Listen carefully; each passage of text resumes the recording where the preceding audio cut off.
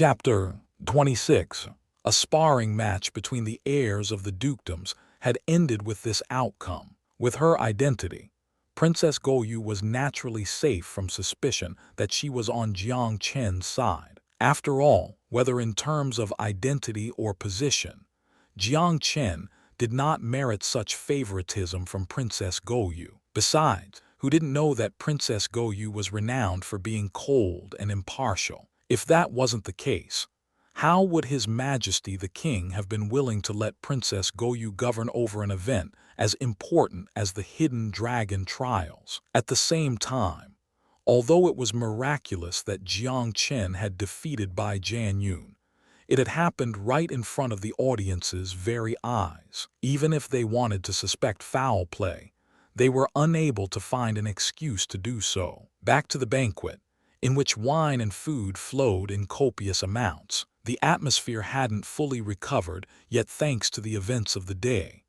For better or worse, everyone had their own internal worries, particularly those dukes whom had been at odds with the Duke of Jianghan. They still couldn't quite place a finger on it. Had Jiang Chen's win been a fluke, or was he a wolf in sheep's clothing? And the father-son duo had finally started to reveal their hideous fangs in the last segment of the Hidden Dragon trials. To say that someone in the initial realm of true Qi could hone in on the weaknesses of someone with 8 meridians true Qi after one demonstration from the latter, even martial Tao masters would be hard-pressed to believe it. How was it possible to find flaws after one viewing, and then defeat one's opponent in actual battle? If it was so easy for the weak to triumph over the strong, then what was everyone training so hard for? But to say that Jiang Chen had been pretending to be a wolf in sheep's clothing, wasn't his act just a bit too real? The key thing was, farting during the rites of heavenly worship wasn't in the playbook of being a wolf in sheep's clothing. This was a mortal sin, and extreme punishment was a given.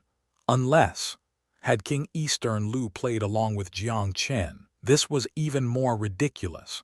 Surely the king wasn't so bored as to do something like this. Plus, surely the Jiang family did not command so much face as to have the king wholeheartedly act along with their playbook. Only the Duke of Tianshui and several other officials could faintly guess at what was truly going on, because they had been eyewitnesses to the happenings that night in the Jianghan manor. Perhaps the divine patron has not yet left Jiang Chen, allowing this kid to benefit from sheer, dumb luck. The Duke of Tianshui explained things this way to himself. This kind of speculation was the most logical. The Duke of Tianshui had concluded something after observing Jiang Feng's expressions and actions. Jiang Feng, at least, had no prior knowledge of this matter. With Jiang Feng's level of shrewdness, his acting skills wouldn't be up to par if he was pretending to be a wolf in sheep's clothing. He would quickly reveal his flaws. Fatty Shwen and the others walked around socializing when the banquet started, and were quite friendly with Jiang Chen. They hung out with Jiang Chen before because he was generous, had a sense of justice, and was willing to speak up for a friend. Now, with Jiang Chen's strength, they had an even greater mutual sense of pride. Damn straight, Brother Chen, I, Fatty Xuen, have hung out with you for 2 or 3 years but never knew that Brother Chen was the true genius. World-class acting skills, world-class potential, and definitely world-class strength. Little brother is in awe. Fatty Shwen wore a look of extreme excitement and spittle flew as he gesticulated. He was more excited than a kid at Christmas, as if Jiang Chen being awesome was the same as him being awesome. Bai Jianyun was white-faced at the other table, and he kept his head down as he found solace in the bottom of his wine cup. Yan Yiming, who had been one-hit caught by Jiang Chen earlier, had finally regained his senses and muttered fiercely. That Jiang Chen must have used a sinister trick. He's merely got 3 meridians true Qi. How could he have beaten me? Hong Tiantong, on the other hand, was secretly relieved. Good thing he was smart enough to avoid seeking the spotlight after Bai Jianyun had demonstrated the Eastern King point. Think about it. If he'd been the one to spar with Jiang Chen, then the person shamed in front of everyone today would not be those two but him, Hong Tiantong. Hong Tiantong's thoughts churned as he saw Bai Jianyun drown his sorrows in alcohol. He wanted to continue to provoke the latter. Brother Bai, don't be despondent. In terms of strength, he's in the initial realm of true qi. How could he possibly be your opponent? Eastern King Point is but a basic technique. This kid was lucky and has practiced it more, that's all. If we were to compete in terms of family history, how could that Duke of Jianghan even think to vie with your family of White Tiger's heritage? Bai Jianyun only ducked his head and smiled wryly, altering from his usual style of domineering pride. He shook his head lightly but didn't say anything. He wasn't a stupid man. The previous times in which he'd picked on Jiang Chen were purely to gain Long Juesui's favor. Except he had suddenly seen the light after Jiang Chen's enlightening words, and his thoughts had been cleared up. Indeed, he was in the prime of his life. Was it worth it to go to such lengths for a woman who would never seriously consider him? And though Hong Tiantong had picked on Jiang Chen several times with Bai Jianyun, the former had never suffered any loss, whereas Bai Jianyun had always been the one to deal with the consequences. What did that mean?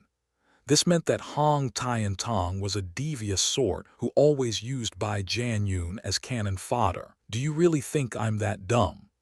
Bai Jianyun flicked a glance at Hong Tiantong as his heart grew more than a few traces of wariness and disgust for this calculating character. At the head table, and as the host of today's proceedings, although Long Jiaofeng was rather surprised at what had just happened, he thought no more of it. Even if this Jiang Chen had some plots in mind and possessed some potential, there was an insurmountable gap between him and his daughter's innate constitution. Therefore, Long Jiaofeng's machinations on the Jianghan land with the spirit vein did not abate, but rather, he decided to step things up. After several rounds of drinks had been poured, Long Jiaofeng raised his glass towards Jiang Feng. Old brother Jiang Feng, I'm truly astounded by your son's performance today.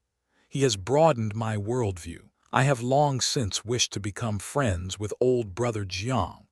Why don't we make use of this opportunity today? I stick by my words. What are your thoughts regarding my proposal? Why not go with the flow today and happily put a seal of approval on it? Old brother, you've seen my sincerity. As long as you nod your head, you won't have to do anything anymore and will receive 300,000 silver from me every year. Our two families will be united as brothers forever. How does that sound? Long Jiaofeng's tone was magnanimous, as if he was actually giving great face to the Duke of Jianghan when forcefully seizing the Jiang property at a rock-bottom price. Jiang Feng knew that this seat would be tough to sit in when Long Jiaofeng led him to this table. The gloves were off, and Long Jiaofeng had come straight to the point. He could only put a bold face on it and say, Duke Long, my Jianghan territory is situated in the south and is a destitute place with not many sources of income. The entire household budget stems mostly from the revenue from that piece of land with the spirit vein. Duke Long's proposal is to cut off the main avenue of money for my Jianghan territory. Little brother here truly finds it hard to agree. One had to say, with Jiang Feng's temper, it was already an uncommon sight to see him speak with such a low posture. If it was any other occasion, Jiang Feng would have likely long since pounded the table and left with a wave of his sleeves. Jiang, old brother, you're making things difficult for me. The Duke of Soaring Dragon's tone hardened. Heh, Duke Jiang. Receiving 300,000 per annum without doing anything is pure profit with no skin in the game. Why do you resist? Another duke pretended to persuade Jiang Feng. Indeed, if it was me, I wouldn't even frown at the thought of sitting on land and taking in money for doing nothing. Duke Jiang. Duke Long is the most preeminent duke and wishes to become friends with you. How many people would give their heads for such an opportunity? And you don't even know how to cherish this. Right, the Duke of Soaring Dragon is the first Duke of the kingdom, and a hidden sect has claimed Miss Juxu. The Long family is destined for a life of unlimited riches. You've rebuffed Duke Long's good intentions and brushed away his face. Aren't you making your future road more narrow? These people were all dependent on the Duke of Soaring Dragon. It sounded like they had Jiang Feng's best interests at heart, but in reality they were threatening him, persecuting him, and being an accessory to a tyrant's crimes. There were many things that the Duke of Soaring Dragon couldn't voice frankly, and they were here to be the villain. One had to give it to him. If it was any other duke, they would have probably capitulated by now. But Jiang Feng was a tough old bird and shook his head decisively.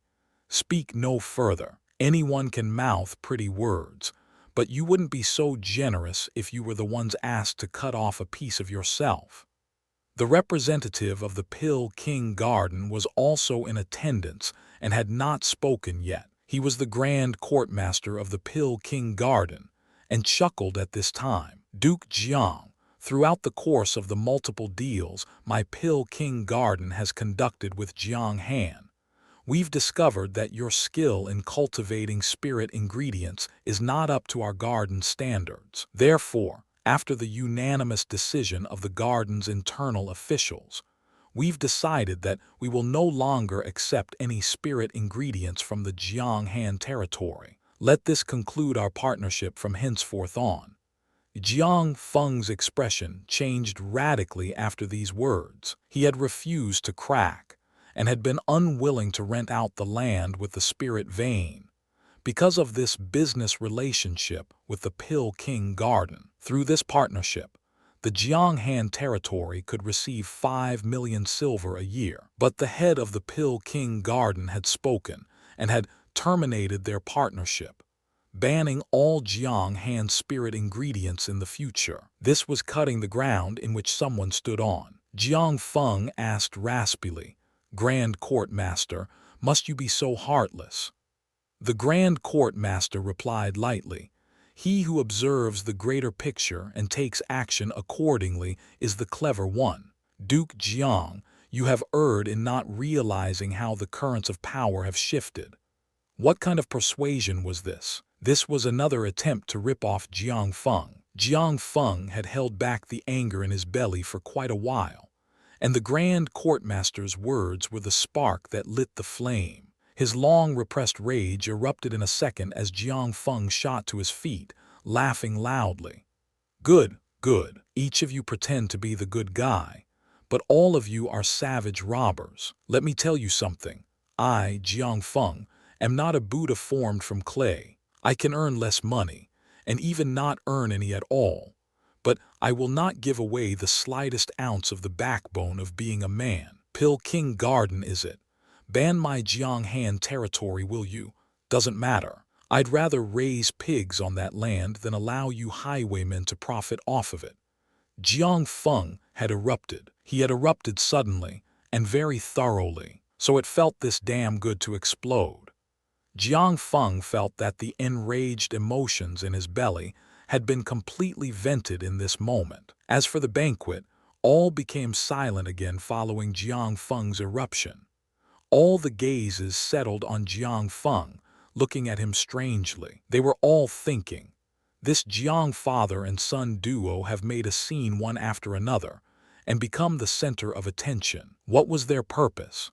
Did they seriously want to create trouble for the Soaring Dragon Duchy and be at odds with them? Chapter 27. Utter silence. A deathly silence descended. No one had anticipated that Jiang Feng would suddenly erupt so thoroughly. This was thoroughly destroying all their relations with Soaring Dragon and starting a feud with the first duke in the kingdom. In just that single moment, even those friendly with the Duke of Jiang Han broke out in a cold sweat on his behalf. As for the neutral parties, They didn't even dare to look at Jiang Feng. To do so might cause the Duke of Soaring Dragon to misunderstand and think that they too supported Jiang Feng. The banquet's atmosphere was bizarrely still. It was at this moment that an ear-piercing round of applause started sounding. Jiang Chen stood up lazily. "Good scolding, aptly done. You're my old man, all right. I'm curious about one thing, though. Isn't there a single backbone to be found amongst you so-called dukes, so-called elite nobles? Do we need to rely on you weak-willed, sycophant, mediocre layabouts to defend the frontiers of our Eastern Kingdom? Do your only remaining capabilities lie in suppressing your peers, seizing land from your peers, and robbing your peers of their profits? As for you, Pill King Garden, is it? For a mere businessman, do you have any achievements to your name? Have you rendered any services to the kingdom? Where do you get the courage to lecture a duke of the second rank with that sort of tone? Who gave you that courage? Does the king know how cocky you are? He who observes the greater picture and takes action accordingly is the clever one, is it? See the bigger picture, is it? All right, I'd like to see what kind of bigger picture is the picture that you, Pill King Garden, are referring to. Partnership termination, I spit upon that. This young duke tells you clearly now, the Pill King Garden has been banned by my Jiang family. The Grand Courtmaster snickered coldly. Banned? Who do you think you're fooling? Your Jiang family is but a dispirited duchy. Ban my Pill King Garden. Your family's land with the spirit vein can only be used to raise pigs without my garden support, to say nothing of anything else. Jiang Chen smiled faintly. Is that so? Third Hallmaster of the Hall of Healing, this Grand Courtmaster says my family's land can be only used to raise swine. What say you? The third Hallmaster chuckled and rubbed his nose. It would be a pity to raise livestock on a piece of land with a spirit vein. Our Hall of Healing is willing to offer 10 million silver and sign a 5-year contract with the Jiang family. No 10 years, 20 years. You determine the length of the contract. What? Everyone present, including the Duke of Soaring Dragon, all thought that they had heard incorrectly. The third Hallmaster from the Hall of Healing had offered 10 million silver to sign a contract with the Jiang family under these circumstances. If it was any other time, and they were signing a contract for purely business dealings, then it wouldn't be such a big deal. But with these happenings, the Hall of Healing's actions were publicly supporting the Jiang family, and ran the risk of antagonizing the Duke of Soaring Dragon. This was odd. Who didn't know how dominant the Hall of Healing was? Who didn't know how crafty the Hall of Healing was? It wouldn't be a surprise for the Hall of Healing to not have an opinion in these circumstances. But it was truly odd thing for a Hallmaster from the Hall to step forth and express their opinion. When had the Jiang family connected with the Hall of Healing and formed such strong ties? No one felt that the Jiang family commanded so much face as to cause the Hall of Healing to publicly declare its support for them. The Grand Courtmaster's expression changed. Hallmaster Chiao, this isn't the thing to do. Out of the 3 market incumbents in the capital for spirit ingredients, the Hall of Healing was the leader of the market and held 50% of the market share. The Temple of the Farmer God and Pill King Garden shared the remaining half of the market. Although the 3 parties engaged in fierce competition, they also respected a hidden rule of avoiding stealing each other's business maliciously. This was a principle that no one voiced, but a line that everyone toed. The third Hallmaster smiled faintly. Courtmaster Wang, I clearly heard you declare the end of your business relationship with the Jiang family just now. If this wasn't the case, how would my hall possibly intervene? We all understand the rules of business. You no longer wish to pursue this deal, and thus we picked it up. There's nothing untoward here, is there?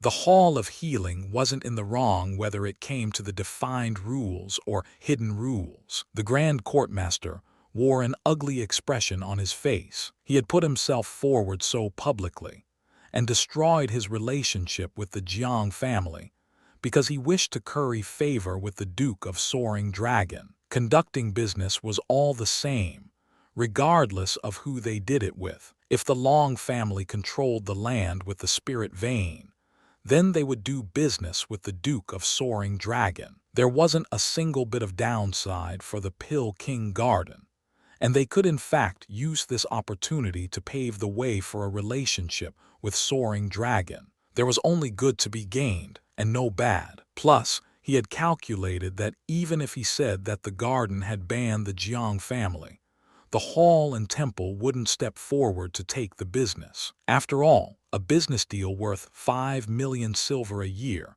wasn't worth the risk of offending the Duke of Soaring Dragon. The Grand Courtmaster hadn't counted on things spiraling beyond his control. Not only had the Hall of Healing stepped forward, but they had upped the ante and doubled the partnership rate. Their attitude was clear. They would support the Jiang family.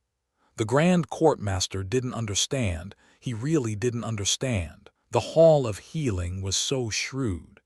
Was it worth that little bit of profit to offend the Duke of Soaring Dragon at this time? Could the Hall of Healing be unable to understand even the tiniest hint of the bigger picture? It was obviously difficult for the banquet to continue now that things had progressed to this point. Many guests knowingly took their leave upon seeing the Duke of Soaring Dragon's face darken in anger. The Duke had intended to use this banquet to flaunt his wealth and power, but now, thanks to the Jiang father-son duo and additional participation from the Hall of Healing, it had turned into the Jiang family striking down the face of Soaring Dragon. The situation was exceedingly odd. No matter what, the peace of Eastern Kingdom was likely to be broken, because the Duke of Soaring Dragon was quite enraged. The consequences from the anger of the first Duke of the kingdom would be quite severe. As the representative of the royal family,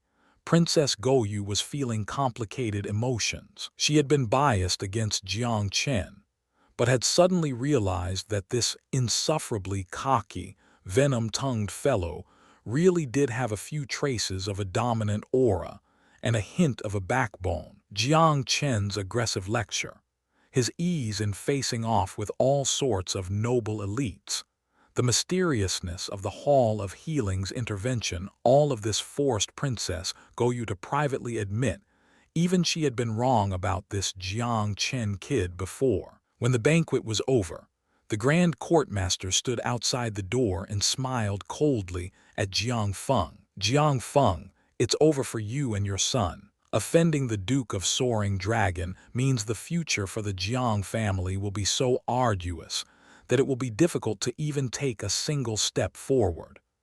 Courtmaster Wang, I'm actually curious. As a business person, is it so fascinating to be a dog for others and eagerly make the way for others?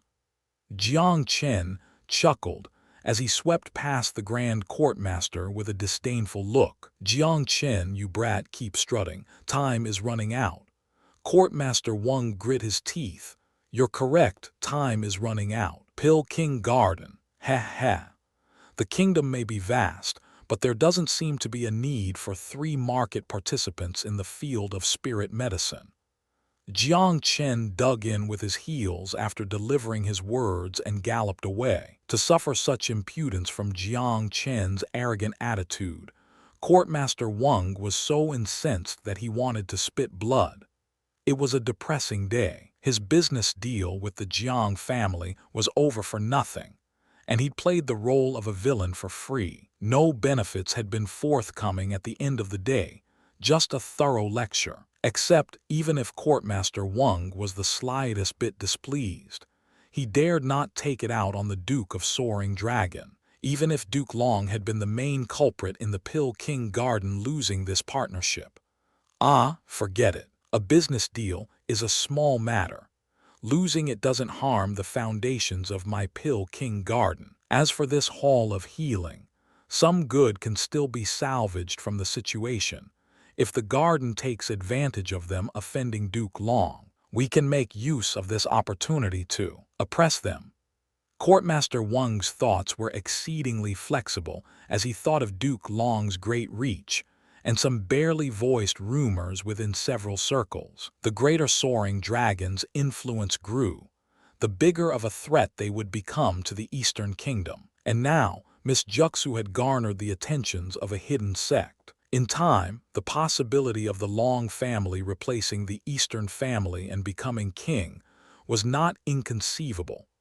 Duke Long has grand aspirations. I hope this day can soon be materialized. At that moment, the garden can take advantage of the change in fortunes to strongly beat down on the Hall of Healing and seize the premier position for spirit medicine within the kingdom. This is inevitable.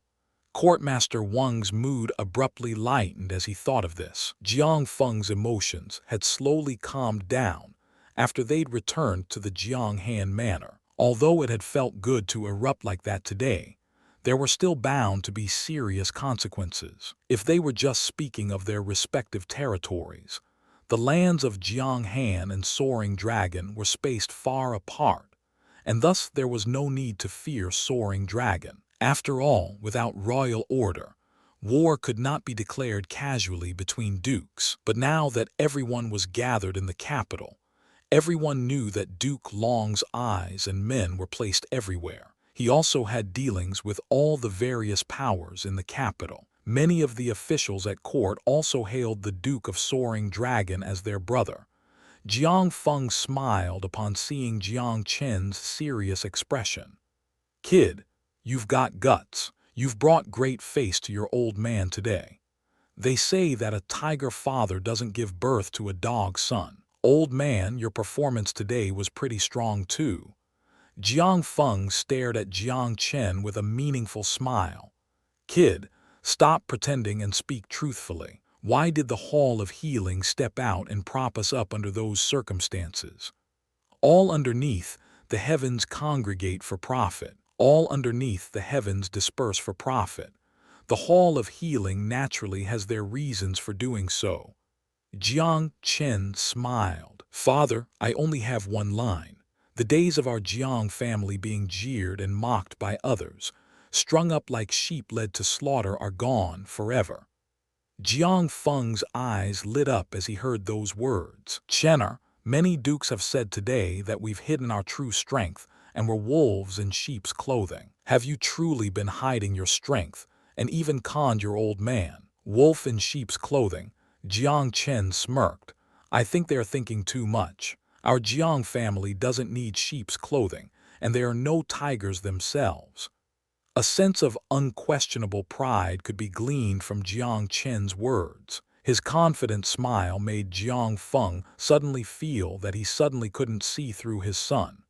Chapter 28. What Jiang Chen hadn't thought of was that the ruckus raised at the Soaring Dragon Manor would create currents and eddies beneath the calm surface of the capital. The Duke of Soaring Dragon, Long Jiaofeng, was naturally feeling the most out of sorts. He might have been able to contain himself because of the greater picture, if Jiang Feng had only turned him down. But to be declined in such a haughty manner, he felt that he had lost face. Although Duke Long hadn't immediately erupted or flown into a rage during the banquet, that wasn't because he had a forgiving nature, but that he understood that as one in a position of power, he had to control his temper at such a gathering. When all the guests had left and only his confidantes remained, his first sentence was, "Those who adhere to me prosper, those who defy me die. I don't care what you do.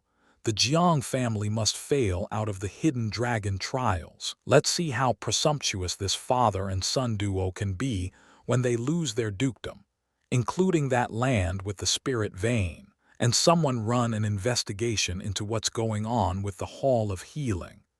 He was incredibly infuriated that the Hall of Healing had openly stood out at such an occasion to bolster the Jiang family. No one had anticipated that scene. Those confidantes and buddies who yet remained all nodded their heads. That Jiang father and son duo are truly ridiculous. Duke Long's prestige is bound to be damaged if we don't suppress them and beat them down this time. There must be something going on between the Hall of Healing and this Jiang Chen. When I was at the Hall of Healing the other day, Long Jushue described the events that had happened at the hall that day, how the third hallmaster had declined to do business with all the heirs of the preeminent dukedoms, and had sold the dragon-bone sun grass to Jiang Chen. He'd even honored Jiang Chen as an esteemed guest. Even Long Jushue felt that these happenings were rather odd when she recalled them. Long Jiaofeng didn't know whether to laugh or cry when he heard about them. "Zuer, why didn't you mention such an important matter when it happened?" Long Jushue was similarly regretful. Zuer only felt then that a mere dandy wasn't worth bothering father about, who would have known that the Hall of Healing. To be honest, Long Jushue's words made sense. At the end of the day that they'd all fought for the dragonbone sun grass, was merely a small matter, an interlude in the lives of all the heirs. Although Long Jushue intensely disliked Jiang Chen because of it, she felt there was no need to bring such a small issue to her father's attention. But within the capital, many subtleties could be gleaned from a small matter, and each small ripple encompassed great meaning. If Duke Long had known of this beforehand, he would have been prepared when he invited the Hall of the Healing to the banquet, and would have avoided such a loss. The unexpected showing from the Hall of Healing immediately removed the power that Soaring Dragon had gained from taking the initiative.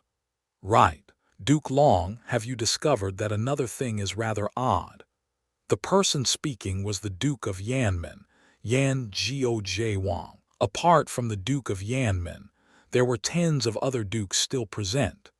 Everyone who was left were the trusted confidantes of Duke Long. That was to say, out of the 108 dukes in the Eastern Kingdom, more than 10 of them had secretly thrown in their lot with Duke Long. This was already an incredibly frightening power.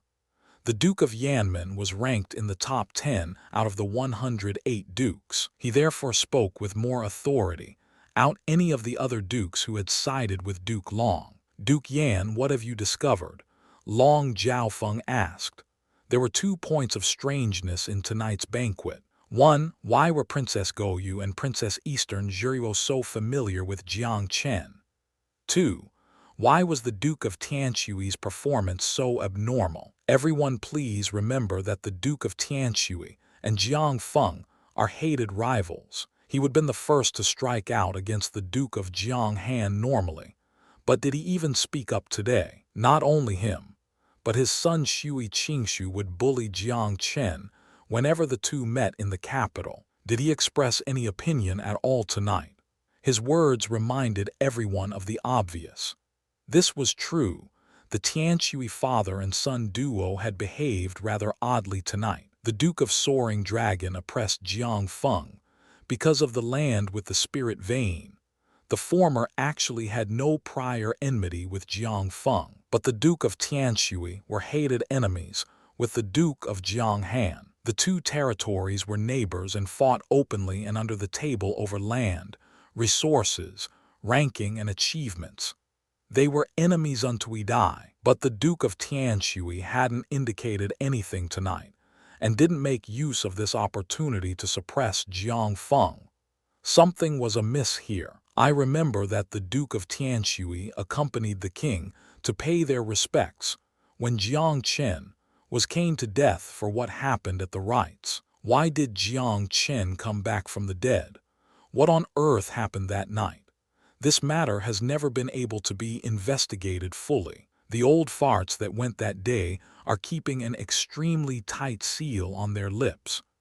All sorts of bizarre points were being unearthed. Long Jiaofeng sank into deep thought. He too felt it was odd. King Eastern Lu had greatly capable and outstanding men. There was no reason for them to be unable to cane a good-for-nothing to death. But Jiang Chen had survived the ordeal. And from the looks of things, not only had Jiang family's relations with the royal family not soured, they had actually grown closer. Everyone's information is quite useful. It seems the conclusion here is that I have underestimated Jiang Feng. Has this person latched himself onto the King Eastern Lu's coattails? Although the Duke of Soaring Dragon said Eastern Lu's title, there was a certain lack of respect in his tone. Slot the Duke of Tianshui into my schedule. It looks like clues of this matter must be gleaned from this person. Long Jiao Feng ordered. In addition, tell Du Ruhai to use all necessary methods possible in order to block Jiang Chen in the trials. No matter how much backing they have, the Jiang family will be nothing as soon as they lose their dukedom. This was tackling a problem at its foundation. No matter how strong someone's backing was, or how many crafty schemes they had, losing the dukedom meant they had lost the right to control their territory. On what basis could the Jiang family talk once they lost control? This method was simple and crude, but direct and effective. Schemes and seizure, schemes and seizure. Since scheming hadn't worked, then seizure would have to do. The Duke of Soaring Dragon wasn't a kind soul. His methods towards achieving his desires were diabolical and without a bottom line. In his eyes, treating someone courteously before resorting to force wasn't because he feared the Jiang family power, but rather he wished to build a reputation of overcoming others through morals and ethics. But since the Jiang family was ignorant and dense, rendering these hypocritical methods ineffective, then all bets were off and violence was the only way. Just as the Duke of Soaring Dragon was holding a meeting late into the night, so were the senior executives in the Hall of Healing, the 4 hallmasters and 10 elders. The highest levels of the hall's power were all in attendance. The 3rd hallmaster, Chao Baishu, fully conveyed all the happenings that had occurred in the banquet. In the Hall of Healing, the Lord Hallmaster Song Tianxing held the absolute right to speak. It wouldn't be a hyperbole to say that he was the main pillar of the hall. When the 3rd hallmaster had finished describing the situation, all eyes swiveled smoothly to Lord Hallmaster Song. It was apparent that no one dared rashly venture forth an opinion before understanding the Lord Hallmaster's thoughts. Song Tianxing chuckled. I'll refrain from speaking first. Everyone share your thoughts. Even Elder Shun has vouched for the heavenly karma pill with 90% surety. It must be reliable. I think the 3rd hallmaster has made the correct decision. One of the elders spoke first. I too support the 3rd hallmaster. The Hall of Healing has been established in the capital for hundreds of years. It would be impossible to please all and offend none. Offending a few for the profits of the hall is unavoidable. Indeed, and since the heavenly karma pill has such a bright future and such market potential, we have no choice if we have to offend even more dukes, not just the Duke of Soaring Dragon. It was apparent that there were more senior executives who supported Chao Baishu. Everyone weighed in on the issue from the perspective of future profit to the hall, and all felt that there was no problem with Chao Baishu's decision. Number 2, say something as well. Song Tianxing looked at 2nd hallmaster with a congenial smile. I agree with everyone's opinions. Anything that benefits the hall is commendable. These words were quite slippery and didn't say much. Elder Blue spoke up suddenly. Lord Hallmaster, I have a few words. All right, everyone is welcome to speak their mind. Elder Blue, go ahead. Song Tianxing encouraged her. I feel that the Jiang father and son are not too dependable. Has everyone thought about the consequences if Elder Shun is in the wrong? Wouldn't the hall become a great laughingstock? If rumors of this travels, what of our credibility?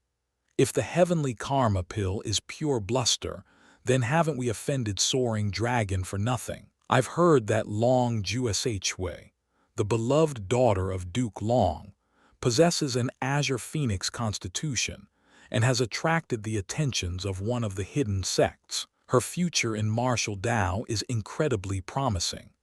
This way, wouldn't Soaring Dragon rise in her wake as well? Could a change in the landscape of kingdom ownership occur in the future? The Hall of Healing wasn't a governmental agency, and thus was less reserved, more bold about discussing matters of power. People's expressions didn't even flicker when discussing potential changes in rulers. Elder Blue, you worry too much. Firstly, it's impossible for Elder Shun to be wrong. And another thing, changes in ruling families follow the laws of nature and will not be suddenly upended by the emergence of one or two people. The Duke of Soaring Dragon is filling out his wings, sure, but the Eastern royal family will not idly sit by. Chow Baishur immediately refuted Elder Blue's words. Besides, even if the Duke of Soaring Dragon was able to, he would not openly declare war against our hall over one business deal. Our hall has been established for hundreds of years and will not be easily trifled with. Ignoring profits at hand to consider details that will not happen has never been the way our hall has conducted business. No one could deny that the future profits they could gain from the heavenly karma pill were simply too tempting. If the pill was supplied in large quantities to the market, then none of the other medicines currently in the market for bodily injuries would be the slightest bit competitive. They said that inferior goods would be discarded after comparison. The heavenly karma pill was a superior good that would sweep away its peers. This market was practically a treasure bowl. If leveraged appropriately, the profits from this single pill medicine would be enough to support the operations of the entire Hall of Healing. After rounds of debating, everyone's gazes finally landed on Lord Hallmaster Song Tianxing again. It seems that most still agree with number 3's decision. I'm sure you can deduce my attitude as well. I confidently left things in number 3's hands when I ventured out. This also meant that I trusted his judgment and abilities. Song Tianxing's attitude was quite apparent by this point. I also must remind everyone that our Hall of Healing pursues the greatest profits. Although we avoid the battles of politics, we need not fear involvement. It's impossible to keep one foot on both sides of the fence forever. When a side needs to be picked, there's only one side for us, and that's profit. The heavenly karma pill will bring us profit, so we choose it. As for who wins or loses, our hall has survived for so long. Do we lack even this little bit of adaptability? Chapter 29. Chow Baishur heaved a sigh of relief at Song Tianxing's clear-cut attitude. To be honest, he had been rather stressed out by the decisions he'd made lately, and had pushed through purely on the basis of his own daring and resolution. He could tell that his choices had been correct based on the Lord Hallmaster's attitude. Number 3. You've been the one to strike up the relationships with Jiang Chen from the Jiang household. You'll be in charge of maintaining the relationship. It would seem from various bits and pieces of info that this young man's shadow has been cast over all of the large happenings in the capital lately. This young man is one to keep an eye on. Song Tianxing had never seen Jiang Chen before, but had been able to deduce such an astounding conclusion from the details of the numerous reports he'd received. Even the normally steady second hallmaster, Yu Kun, exclaimed involuntarily, "Lord Hallmaster, isn't this evaluation of Jiang Chen a bit of an overstatement?" Song Tianxing smiled faintly. "I have yet to meet Jiang Chen, but I have met Jiang Feng of the Jiang Han dukedom. If the source of all the unexpected is from the Jiang father and son, my money would be on Jiang Chen and not Jiang Feng." Chow Baishur was moved. He knew that the Lord Hallmaster's position was lofty, and his worldview cynical. His standards were high, and he basically never made an error when judging people and matters. For the Lord Hallmaster to give such high praise to a teenager he had never met before, Chow Baishur rejoiced more than a little that he had made the right choice. I, old you, have always admired the Lord Hallmaster's eye for assessing things. This time, however, I'm curious as to the possibility of the Lord Hallmaster being mistaken.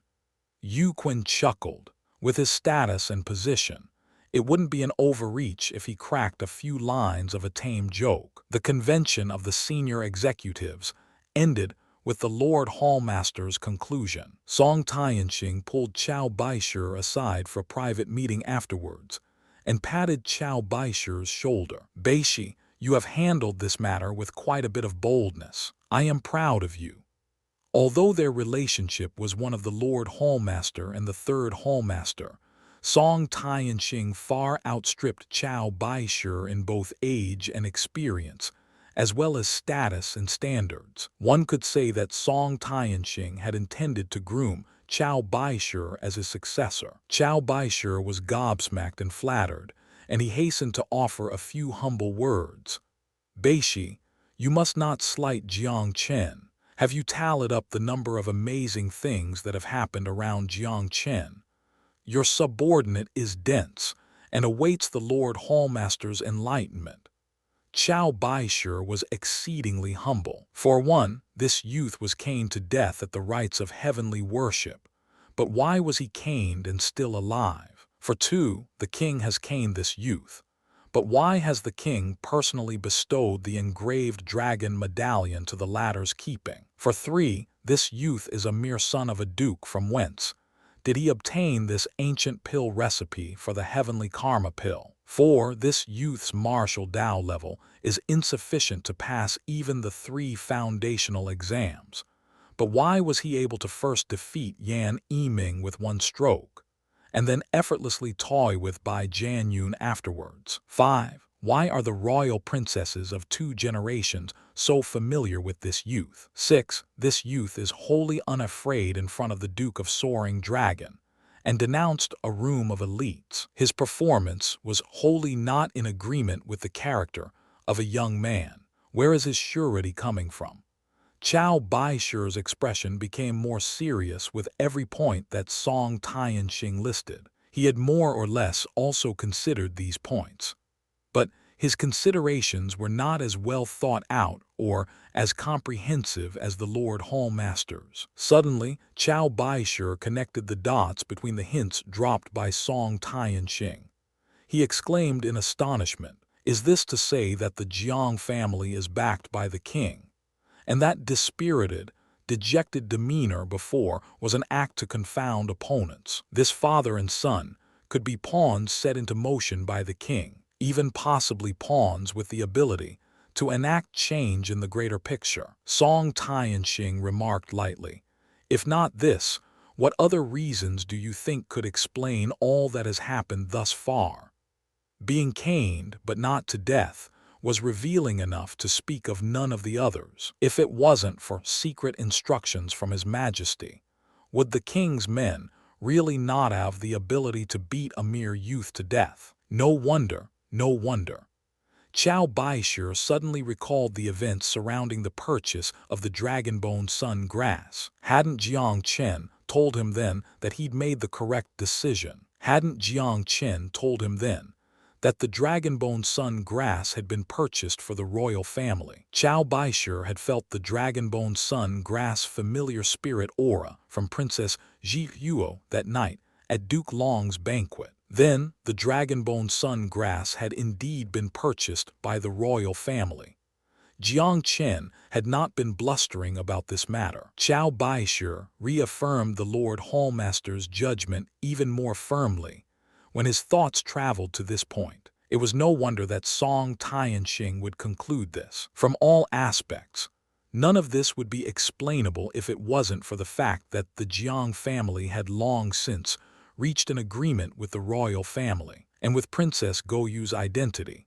How would she so unabashedly laud a youth's martial Tao performance? It was obviously to use Jiang Chen's performance as an excuse to offset the impact of Long Jushhui's Azure Phoenix constitution. Baishi, if the Jiang family is a pawn that the royal family laid down a long time ago, what does this indicate? This means that the royal family started their preparations a long time ago. The Duke of Soaring Dragon is hotly ambitious, but more of his power shines day by day. One side with early preparations, one side with unconcealed ambition. If these two sides really were to become embroiled in conflict, to be honest, I would not bet on Duke Long, unless Song Tianqing stopped at this point. It was obvious that the possibilities behind this "unless" caused even him to fear speaking it, as if it was taboo. Unless what? Qiao Baishu couldn't resist asking. Unless the heavyweight of that hidden sect makes a personal appearance and intervenes in the fight for power between kings. However, with said heavyweight status, it would be much too demeaning for them to involve themselves with the power struggle in a common kingdom. Besides, the Eastern family has controlled the kingdom for at least 1,000 years and hold many aces up their sleeves, as well as a rich and unknown heritage. Other than the wild card Long Jueshue, I simply cannot think of what other advantages Duke Long may hold in a fight between a subject and king. Therefore, no matter if it's from the perspective of profits or from politics, your decision today was an extraordinarily wise decision. Song Tianqing complimented Qiao Baishu once again. A similarly sleepless night passed by in the inner courtyard of the palace. Princess Goyu's news also caused Eastern Lu to sink deep in thought. Royal brother, the Duke of Soaring Dragon, is no longer bothering to completely conceal his ambitions. Princess Goyu was the only one who dared to speak thusly to Eastern Lu. It's understandable that he would become tired of his position as first duke in the lands after being in it for so long. It's only natural progression that he would seek to advance another step forward. Eastern Lu's tone seemed calm, but it was suffused with a heart-pounding sense of killing intent. Thankfully, he tried to dictate terms to the tough old bird Jiang Feng today. If it was any other, somewhat weaker-willed duke, they would have likely capitulated by now. Princess Goyu was also exceedingly displeased with the Duke of Soaring Dragon when she recalled how it all had unfolded in that moment. He had schemed against another duke's territory in front of a royal representative. This looked like a clash between dukes, but was an affront to royal face in reality. Eastern Lu sighed lightly. All things change. Even just a few days ago, who would have thought that the Jiang family would be my generals of good luck? Eastern Lu didn't know whether to laugh or cry when thinking of the current situation in the capital. Perhaps many powers will now think that the Jiang family is one of my Eastern clan's men, and a pawn that I had long since set in motion. Princess Goyu also laughed with a smile. Gao, you might have thought the same if I hadn't known the internal proceedings. Have you discovered that every change, every twist in the situation in the capital has been closely tied with a shadow? Jiang Chen. Princess Goyu's beautiful eyes shifted slightly as she spoke involuntarily. Have you also discovered it, royal sister? Eastern Lu smiled meaningfully. Come to think of it, the current situation in the capital had indeed evolved from Jiang Chen's fart during the rites. Ever since that moment, each event that had occurred in the capital had seemed to be tied to that person's shadow. I had originally believed, without a doubt, that he had had a divine visitation in his dreams. But after tonight, I can't help but suspect that perhaps this youth has falsely borrowed the name of the gods from the very beginning. To be honest, Eastern Lu felt that it was quite headache-inducing when he thought of this matter. Logically speaking, a son of a duke shouldn't be so uncanny, caned but not dead, identifying the root source of Zhuruo's illness, handling the Hall of Healing, defeating an opponent of the advanced realm of true Qi with the strength of the initial realm. Multiple, abnormal circumstances had happened to the same person. To say that there were no secrets about this youth, there was no way that Eastern Lu would believe this. Of course, as the ruler of a nation, he wouldn't pursue these matters, at least not yet. After all, Eastern Lu would not only avoid thoroughly investigating the valued assistance of the Jiang family unintentionally clouding Duke Long's influence, but he would reward them instead. Gao Yu, visit the Jiang Han Manor on my behalf tomorrow. A visit to the Jiang Han manor was naturally to reward the Jiang father and son. She could also declare their intentions at the same time, and as a matter of course, bring the Jiang family into the royal camp. It was absolutely effortless for Eastern Lu when it came to means of power. In addition, you must guarantee that Jiang Chen can pass the hidden dragon trials.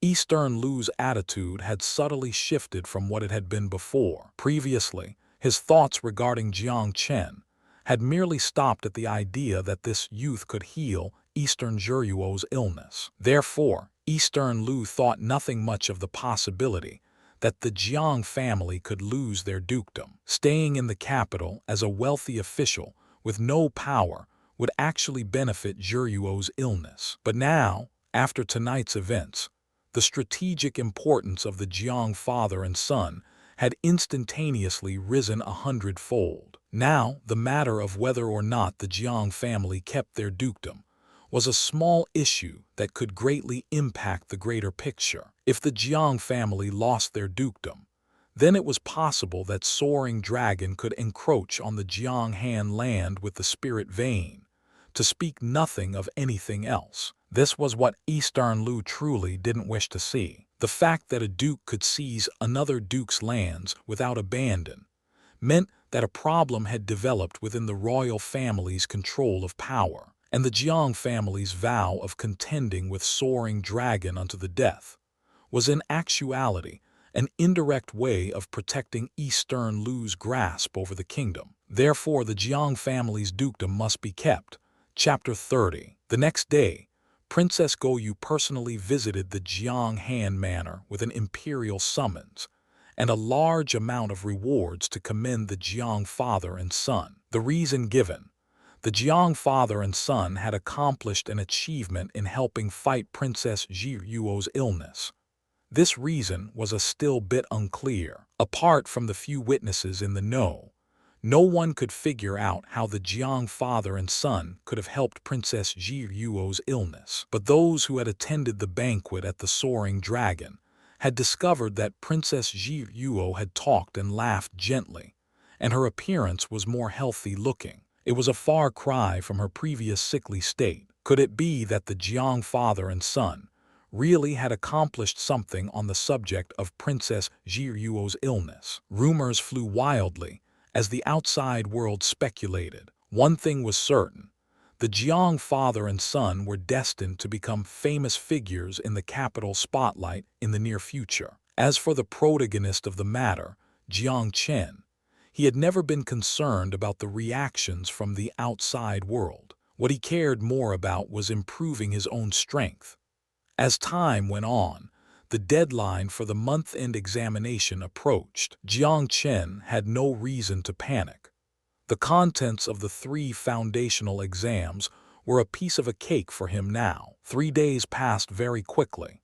In these 3 days, Jiang Chen committed himself to strengthening his 5th meridian. After 3 days of forging, the toughness of his 5th meridian was basically the same as the previous 4. This way, the 5 meridians would advance side by side and were on the same level. On that day in the Soaring Dragon manor, Jiang Chen had only used the strength of 3 meridians true qi, and he hadn't even touched the true strength of 5 meridians true qi. Of course, he was well aware that there were many elements of luck behind his complete restriction of Baijian Yun at 8 meridians true qi. 1. His level of martial Tao knowledge was eons ahead of a practitioner in the true qi realm. 2. The two had agreed to spar using Eastern King Point. With regards to a common technique like the Eastern King Point, Jiang Chen had indeed reached the legendary realm, and thus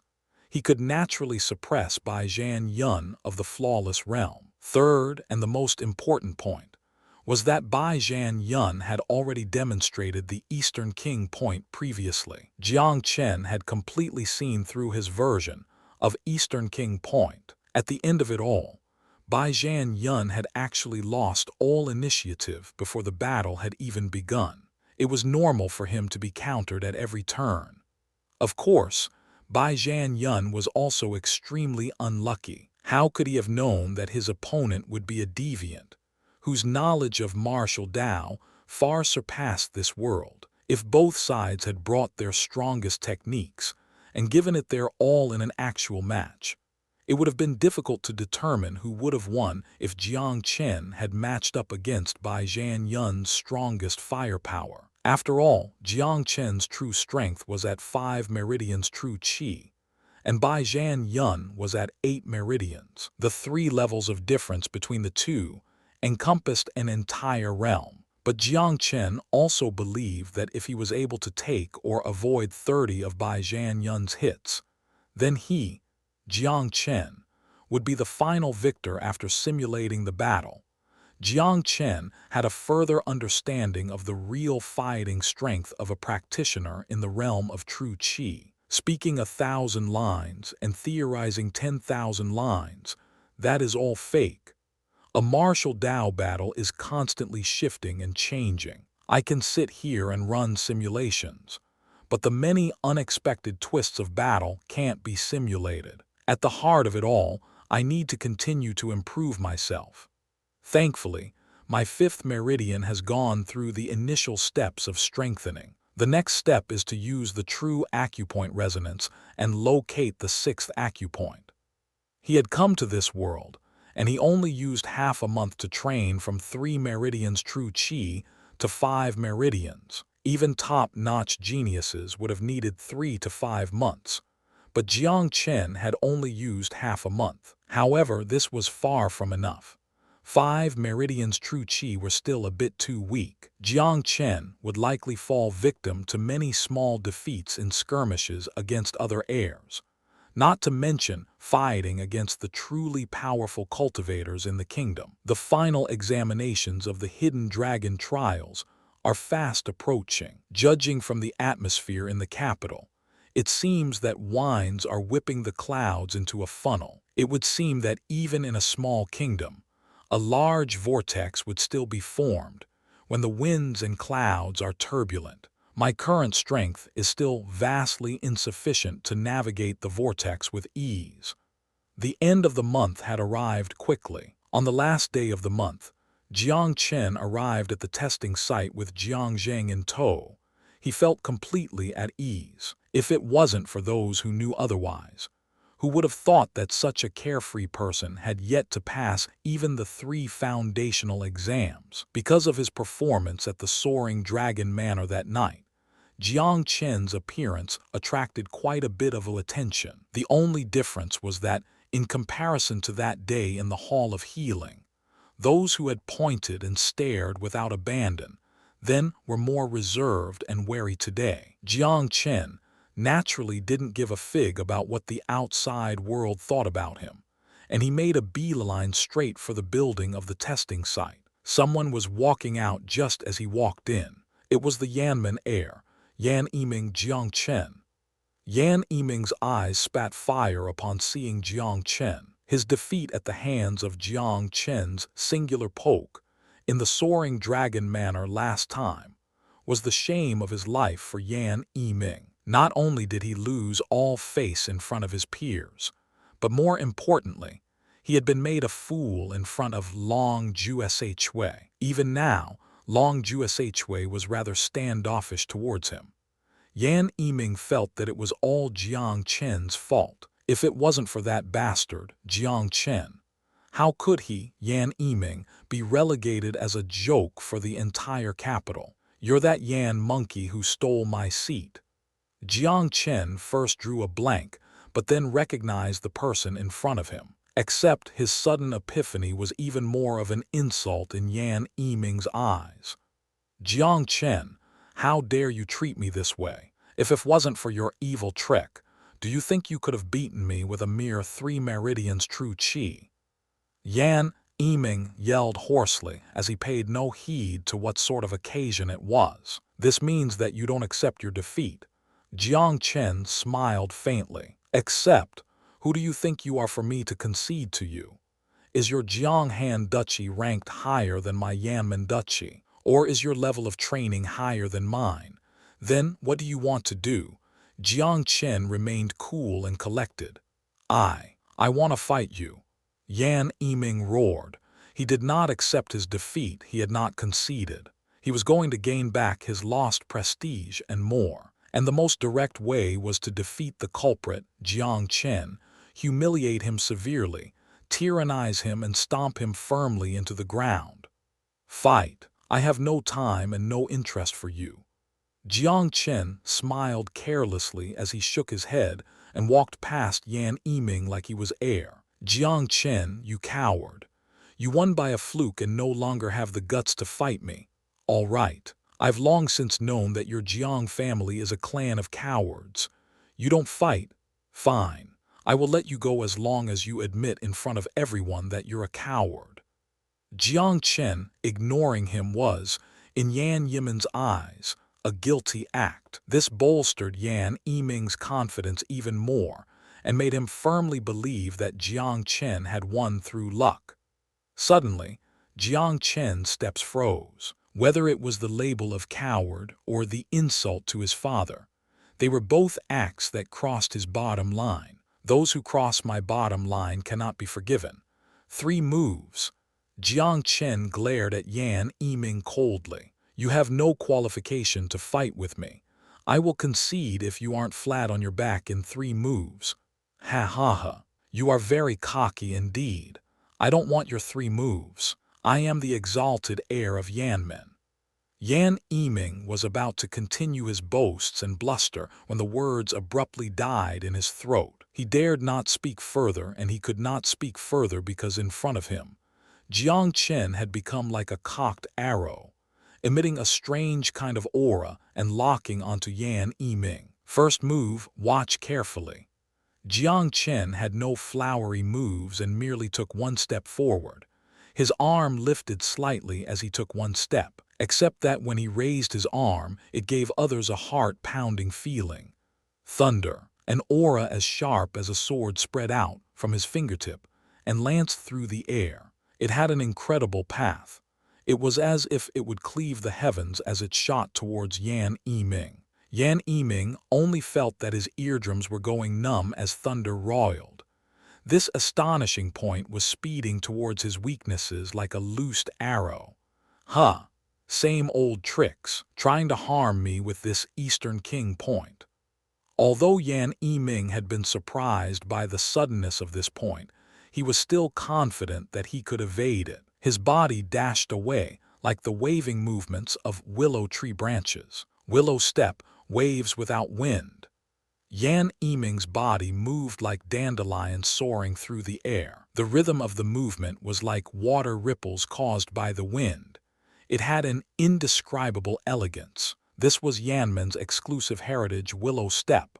Yan Yiming was very confident. He firmly believed that that day's defeat was a result of method restriction. He was going to fully demonstrate his family's heritage today and beat the shit out of Jiang Chen. However, his moment of pride didn't last long.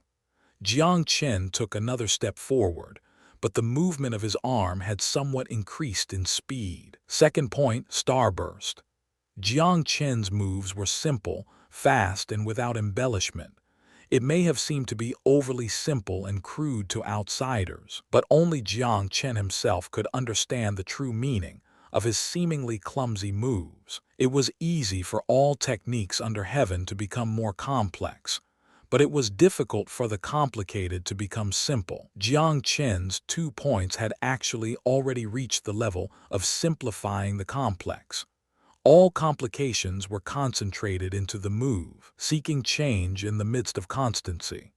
Of course, a trace of a proud smile found its way to Yan Yiming's face. Jiang Chen, although your Eastern King point is not bad, but you've run out of tricks, haven't you? You want to hurt me? Keep dreaming. But it was as if he hadn't spoken.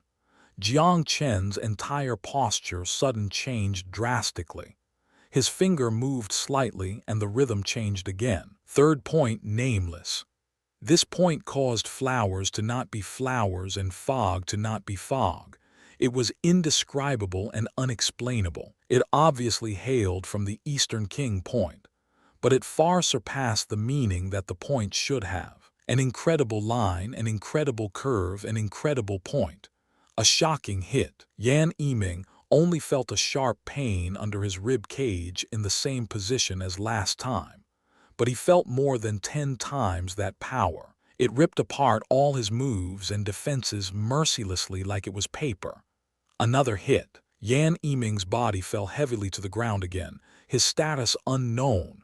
Chapter 31. The same two people had faced off once more, and Yan Yiming had fallen in defeat and once again lost completely. Jiang Chen was once again the victor, and had used the same Eastern King point to win. The only difference was that Yan Yiming had employed his family's heritage this time, and his mindset had been adjusted from underestimating his opponent to full battle readiness. But Yan Yiming had still been the one to fall, and it was within the agreed-upon 3 moves. That was to say, Yan Yiming still hadn't been able to take 3 of Jiang Chen's hits, even when the former had been fully prepared. Of course, Yan Yiming hadn't been so lucky this time. Jiang Chen had left him some face during last time's spar, and he hadn't really used his true qi. This time, Yan Yiming's repeated provocations had crossed Jiang Chen's bottom line. Thus, Yan Yiming had tasted at least 70% of Jiang Chen's strength. After this loss, Yan Yiming probably wouldn't be able to get out of bed without recuperating for 3 to 5 months first. How does the saying go? A full bucket of water doesn't sway, but half a bucket of water likes to sway back and forth. Those who are knowledgeable don't like to boast, but those who are ignorant love to strut and preen. This saying was probably meant for people like you, was it not? Jiang Chen didn't care if Yan Yiming was still alive or dead. Brawls between heirs were more than common in the capital, not to mention that the hidden dragon trials were originally designed to increase competition between heirs. The heirs who were unfriendly with Jiang Chen all took subconscious steps backwards when they saw Yan Yiming lying prostrated on the floor. They were deathly afraid of being seen by Jiang Chen. They didn't even possess the strength of Yan Yiming to fight back if he were to challenge them. By this point, no one believed that Jiang Chen only possessed 3 meridians true qi. Only a fool would believe that Jiang Chen was in the initial realm of true qi after that poke. Could someone in the initial realm have inflicted that type of injury on Yan Yiming? Jiang Chen didn't think much of defeating a mere nobody such as Yan Yiming. After all, his current strength was at the peak of 5 meridians true qi. With all of his advantages,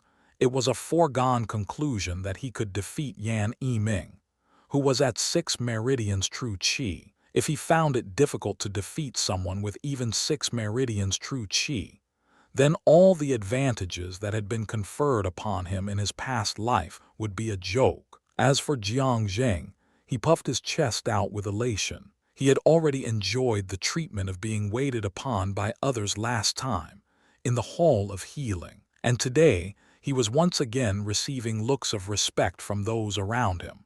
What was the key point in being a servant? That was for things to go smoothly, and to be able to walk proudly upright, no matter where he went. And today, Jiang Zheng's waist was quite upright. Organizer, my house's young duke wishes to sign up for the 3 foundational exams. Jiang Zheng's voice was also louder than normal. If it had been before, Jiang Zheng would have found it too embarrassing to sign up for the foundational exams at such a shameful timing. But things were drastically different after Jiang Zhen had trampled over Yan Yiming. How couldn't a superior practitioner, who had run roughshod over Yan Yiming, be unable to pass even the 3 foundational exams? Why hadn't he come before? That was because our young duke had been too busy to come and pass the exams. Other than Jiang Chen, there was no one else who had not yet passed the 3 foundational exams before the deadline. However, no one dared cause trouble for Jiang Chen in this step of the process. He quickly arrived at the testing site for the first exam. There was a large disc in the center of a ring. The disc was punctuated by 12 holes. Each of the holes had a white jade column erected in the middle of them. These were the true chi columns that were used in testing true chi. No one was able to cheat in this test. The candidate would be able to light the number of white jade columns, according to how many meridians true chi he possessed. One could reserve his strength, but could not falsely inflate his strength. That was to say, if you had 10 meridians true chi, you could display 8 levels or even 4 meridians true chi. But if you only had 4 levels, there was no way you could materialize an additional meridian out of thin air. Therefore, this was a test that no one could cheat in. No wonder the past Jiang Chen couldn't pass this test. How would it be possible for 3 meridians true chi to pass? Jiang Chen shook his head slightly and walked forward, placing his palm in a depression and circulating the 5 meridians true chi within his body. The disc started turning with a crackling sound. The white jade columns on it started lighting up one by one. 1 column, 2, 3, 4, 5. Some in the crowd breathed a sigh of relief upon seeing the light stop at the 5th column, whereas a few others were slightly disappointed. All sorts of reactions were present, but Jiang Chen paid them no heed. He did not reserve his strength for this particular test. Look, although there are only 5 columns lit, this light. Other people immediately noticed this after one person had pointed it out. That's right, we only give rise to faint blue light normally. Jiang Chen's true chi light is green. And look, there are no impurities within the light. Every column is quite balanced and pure. Such perfect true chi. No wonder a mere 5 meridians true chi was able to easily defeat Yan Yiming. Looks like we've underestimated this Jiang Chen. Makes sense. With this kind of true chi purity, I think he'd be able to put up a fight even if he challenged someone in the advanced realm of true chi. The lowest barrier to the advanced realm of true chi was 7 meridians true chi. Such an assessment was high praise indeed. Even the official in charge of this exam was slightly moved by Jiang Chen's true chi columns, and he cast a complicated look at Jiang Chen. Jiang Chen could see praise and doubt in that look. Perhaps in the official's eyes, Jiang Chen had even held back some of his true chi. All right, Jiang Chen, 5 meridians true chi. You passed the first foundational exam. The official continued speaking brightly. Jiang Chen, congratulations. Your passing grades and performance will be recorded and used for reference. Thank you for going to the trouble. Jiang Chen smiled faintly. He would naturally respond in good grace if someone was polite to him. He had easily passed the first foundational exam. Jiang Chen had also anticipated this. He arrived at the second foundational exam site after walking through a few hallways. The second exam took place in a sealed-off room with sword aura. Jiang Chen, the second exam is not the same as the first, and it embodies a certain amount of danger. If you don't possess 4 meridians true chi and your amethyst eastern chi hasn't been trained to the realm of perfection, you are very likely to fall victim to the aura inside this room. The organizer of the second exam reminded Jiang Chen of the dangers, as according to the rules. Jiang Chen nodded. Thank you for your reminder, I am ready. In that case, go on in. The organizer nodded and said no more. Since the candidate had already come, there was no reason for the candidate to leave just because of his words of warning. The sword aura room was a square space measuring roughly 10 meters by 10 meters. Countless mechanisms were installed within this room. They would randomly shoot out all sorts of sword aura, following no rules or reason. Candidates must endure an hour within the room. In addition, 1 or 2 flying beetles would be placed into the room at regular intervals. Candidates must shoot down at least 10 flying beetles within an hour. They had to remain unharmed in the room and shoot down at least 10 flying beetles within the designated time. This exam was, in comparison, only slightly harder than the first exam. A practitioner wouldn't be able to shoot down the flying beetles. if he had yet to reach 4 meridians true chi. The flying beetles' speed, flight patterns, as well as the hardness of their armor, would not be easily overcome by someone in the initial realm of true chi. This exam is a bit interesting. A current of sword aura came shooting at him just as Jiang Chen was thinking those thoughts, but these simple sword aura currents posed no threat to him. The face of the second in command of the trials, Du Ruhai, was turning ghastly pale as he listened to the reports from a trusted man within a secret room in a highly restricted area. This brat had concealed his true strength of 5 meridians true chi, and the purity of his chi is actually on par with the heirs of the preeminent dukedoms. Du Ruhai's face darkened considerably upon viewing the results of Jiang Chen's first exam. He had been harshly lectured by Princess Goyu on that day at the Soaring Dragon Manor. Although he hadn't been fired afterwards, he was facing tremendous pressure from the rumors in the outside world. His credibility and influence had also been similarly impacted, with the team in charge of the hidden dragon trials. This was what he least wished to see. Du Ruhai had made his way up from the bottom of the ranks. His desire for power outweighed everything else. And now, the Duke of Soaring Dragon had given him an ultimatum. If he wasn't able to stop Jiang Chen, then he would lose Duke Long's trust. Losing Duke Long's trust meant losing his biggest backer. It could even be said that without the Duke's support, all his vaunted riches and power would quickly become a joke. Therefore, he had to suppress Jiang Chen. He simply had to suppress Jiang Chen at all costs. He had to take the risk. Duke Long's ultimatum wasn't a mere joke. If the Duke became unhappy, then perhaps Du Ruhai's corpse would be found on the streets tonight. Xiaoma, come here. I want you too.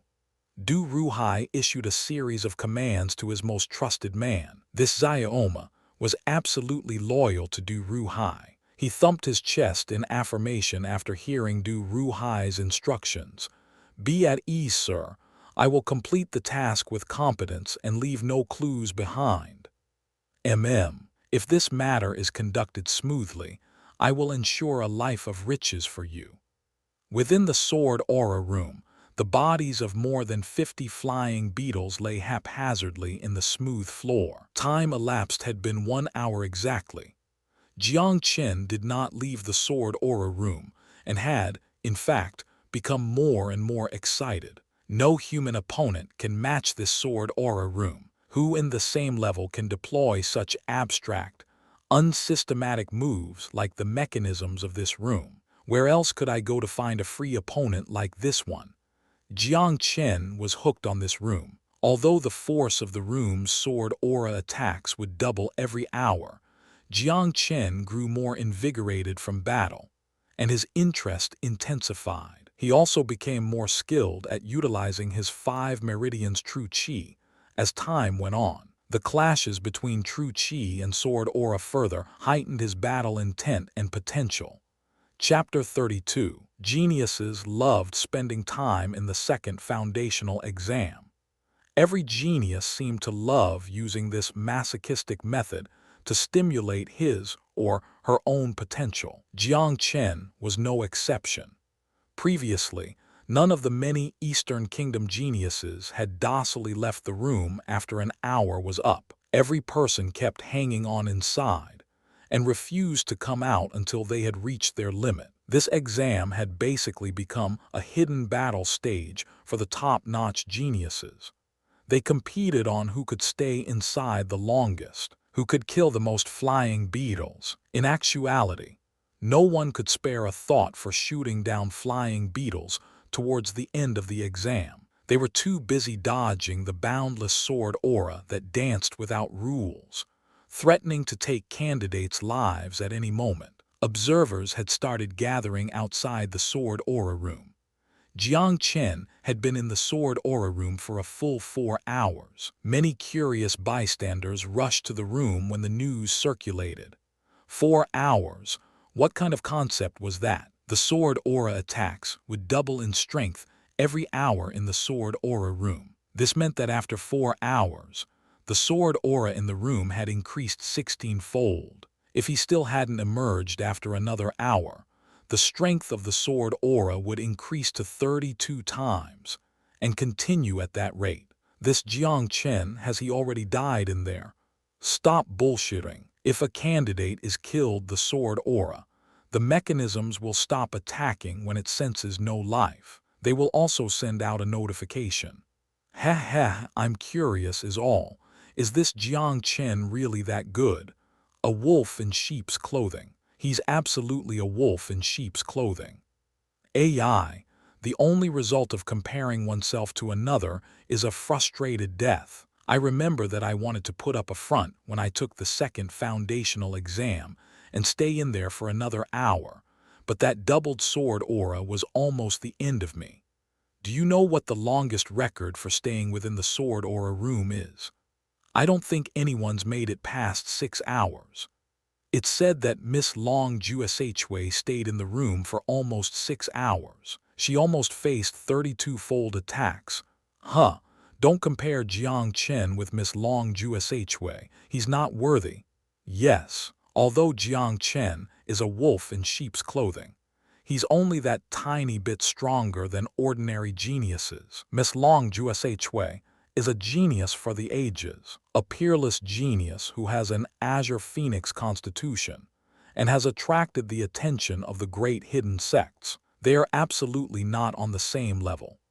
Comparing Jiang Chen with Miss Juxu is an act of sacrilege against Miss Long Jushue. Many zealous fans immediately opened their mouths to reduce Jiang Chen to less than worthless when it came to Miss Long Jushue. It was apparent from this that Long Jushue was in high demand amongst these heirs. You had to give it to her. Her natural captivating charms were no trivial matter. You there, what nonsense are you farting? My house's brother Chen is my brother Chen. Why does he need to compare himself against others? This voice rang out like an earthquake. Fatty Shuen had arrived. As Jiang Chen's best friend, insulting Jiang Chen in front of him was worse than insulting him. The brawny Hu Bing-Iwei stood next to Fatty Xuen. The two were either fat or stocky like two mountains, giving others an imposing feeling. It was easy to be sarcastic, but these onlookers didn't yet have the guts to really face off against Jiang Chen. These two arrivals were Jiang Chen's best friends. Insulting them was the same as offending Jiang Chen. Another hour passed. Fatty Shuen checked the time in the hourglass. This was the 6th hour's hourglass. Every hourglass represented an hour. This was to say, Jiang Chen had already been in the sword aura room for 6 hours. The level of sword aura attacks had now reached 32 times. Although Fatty Xuen still swaggered around pridefully, his tightly clenched fingers beneath his robes betrayed his internal anxiety. Fatty Shuen, do you think Brother Chen could be in some danger? Hu Bing-Iwei was also similarly worried. Do you think Brother Chen is someone who doesn't know his limits? Fatty Shuen asked in response. Although that's what he said, Fatty Xuen wasn't too sure of his own words. The previous Jiang Chen had never been so awesome or displayed such potential before. He had vaulted to the challenge of enduring the 6th hour. Out of all the heirs, only Long Jushue had taken the challenge before, but she hadn't made it through to the end. If Jiang Chen emerged after the hourglass had run out, then he would have broken this year's records. However, Long Jushue had already been at 8 meridians true chi, about to break through to the 9th meridian when she took the second foundational exams. She treated the sword aura room as a means to stimulate her potential and break her shackles, as a way to successfully ascend to 9 meridians true chi. She was successful in the end. Although she wasn't able to fully take the entire gamut of attacks from the sword aura at 32 times, she broke through to the 9th meridian and created a sensation in the kingdom. Long Jushue had not even been 15 years old at the time. She broke through to the 9th meridian in one fell swoop and became one of the few, the mighty within the kingdom. One had to know that apart from very few true Qi masters. 9. Meridian's true Qi was basically invincible, and out of all the true Qi masters in the kingdom, who hadn't trained for at least a few decades, she could stand shoulder to shoulder with the experienced true Qi masters at the tender age of not even 15. With such potential, no wonder she possessed the azure phoenix constitution. Long Jushue was now 16, and there were vague rumors that there was only a thin veil separating her from being a true Qi master of 10 meridians. It was a very thin veil that could be punctured by a single poke. All eyes stared intently at that hourglass.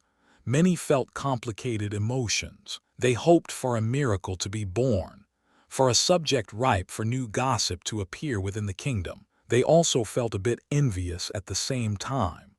What right did this Jiang Chen have to suddenly become such a blockbuster figure? Long Jushue's fans even cursed him inwardly, hoping for Jiang Chen to be hit by a sword aura attack and thus be ruined. Long Jushue was the goddess of their heart, and they were absolutely unwilling to see a previously infamous good-for-nothing break the record set by their goddess. Allowing Jiang Chen to break Long Jushue's record was the greatest insult to the goddess. However, matters would not change because of some people's thoughts. The sand in the hourglass slowly trickled downwards as time marched on, second by second.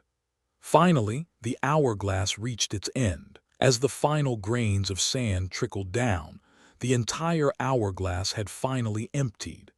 That meant that 6 hours were up. The stone doors to the sword aura opened haltingly. There were slight traces of sweat on his forehead, as the previous 5 hours hadn't taxed him at nearly the level that the last hour had. The power of sword aura at 32-fold in the 6th aura had simply been too frightening. If it wasn't for the fact that Jiang Chen had grasped a tiny bit of the sword aura rhythm, he would have definitely been unable to take the barrage with his true level of training. Upon seeing Jiang Chen walk out slowly from the room, those who had been verbally attacking Jiang Chen all hid guiltily towards the back. It was as if Jiang Chen could pierce through the darkest recesses of their hearts with his bright, clear gaze. They didn't even have the courage to look Jiang Chen in the eye at that moment. As for Jiang Chen, his entire being was like a finely honed knife,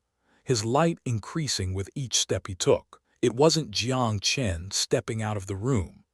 Everyone had the sudden impression of a divine weapon walking out of the room. After the baptism by sword aura at 32-fold, Jiang Chen was indeed infused with the light of a slashing sword at this moment.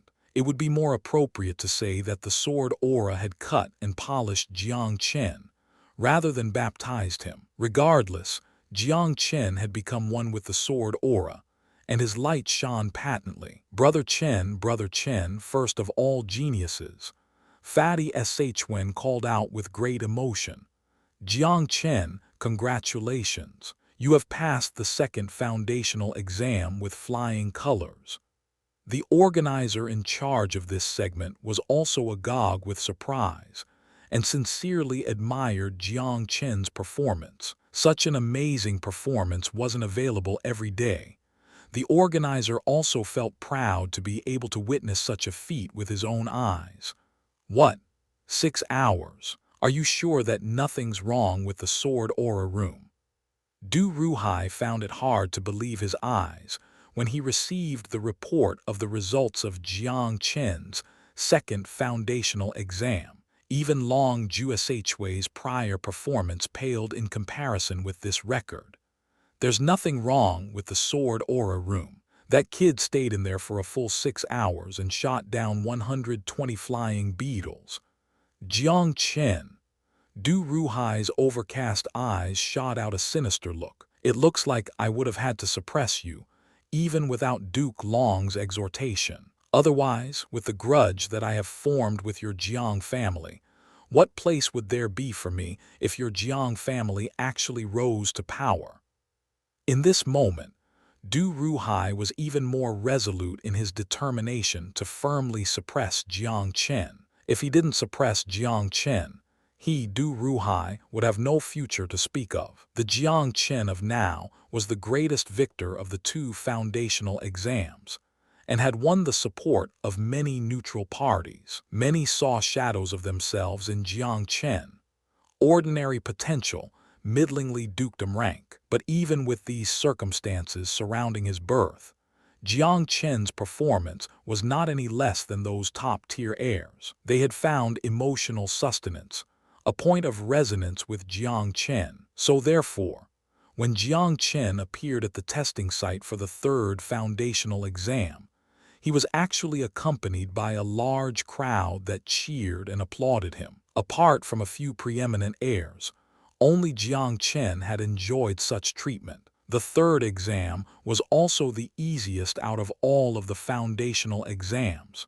It tested the basics, concepts that could be committed to memory. Of course, there were also dissertation topics that allowed for creative leeway, ones that tested the candidate's experience. The final score wouldn't be affected even if these freeform topics were left blank. As long as one answered all those rote memorization topics, one would receive enough points to pass the theory exams. Therefore, there was a saying in the three foundational exams that as long as one passed the first two exams, the third one was a walk in the park. Only idiots or people who really hadn't studied would fail out of the third exam. Jiang Chen walked into the testing site for the third exam in the midst of a hail of applause. 4 scrolls, 4 tests represented the major topics from the articles of martial arts, the articles of spirit medicine, the papers of power and influence, and the papers of military strategy. Chapter 33. A generous amount of time was given for the exam, and Jiang Chen wasn't unduly worried. This third exam was a walk in the park for him. With the reading abilities that his past life had cultivated for millions of years, he had developed an almost photographic memory for things that needed to be committed to memory. Therefore, this little bit of rote memorization was no sweat for him. He inked in his name with a grand flourish of his brush and started to answer the questions. About an hour later, he had completed the rote memorization problems to his satisfaction. The creative portion was next. This section's questions would be more flexible and deeper as well. Of course, with Jiang Chen's experiences, these questions were still so low and crude that they were just a joke to him. However, he still structured his answers very seriously. Although the topics were shallow, it wouldn't do for his answers to be too insightful. With the Eastern Kingdom's standards of theoretical knowledge, it was unlikely for the kingdom to be able to digest anything that was too convoluted. With Jiang Chen's knowledge, if he really answered too profoundly, then it would be no different to him handing in a blank exam paper. Anything too profound wouldn't be understandable. Then what difference would there be to answering nonsense? Therefore, Jiang Chen racked his brains to start from this world's foundation of knowledge and elaborated with some innovation. These answers were actually ranked as very low knowledge in his knowledge banks. But Jiang Chen was still a bit worried that he had gone outside of the box and created some unnecessary trouble. Thus, he repeatedly held himself in check and finally overcame the urge to really elaborate. He controlled the summary for the creative section and held it at a level appropriate for knowledge found within the Eastern Kingdom. Doing it this way actually created more work for him. He double-checked his exam paper after an hour, discovered that it was impeccable, and then turned it in. The organizer in charge of this exam sealed Jiang Chen's exam into a box in accordance with the rules. Jiang Chen, this exam needs to be read by senior officials and graded by officials from the various subjects. Do you understand this rule? There was indeed such a rule, and Jiang Chen paid it no heed. He nodded. No matter who graded it, this exam was sure to pass. Jiang Chen was completely confident about this point. It was already dusk when he'd completed the 3 foundational exams. Fatty Wen jogged as he kept up with Jiang Chen. With his weight and body shape, it was tough for him to keep up with Jiang Chen. Fatty Wen was panting heavily after a short distance.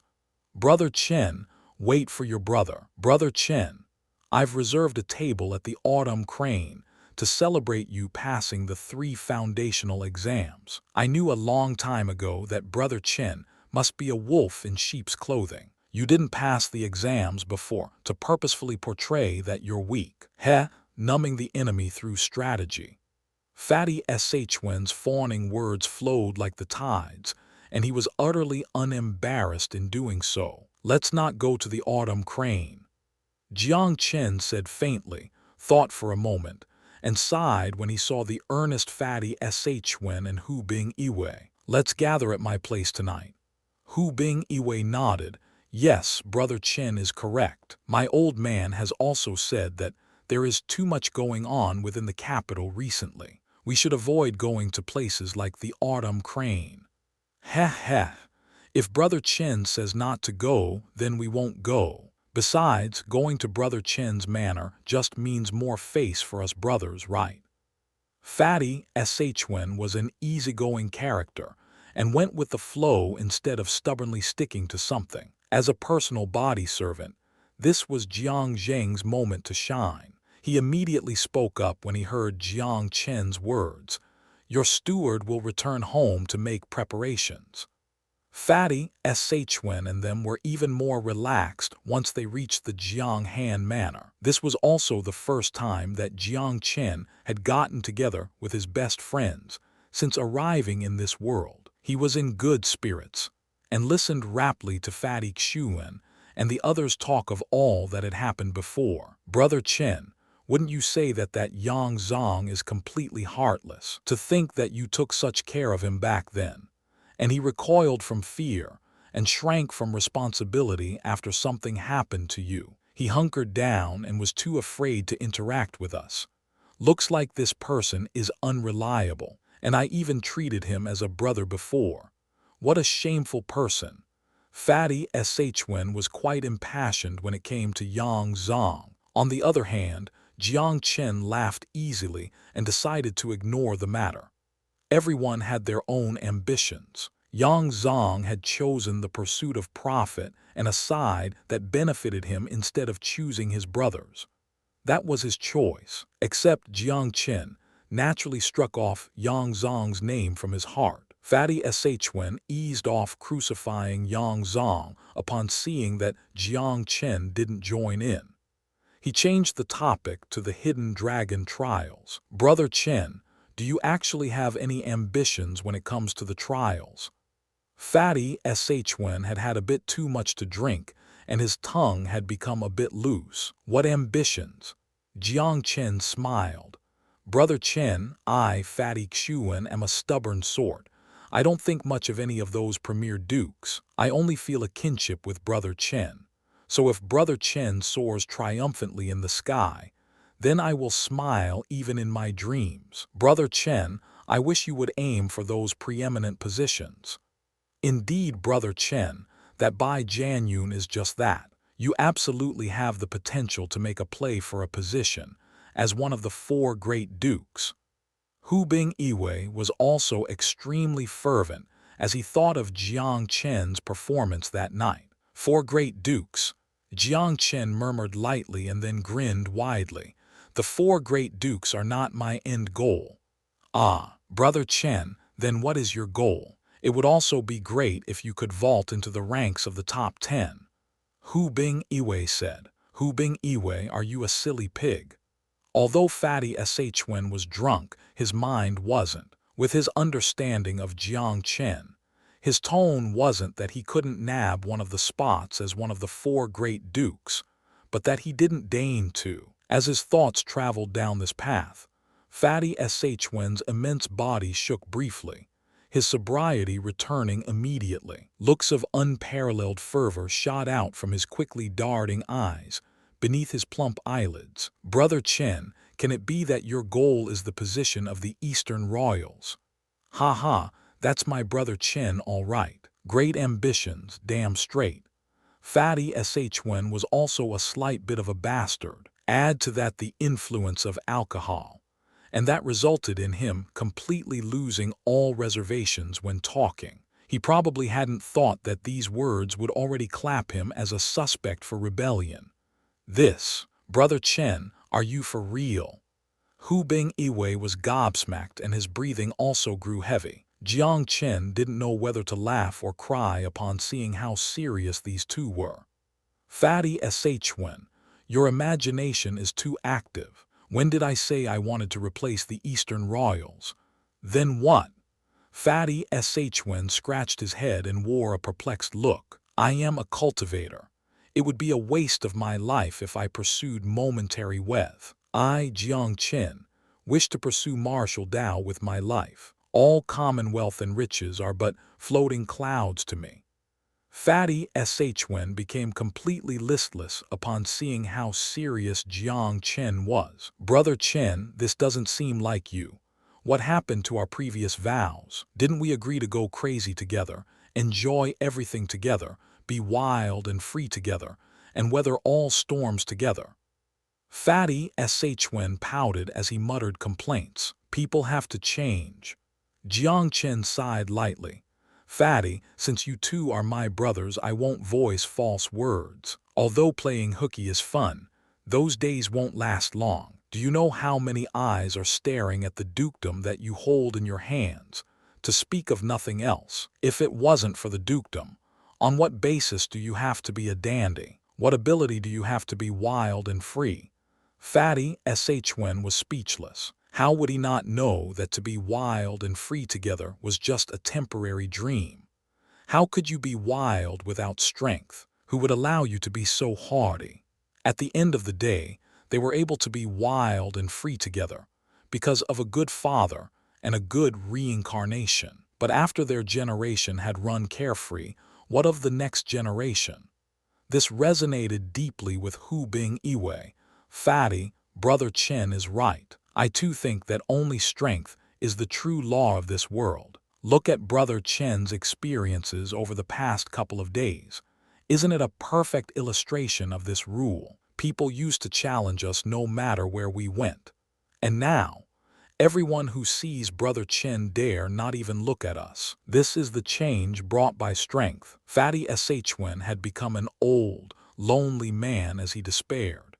But you guys also know that I'm a fatty that no one takes seriously. Training is a luxury for me. I've only reached this step because my old man beat it into me with his fists and feet.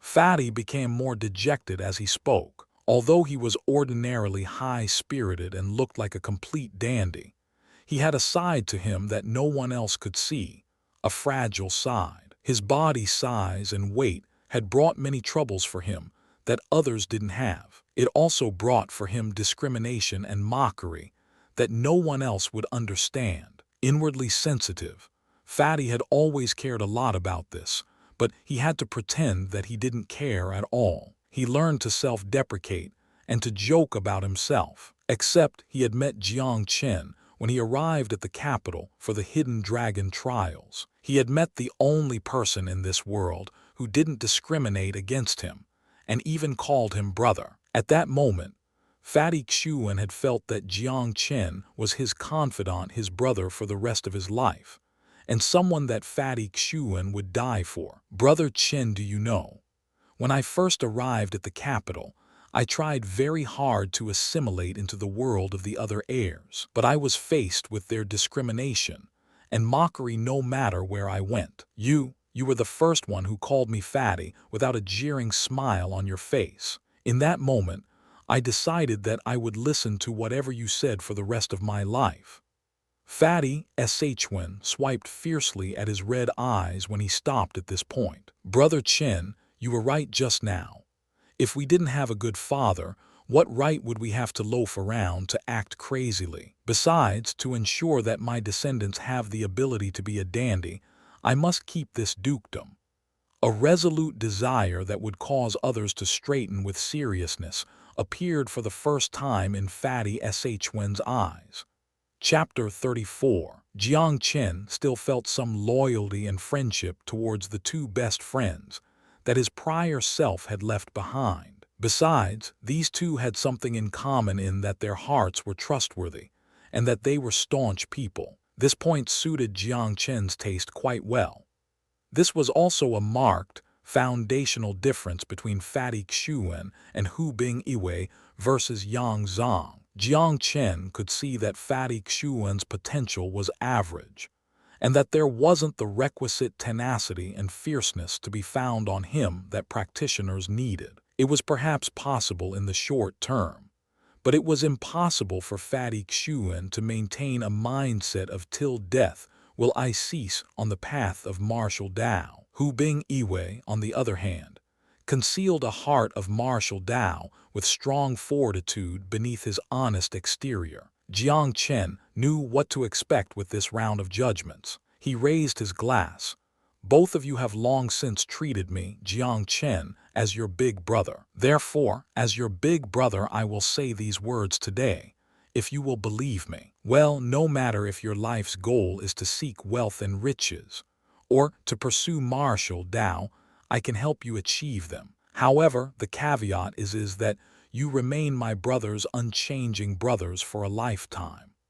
Jiang Chen was extremely serious when he spoke these words. These two were absolutely his brothers right now, but time could change much. What he needed was eternal and unchanging loyalty. Brother Chen, I, Fatty Xuan, have only one thing to say. The fat on my body is all yours. Whenever you tire of tasting the delicacies from land and sea and want to try human meat, then come carve it from my body. If I can't trust you, then I can trust no one. Fatty Shwen's brow didn't even crease. Brother Chen, I'm not the best with words, but I've always felt that you're a good big brother, a big brother worthy of me to follow. Hu Bing Iwei also expressed himself. All right, we're brothers for life. Jiang Chen nodded. Let's stop here today. Remember, come here again after the hidden dragon trials. I'll give you a little surprise. Jiang Chen also needed to consider what to do with these two people, and how to help them in a way that wasn't over the top, but in a way that was curiously effective for them. Being too over the top would inevitably catch others' eyes and incite unnecessary trouble. Being too stingy might lead to less than ideal effectiveness. Then the help he rendered was the same as not giving any at all. This needed to be personally tailored, and some time was needed to muse over it. It is said that it's hard to clap with one hand. In any world, one is always powerless towards some things when relying only on the power of one. Sooner or later, it would be imperative to cultivate some others. Jiang Chen did not remain idle after sending off his two best friends. He went directly into the secret training room and shut his doors for training. The 6 hours that he'd spent in the sword aura room during the day had helped him comprehend and gain much. When he had been confronting the 32-fold sword aura in the room, the 5 meridians true chi and 5 meridians in his body had been repeatedly forged, impacted, bathed, and attacked until they metamorphosed. Jiang Chen had unwittingly ascended to 6 meridians true chi during that battle. This was also his biggest gain in that battle. I can feel that my battle strength has risen at least 2 or 3 times after entering 6 meridians true chi. Jiang Chen sensed the changes in his body. He could feel that his life signs had been strengthened by a level, and had changed a lot from how he had been when he first entered. It was as if he had been reborn. The battle with Yan Yiming today also obliquely illustrated a few of my current problems. Although I won, it was a victory gained through trickery. Jiang Chen analyzed that battle and had some reflections on the gains and losses of it. Firstly, Jiang Chen had been disadvantaged in terms of martial arts techniques. The previous Jiang Chen had been exceedingly slipshod when practicing the family's martial Tao techniques. The only one that he'd truly put some effort into practicing was the jack of all trades Eastern Amethyst Chi, And this was because the hidden dragon trials would test it. If this wasn't the case, he probably wouldn't have practiced it either. To think that he would still be using the accompanying martial arts techniques of Eastern Amethyst Chi to combat foes since coming to this world. One had to admit that Jiang Chen would have to herald in a new generation in the field of martial arts techniques. Jiang Chen familiarized himself with the Jiang family's hereditary martial Tao methods. Its name was the vast waves method, and it was a method that combined training Qi and martial arts techniques. Vast waves method was a middle-grade martial Tao method, and it could be practiced to 9 meridians true Qi. This was also its upper limit. The accompanying martial arts techniques were Wave Breaker and Sea God Fist. This vast waves method counted as one of the aces of the Jiang family martial Tao methods. Indeed, a poorer family. Jiang Chen smiled wryly. This world's Wu Dao ranking seems to be divided into 5 great degrees of common, spirit, saint, earth, and heaven. These 5 great degrees are then divided into minor ranks of inferior, middle, upper, and supreme rank. To sum it up, a martial Tao method that is common degree, middle rank is a second grade from the bottom, and this kind of grade is an ace method of the family clan.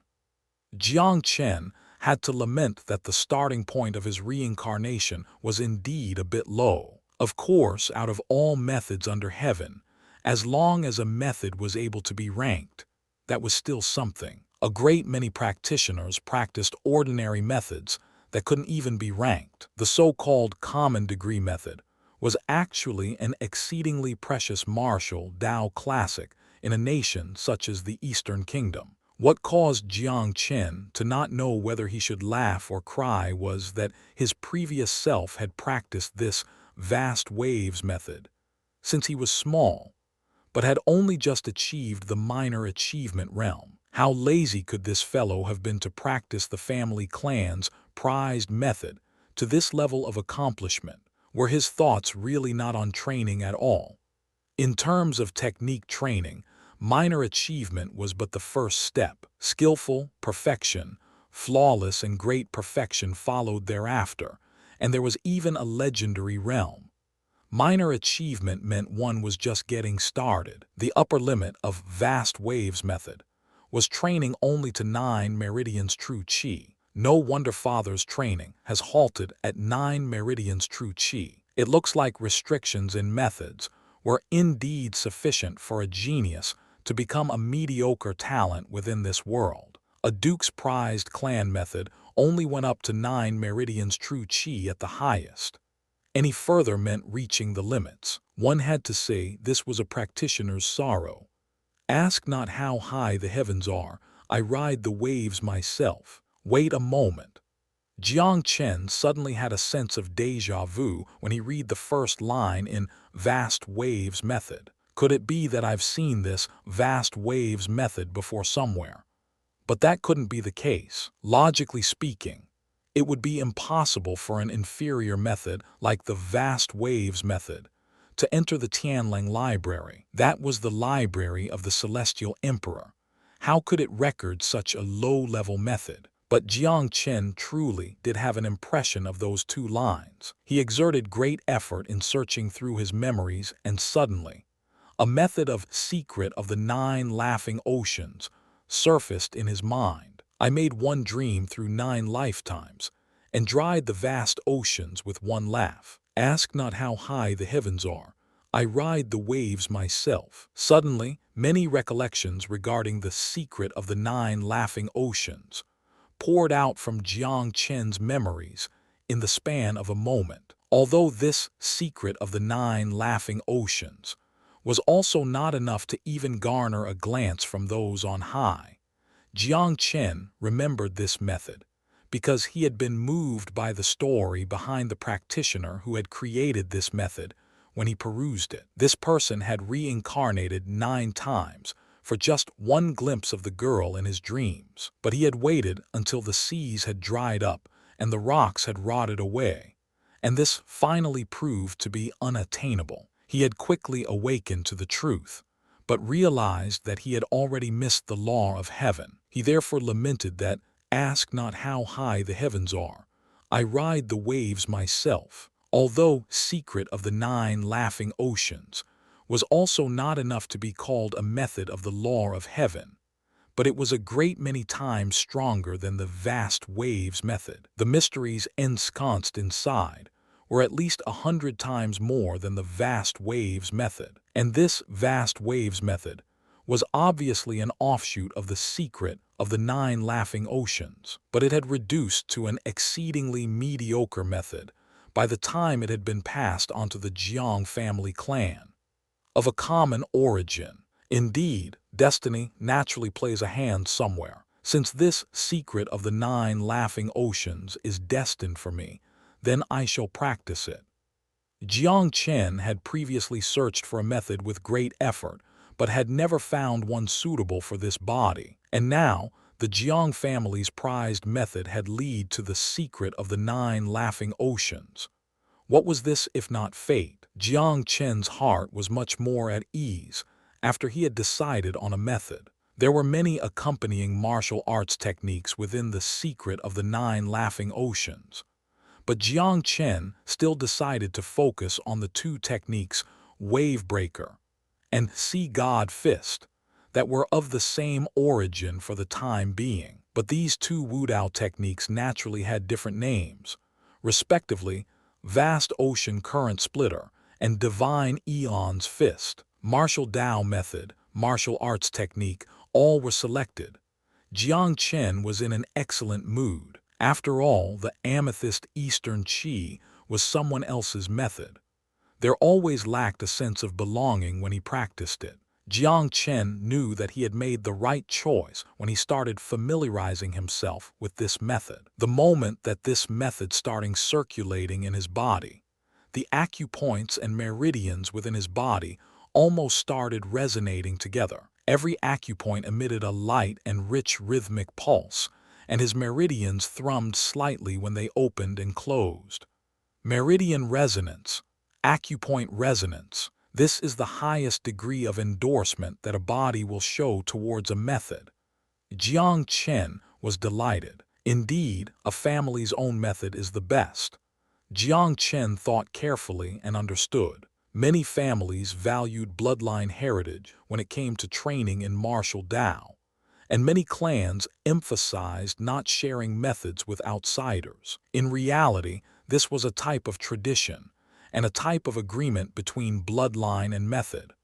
Only the suitable is the best. Jiang Chen thought through this point, and thereby understood this principle. Perhaps my mind is filled with all the methods under the heavens, but those are not suitable for the current stage me. Ultimately, right now I am but a common practitioner with 6 meridians true Qi. My mindset should stress this life's training and not the prior life's experiences.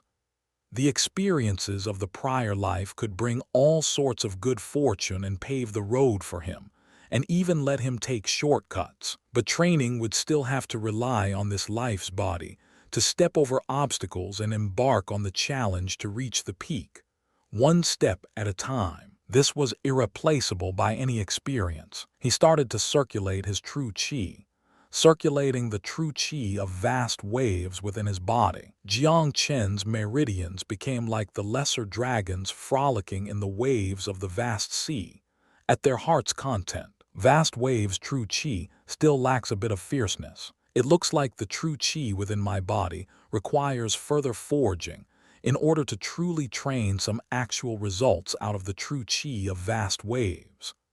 After a night of starvation training, it was readily apparent Jiang Chen's grasp over vast waves' true Qi was quite adept. However, it was uncertain how much stronger it was than when he'd practiced amethyst Eastern Qi. However, due to the short training period, fierceness was obviously lacking within the vast waves' true Qi. If dominance was lacking, then this method would be taken down a few notches. Fierceness is not something to be gained from closed-door training. Jiang Chen thought carefully and sighed in dissatisfaction. Looks like it's almost time to experience the outside world once the time is right. Chapter 35. The repressed, bone-deep, wild nature of Jiang Chen's past and present life came abruptly roaring out uncontainably when he had the idea of traveling a bit in the outside world. Of course, this travel wasn't something that Jiang Chen could arbitrarily decide. First, he had to pass the hidden dragon trials before leaving. Otherwise, leaving the capital without permission meant forfeiting the trials. The trials were Jiang Chen's first major objective upon arriving in this world. There was no way he would give up. For one, he had to fight for his father's right to continue holding the dukedom. In addition, the great undercurrent of power that had formed in the capital left Jiang Chen with no avenues of retreat. He had to fight. Jiang Chen woke up early the next morning and went for a round of practice in the manor's practice field. He had prepared to pay a visit to the Hall of Healing when he saw that the sun had risen to the height of 3 connecting bamboo segments. He had signed a contract with the Hall of Healing and naturally wouldn't break his appointment, except he didn't have time to set foot outside before Fatty Xuan and Hu Bing-Iwei came hurriedly rushing in. Their faces looked like the sky was caving in. "Brother Chen, why are you acting like nothing is going on?" Fatty Xuan almost dashed into the door with a rolling posture and came out at the very start with this question when he saw Jiang Chen. "What about me?" Jiang Chen was baffled. "Brother Chen, something major has happened." A sense of anxiety also pervaded throughout Hu Bing-Iwei's clumsy honesty, a type of anxiety that accompanied the sky caving in. "What?" Jiang Chen felt that the expressions on these two weren't a joke. "Brother Chen, you didn't pass your foundational exams." Fatty Shuen was almost to the point of tears in his worry. "Brother Chen, you lectured us yesterday how? Didn't pass? Impossible." Jiang Chen shook his head resolutely. He was firm that was absolutely impossible. "You guys also saw my exams." "We saw it all right. You passed the first and second exams. However, you didn't pass the third exam." "The third exam, the theory exam, but that was one that no bystanders could watch." "I didn't pass the theory exam." Jiang Chen thought back and resolutely shook his head. "I still don't believe it. I wouldn't have erred on a single one of the rote memorization portions. It was enough to guarantee passing. I also felt that I elaborated quite well in the creative portion, unless the examiner was blind." Fatty Shuen was like an ant on a hot pan in his haste, and he kept pacing around in circles. "No, no. Brother Chen, we can't sit still in the face of such adversary such as this. Didn't you get strike up a relationship with Princess Goyu? Hurry and enter the palace to request that the princess think of something. This matter will be irredeemable when the final results are announced." According to the rules of the foundational exams, if one of the 3 foundational exams had yet to be passed before the deadline, that meant the candidate hadn't passed the exams. If the foundational exams weren't passed, then the candidate had no qualifications to participate in the hidden dragon trials afterwards. Therefore, there was naturally nothing to speak of when it came to retaining the dukedom. Although Jiang Chen was a bit dumbfounded, he didn't panic. As he was lost in thought, the Duke of Jianghan also trotted out quickly from the manor. He had obviously also just received the news. "Chener, you." Jiang Feng walked towards Jiang Chen. "Father, I feel that something must be amiss here. The only thing I can guarantee is that there is no way my answers wouldn't have passed the exam." Jiang Chen's tone was quite firm with no room for doubt. Jiang Feng had originally wanted to console his son, but blanked for a moment upon hearing his words, his eyebrow crooked. "Then this is to say that someone is conniving against our Jiang family. Damn, daring to do something even to the hidden dragon trials. Is this not giving the royal family face? No, Brother Chen, we can't let them get away with this." "Right, we must thoroughly investigate. We must understand why if we are to die. Jiang Chen spread out his hands. I must get to the bottom of this. Father, stay within the manor and avoid throwing ourselves into disarray. Your son will go to the trial's testing site to look up my answer scroll. If it truly was my fault, then I, Jiang Chen, am not someone who cannot take a loss. He paused, and his words turned in another direction as his tone hardened. But if I learn of someone being up to no good, then they have very successfully infuriated me this time. The news of Jiang Chen not passing the foundational exams quickly spread like a plague throughout the capital. Some felt it was unimaginable when they recalled how formidable Jiang Chen had been in the first two exams, whereas others gloated over misery. Of course, even more people took a wait-and-see attitude. Those with even a little bit of brains could sniff out the undercurrents of conflict and could hear the bloodthirsty sounds of armored cavalry in this. When Jiang Chen had arrived at the trial's testing site, it was already packed to the brim with people who were all waiting to see the show. I want to check my answer scroll. Jiang Chen was straightforward. There was nothing for Jiang Chen to be low-key about, now that someone had taken their bullying to his face. Check your answer scroll. According to the rules, you only have the right to apply for such after 3 days. The eyebrows of the official in charge quirked slightly, and he didn't even raise his head. His voice was lazy, as if he was almost about to die. I want to check it now. Jiang Chen said diffidently. Who do you think you are? Checking it because you say so. On what basis? On this basis. Jiang Chen's palm slapped down hard on the table, and the dragon medallion representing the royal family actually embedded itself on that metallic table, leaving a big, easily noticeable mark. What? The official in charge immediately woke up upon seeing this item. He frantically stood up and left a panicked and battered sentence behind. Please wait here. I will inform my superiors. With the engraved dragon medallion beating a path, this meant he had Eastern Lu's imperial decree within the trial's testing ground. All difficulties became but floating clouds in front of royal power. Finally, a middle-aged organizer called Organizer Ma arrived. Young Duke Jiang. According to the rules, a 3-day period are requisite before an application can be made for checking your answer scroll. However, since you have a royal token, you do indeed possess the qualification for special treatment. Let's do it this way.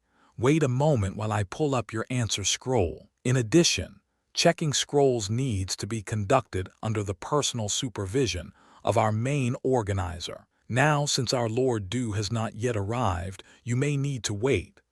No need to wait, I will personally supervise.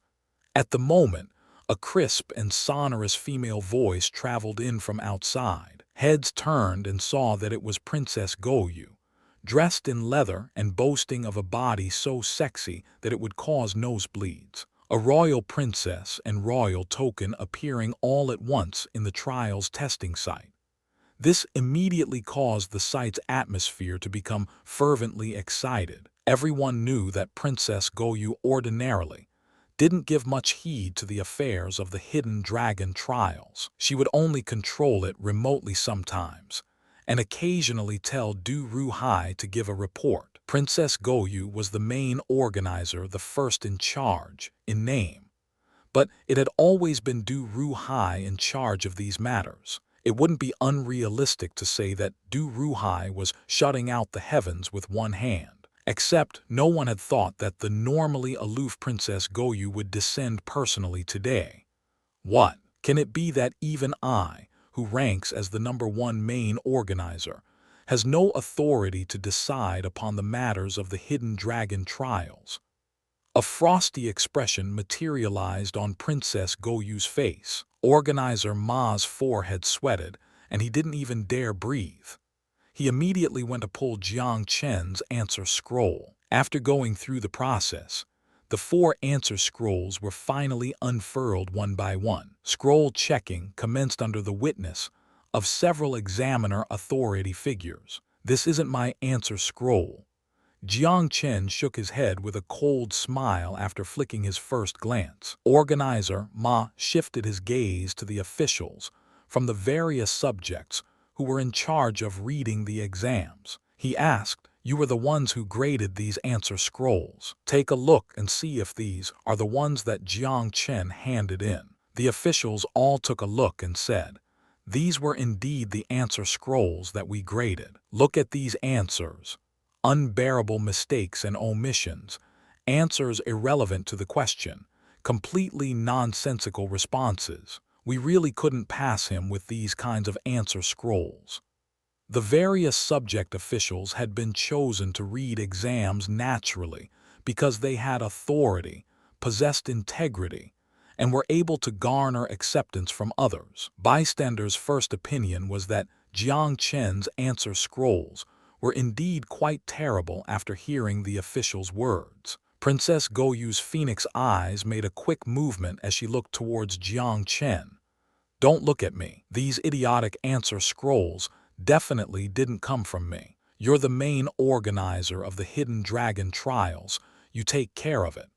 Princess Goyu inwardly ground her teeth. "Would it kill you, you brat, to speak a bit more smoothly?" She would have to take a slight turning point and make a bigger fuss out of this matter in order to create some room to maneuver. Everyone has their own explanation of this matter. As the organizer, I cannot be partial to any side. How about this? Let's have Jiang Chen take the exam again right now. Princess Goyu's proposal was born out of compromise. The various subject officials didn't care either way. It was just reading the scrolls again. However, someone didn't agree. "Princess, this must be avoided at all costs. The ancestors laid down the law that no makeups can be taken if the exams were not passed after the deadline. The princess is the main organizer and a royal princess. How can the writs of the forefathers be abolished for a mere heir of a duke?" It had been said that he wasn't here yet, but Du Ruhai had appeared in the nick of time. Du Ruhai. Jiang Chen faintly guessed at something when he saw Du Ruhai's face. "Jiang Chen, you disregard law and discipline, greatly disturb the trial's testing site. Your crimes are heinous. Breaker of rules, tempting the princess into chaos, scheming to abolish the writs of the forefathers. You're a traitor. You're a mere heir to a duke. How dare you?" Du Ruhai's words sprayed one after another, and one large hat of crimes after another was buckled onto Jiang Chen's head. The former's nose had almost traveled to Jiang Chen's vicinity. At this moment, an incredible scene happened. Jiang Chen's arm whirled as he viciously flung a slap onto Du Ruhai's face. "Jiang Chen, do not be reckless." Princess Goyu spoke hastily, but a burning, stinging big slap had landed solidly on Du Ruhai's face. A bright red mountain formed by 5 fingers was imprinted on Du Ruhai's face, appearing all the more conspicuous due to his grim, darkened face. "Du Ruhai, I've warned you not to mess with me, but you are indeed incorrigible. One won't die if he doesn't seek death. Since you seek death, I, Jiang Chen, will gratify you. Come, I want you to accompany me to the Aurum Imperial Hall. I want to confront you in front of His Majesty. If my answer scroll is wrong, then I will docilely hand over the dukedom. If someone is playing a trick, then Du Ruhai, the head on your shoulders is mine." Jiang Chen completely ignored the complete shambles that the scene had fallen into, completely ignored those gobsmacked expressions as he strode out like the shooting stars, speeding straight towards the Aurum Imperial Hall, leaving behind a sight full of a dumbfounded, utterly transfixed crowd of people. Princess Goyu was expressionless as she too left swiftly, leaving Du Ruhai with no time to even squeeze out tears if he'd wanted to cry. Oh heavens! This Jiang father and son want to rebel, beating up the organizer of the Hidden Dragon trials, greatly disturbing the trial's testing site, abolishing the writs of the forefathers. I too want to present my case to His Majesty in the Aurum Imperial Hall. This official seat will seek the annihilation of the Jiang family clan. Du Ruhai's expression was beyond grim. Chapter 36. The drum of the shocking dragon was hammered 10 times in a row, and the bell of the waking dragon rang out 9 times in front of the Orem Imperial Hall. Jiang Chen walked in and headed towards the hall with large strides after the round of drum and bell sounds. Parting the road with the engraved dragon medallion, the ceremonial guards let him pass without challenge. Under the shocked and astonished gazes of an entire gathering of civil and military officials, Jiang Chen took large steps to the front of the throne and started wailing his innocence after paying his worship to the king. "Your Majesty, your subject persevered for 10 years and industriously studied the civil and military subjects. Heaven and earth can bear witness to my heart of pure loyalty. Alas, your subject has run afoul of scoundrels in his life, and thus they have caused me to suffer a grave injustice. Your subject has nowhere else to request a redress,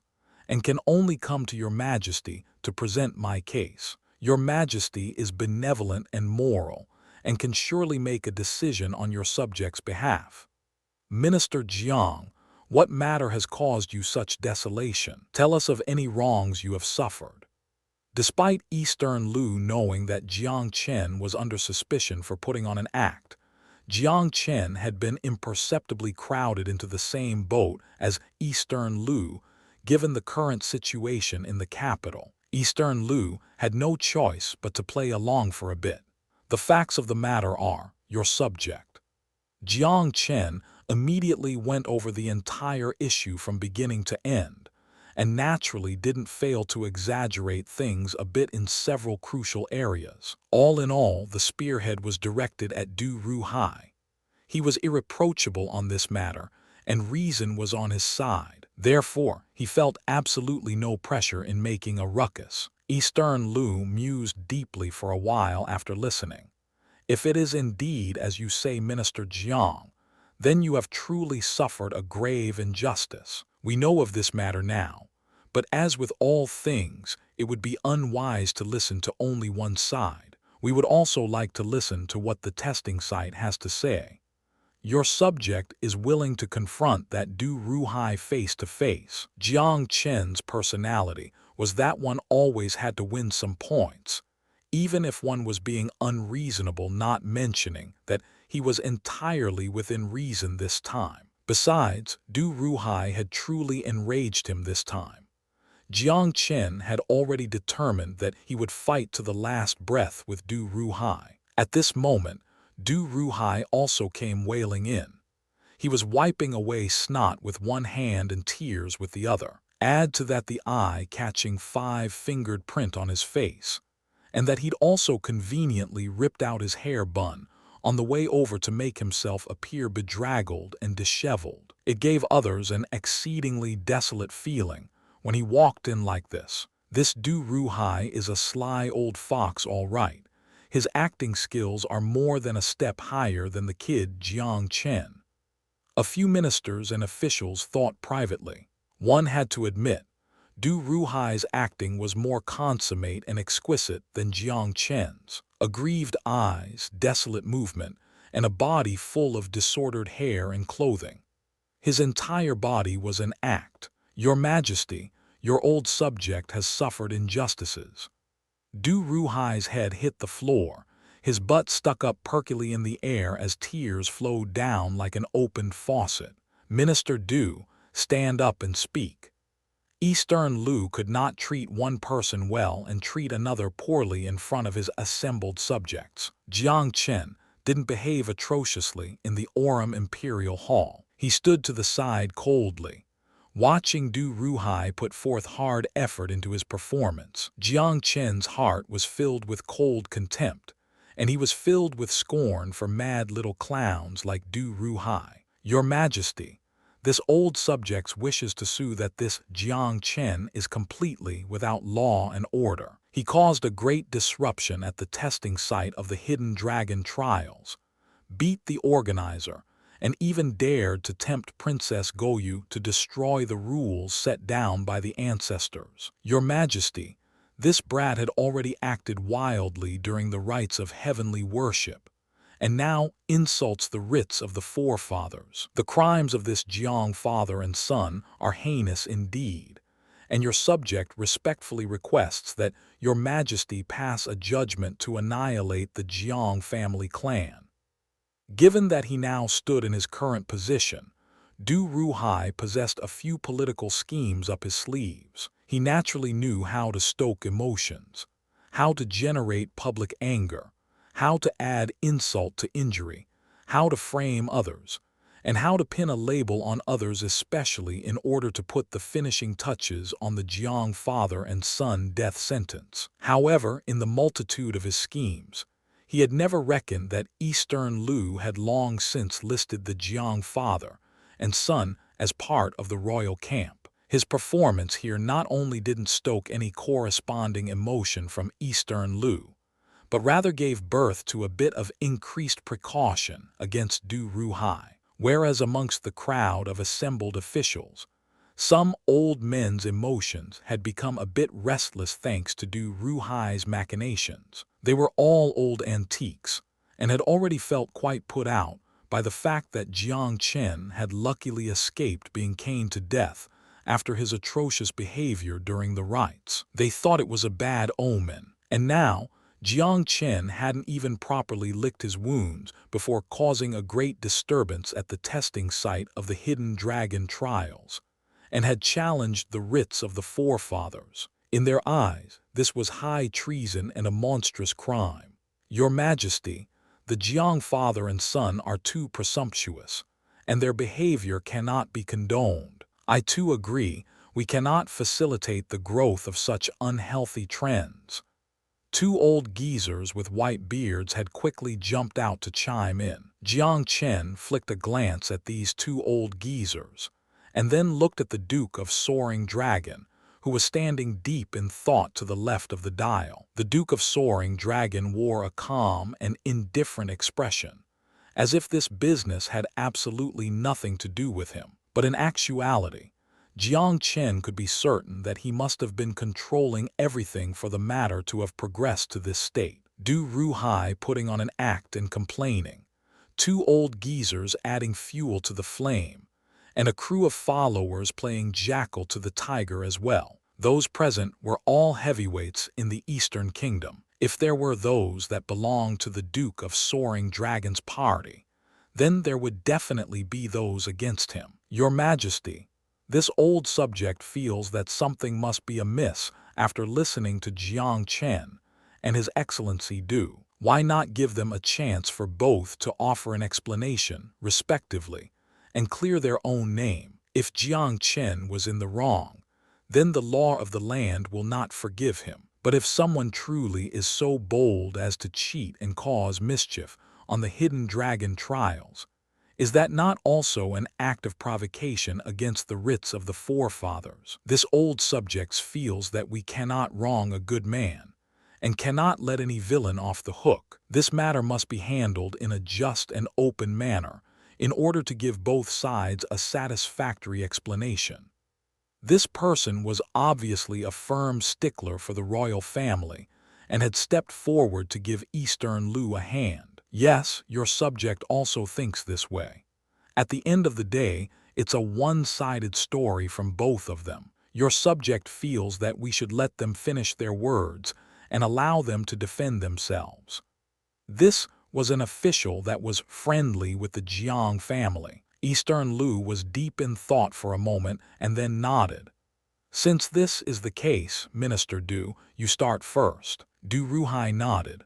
All right, then please allow this old subject to speak first. This Jiang family had come to me twice before the 3 foundational exams began.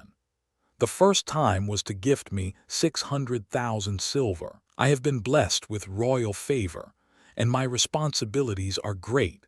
How could I be someone who takes bribes and bends the law? I immediately harshly denied Jiang Feng's preposterous request to cheat, and paid the silver to the national treasury after the fact. The Jiang father and son once again invited me to their manor the second time. When their coaxing and pestering tactics failed, this Jiang Chen took to publicly threatening me, saying that I would regret my actions sooner or later. This old subject is a firm and unyielding character. I have a clear conscience throughout the many matters I've handled for your majesty. Why would I be afraid of the Jiang family threats? Except who would have thought that this Jiang father and son would be so perverse and rabid as to disturb the testing site, and even beat me when he didn't pass? Your Majesty, professionals handle the many portions of the exams, and those subject officials reading the answer scrolls can attest to the fact that the scroll Jiang Chen handed in for grading was sheer bullshit and irrelevant. In this case, how could I have shown favoritism and cheated? Destroyed the objective rules of the hidden dragon trials, destroyed the writs as laid down by the forefathers. Du Ruhai's tone was gloriously in state, and he didn't even pause for breath. Judging from his appearance, it was as if he was as impartial and incorruptible as Justice Bao. One had to give it to him. His eloquence was fantastic. After his round of words, many neutral officials all felt that this Jiang family was probably not innocent. Eastern Lu also felt this matter was quite tough to handle and looked at Jiang Chen. Your Majesty, your subject has come to the Orem Imperial Hall not to engage in a verbal spar with this Du Ruhai. He has been an official for more than a decade, and has long since trained his official eloquence to a perfect and flawless realm. He would even be able to say that a stick of straw was a bar of gold. There was indeed a matter involving 600,000 silver, but it definitely wasn't from my father requesting him to cheat and let me through, but rather this man came to my Jiang Han manor to solicit a bribe, hinting that my Jiang family could buy peace of mind with money. If we didn't pay up the 600,000, then he would halt my progress in the foundational exams. He accepted the money, but then came once again to my family after receiving pressure from some parties. He indicated that he had received the money, but would still halt my progress in the foundational exams. My father could not contain his anger and argued with him a bit. He did indeed say that Du Ruhai has accepted money, but not done the corresponding work. If 600,000 could buy peace, then our Jiang family was willing to be that sucker. When it's all said and done, we could just go back to our territory and tighten our belts for a few years of hard living. But never did we anticipate that this Du Ruhai, charged with royal favor, would accept the threats from a few parties and completely ignore the regulations of the ancestors and blatantly undermine the rules of the hidden dragon trials. He employed sleight of hand and switched out my answer scroll. Those present are all heavyweights with names and reputation in the kingdom. I would to ask, how is it possible that I could pass the first two exams, but couldn't pass the third that was based off rote memorization? Does this conform with common sense? What? Switched out the answer scroll. This Du Ruhai has such presumptions. No one has ever messed around with the hidden dragon trials throughout the ages. Can this Jiang family be making a false complaint? What Jiang Chen says makes sense. The third exam completely relies on rote memorization. Even a 7-8-year-old child could pass given some time. The officials held heated discussions. They suddenly didn't know what was true and what was false. If based on usual reputation, the Duke of Jianghan, Jiang Feng, was indeed a staunch and steadfast man. On the other hand, Du Ruhai's reputation was more mediocre. Many in the capital had heard that the man was greedy and had his fingers in and ate out of many pies when he was an official. Eastern Lu rubbed his forehead and looked out at the rows of his subjects. He sorely wished that Princess Goyu could materialize at this moment and help him make a judgment. Except, this Goyu hadn't appeared even now. What was she busy with? Du Ruhai was hopping mad, Jiang Chen, you're making unfounded, venomous accusations. Let me tell you something. This is the Orem Imperial Hall. Your words must be backed up with evidence. If you have none, then I can sue you for the crime of defamation against an important official. Evidence. Jiang Chen gave a cold laugh. I only ask one question. Du Ruhai, you say that my answer scroll is complete bullshit and irrelevant. Then let's make a bet in the Orem Imperial Hall. Summon the subject officials in charge of reading the scrolls. I will answer for them again, right now. We'll see if my answer scroll is as unbearable as you say. Answer again. Du Ruhai planted his hands on his waist and laughed. Jiang Chen, who do you think you are? The rules set forth by the ancestors have never been modified. Why should they be changed for you? Du Ruhai, you object with all your might because you have a guilty conscience. At this moment, all the subject officials and Jiang Chen's answer scroll had been presented to Eastern Lu. Eastern Lu took a brief look and sighed lightly. Jiang Chen, this answer scroll has your name on it, and this handwriting is the same as yours. You will need more evidence to prove your innocence. Jiang Chen was wholly unafraid, as he looked lightly upon the four subject officials. Your Majesty, it would be difficult for your subject to find evidence given how the situation is now. However, I happen to remember all the contents of the exams, as well as clearly remember my answers. I respectfully request your Majesty to give me an opportunity to rewrite my correct answers. In this way, even if my Jiang family still loses this lawsuit and the dukedom, I, Jiang Chen, will accept and admit my defeat. In that case, bring out the four treasures of the study. Eastern Lu immediately gave his approval. Your Majesty, doesn't this violate the writs of the ancestors? Please consider carefully, Your Majesty. How can the laws of the forefathers be easily changed? Eastern Lu smiled faintly. Those assembled need not unduly worry. We merely wish to view this Jiang Chen's correct answers, but did not say that we would let him pass if his answers were correct. Our actions are done to pursue a judgment on the case, and not to readminister the exam. Both sides in the case are our important ministers, and we dare not act carelessly. The four treasures of the study were quickly readied, and Jiang Chen stepped forward confidently and naturally. His facial expression was cool and composed as he started writing. The atmosphere of the scene, however, fell into a strange sort of anxiety. Chapter 37. One had to admit, Jiang Chen's memory was impressive. He had completely filled out multiple scrolls within the span of 2 hours. Jiang Chen stood up, nicely rolled up his answer scrolls and presented them. Your Majesty, please peruse these and then pass them over to the various subjects' officials. Jiang Chen's tone was at ease and brimmed with confidence. Eastern Lu took the scrolls and glanced a few times over them. He discovered that these answer scrolls were indeed different from the ones before. He thought deeply for a moment and then passed them on to the four subject officials. Four ministers, read them well. This is an important matter, and you absolutely cannot be numb or careless.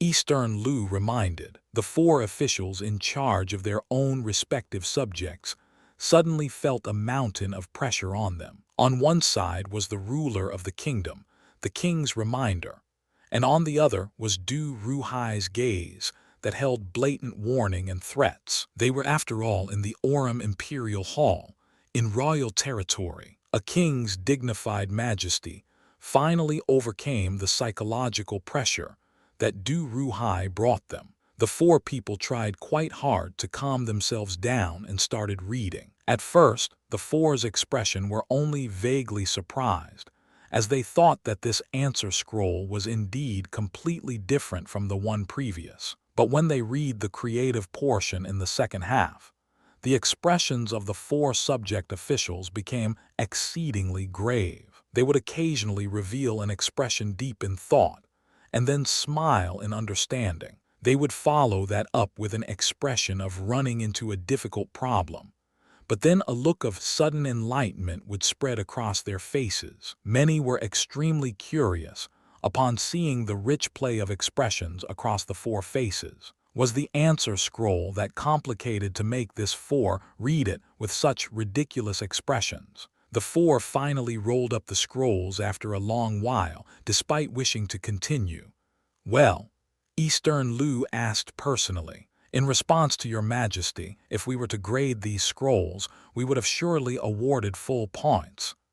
Absolutely, indeed. And the creative portion displayed such a depth in theory, unique opinion, and vast experience that even your humble subject feels quite humbled and doesn't quite measure up. Your humble subject greatly agrees. This answer scroll brims over with talent and inspires the feeling of beholding a high mountain. Your humble subject only has one sentence to say. This scroll is the first that your humble subject has seen in his life. It is unprecedented. The evaluations were one higher than the other. Anyone could see that the officials in charge of the four subjects weren't talking off the cuff. The fact that these answer scrolls contained many things that they would need time to digest could be seen from their intoxicated expressions. Judging from their satisfied expressions, it was most likely true that the contents within the scroll were enough to open their eyes and imparted no small amount of benefit. Eastern Lu looked at Jiang Chen meaningfully and sighed lightly. "My ministers, we are a bit confused. How can the two answer scrolls be so drastically different with regards to the same test subjects? One of them brims with talent and has subdued the subject's officials, while the other is full of unreadable rubbish and does not pass. Your Majesty, a night has passed since that exam. The Jiang Han household could have easily hired a crew of experts to craft a satisfactory answer scroll through the course of a night. Such a matter would be so easy." It was true that many things changed easily throughout the course of a night. Du Ruhai also started clamoring. "Your Majesty, this Jiang family is self-styling themselves as clever and is not worth despising. Your subject would like to say something unwelcome. This Jiang Chen is renowned throughout the capital for being a good-for-nothing as well as ignorant and incompetent. Even the peddlers and the porters would be hard-pressed to believe that he had created answer scrolls that had subdued examiners." The situation was once again disadvantageous towards Jiang Chen. When everyone's gazes had once again focused on Jiang Chen, he gave a hearty laugh and took a proud step forward. "It is reasonable for you all to think that I've cheated given it's the same exam topic. Then, if it would please the examiners, please propose a few more topics," and Jiang Chen is willing to immediately engage the examiners in a bout of learning from each other. Learning from each other. "Jiang Chen, do you think this is your Jiang Han manner? Your childish play will not be tolerated in this great hall. Once had already been outrageous enough. How could you be permitted to do so again?"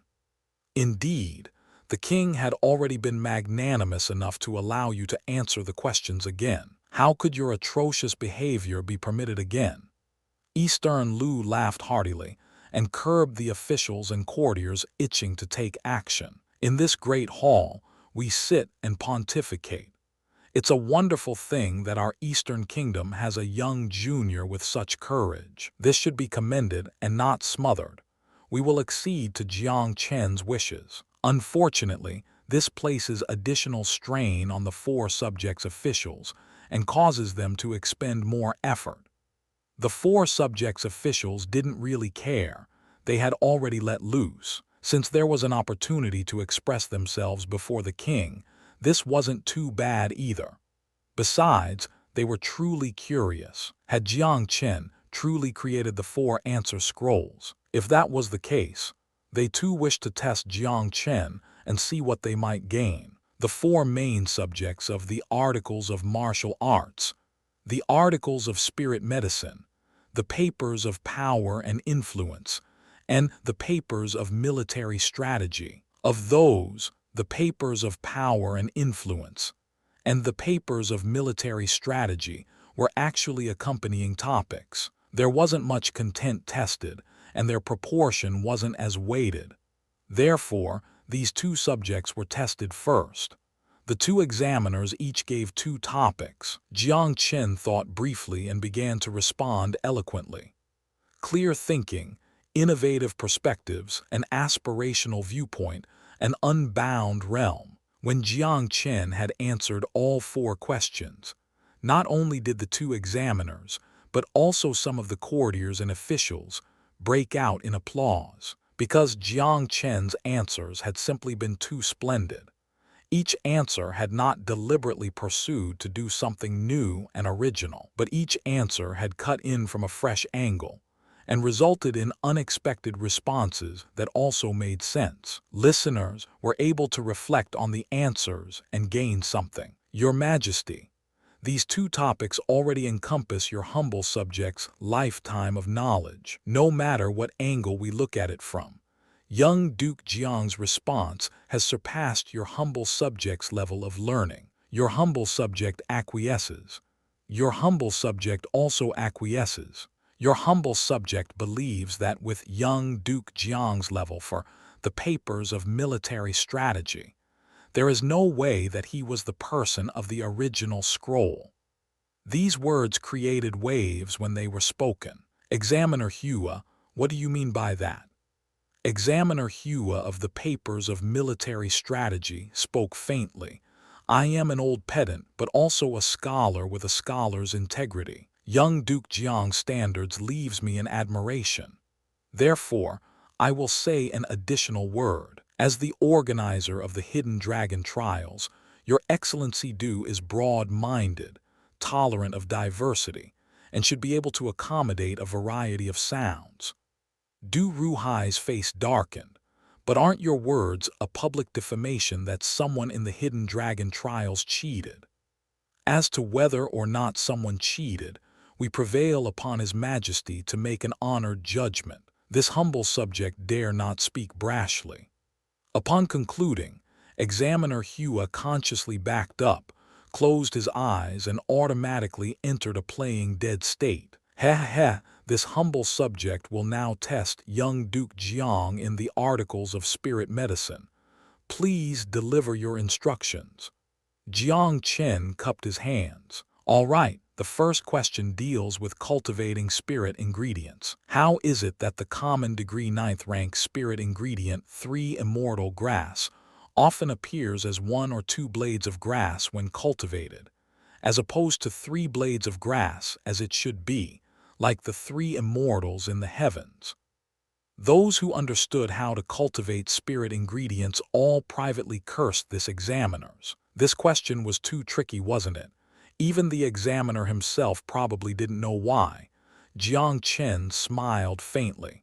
The reason is simple. The 3 immortal grass is a spirit ingredient in which 3 blades grow on the same stalk. If there is the slightest deviation during fertilization, causing one blade to become overly strong, it will swallow the other 2 blades. Therefore, in the cultivation of the 3 immortal grass, there can be absolutely no aberrations in the tillage of the soil and application of spirit fertilizer. The slightest aberration will cause the gravest mistakes. What? To think it would be so demanding. The examiner thought carefully and suddenly whapped his head. That's true, why didn't I think of this? I always thought it was the seed's problem. According to the records, the 3 immortal grass is like eagles and hawks in nature, able to eat their own kind. So it turns out it's not that the 3 immortal grass cannot grow 3 blades, but that it was swallowed by its brethren on the stalk. The examiner grinned widely, and a few additional traces of admiration appeared in his look at Jiang Chen. Then I shall test you another question of refining pills. If you can also answer this question, I too shall vouch for you like old Hua has done. Please go ahead. Jiang Chen was neither humble nor overbearing, and did not forget himself in excessive joy because of the other's promise. When I refine the divine returning chi pill, I sometimes use the eggs of the water heart bug, and sometimes the wings of ice cicadas. Why is it that using the eggs of the water heart bug can sometimes result in an upper rank pill, and sometimes the wings of ice cicadas can result in an upper rank pill? I'd like to ask which of these two ingredients are more suited for refining the divine returning chi pill. This question was also one that plagued this examiner for quite a while. In all these years of refining the divine returning chi pill, he ended up with a middle rank 9 times out of 10, and rarely produced an upper rank pill. This had caused him to not gain much, and sometimes even resulted in a loss. Jiang Chen searched through his memories and made his response. Although the eggs of the water heart bug and the wings of the ice cicadas are both ingredients used in refining the divine returning chi pill, but they're actually not the most ideal choice. If you use the spirit dream frozen rain fruit, it will increase the chances of you refining an upper rank pill to 70–80%. But why is that? The examiner asked humbly. It's quite simple. Whether it's the eggs of the water heart bug or the wings of the ice cicadas, they are all beings of flesh and blood. The main ingredients of the divine returning chi pill will be somewhat canceled out by the vigor of these two beings. When this is the case, you'd be hard-pressed to refine an upper rank pill. Being able to produce one once in a while is simply good luck. The spirit dream frozen rain fruit is a plant and has no vigor. Its characteristics also correspond best with the main ingredients. That is the best choice. The examiner's mouth fell open and he didn't speak for a long while. He finally bowed towards Jiang Chen after quite a bit of time had passed. Now that I have heard this today, I can die without regret. I, old Zhao, also acquiesce. He then came to Eastern Lu. Your Majesty, this youth's knowledge of spirit ingredients is broad and profound, far surpassing this old man's. Your humble subject also feels that young Duke Jiang was not the author of that answer scroll. Examiner Zhao paused and then added, completely incomparable. One is in the heavens and the other on the earth. One person's words may not hold much weight. 2 people's words could also be a coincidence. But if 3 people speak, then that is no longer a coincidence. The 3 examiners who had tested Jiang Chen had already spoken on his behalf and praised him ceaselessly. This situation had far outstripped everyone's expectation. Changes began to slowly occur in the situation. Chapter 38. The 4th examiner was in charge of the articles of martial arts. Jiang Chen was even more at ease in this field. He easily resolved the 3 questions that the examiner asked in succession. These 3 questions all belonged to this examiner's martial arts obstacles. They had restricted him for many years, and he had a feeling of suddenly seeing the light after Jiang Chen's explanations. Your Majesty, your humble subject is a man of martial arts and dares to use my head to vouch for the young Duke Jiang. If even his level is unable to pass the foundational exams, then no one in the younger generation will be able to pass. These words were even more thorough, more absolute. The Duke of Soaring Dragon's face darkened slightly when he heard the 4th examiner's words. Was this a slap in the face? My daughter Long Jushue was born with an Azure Phoenix constitution. Would her potential and experience be inferior to this brat's? Humph, you're a mere examiner. What aspects of life have you seen? How dare you speak so wildly?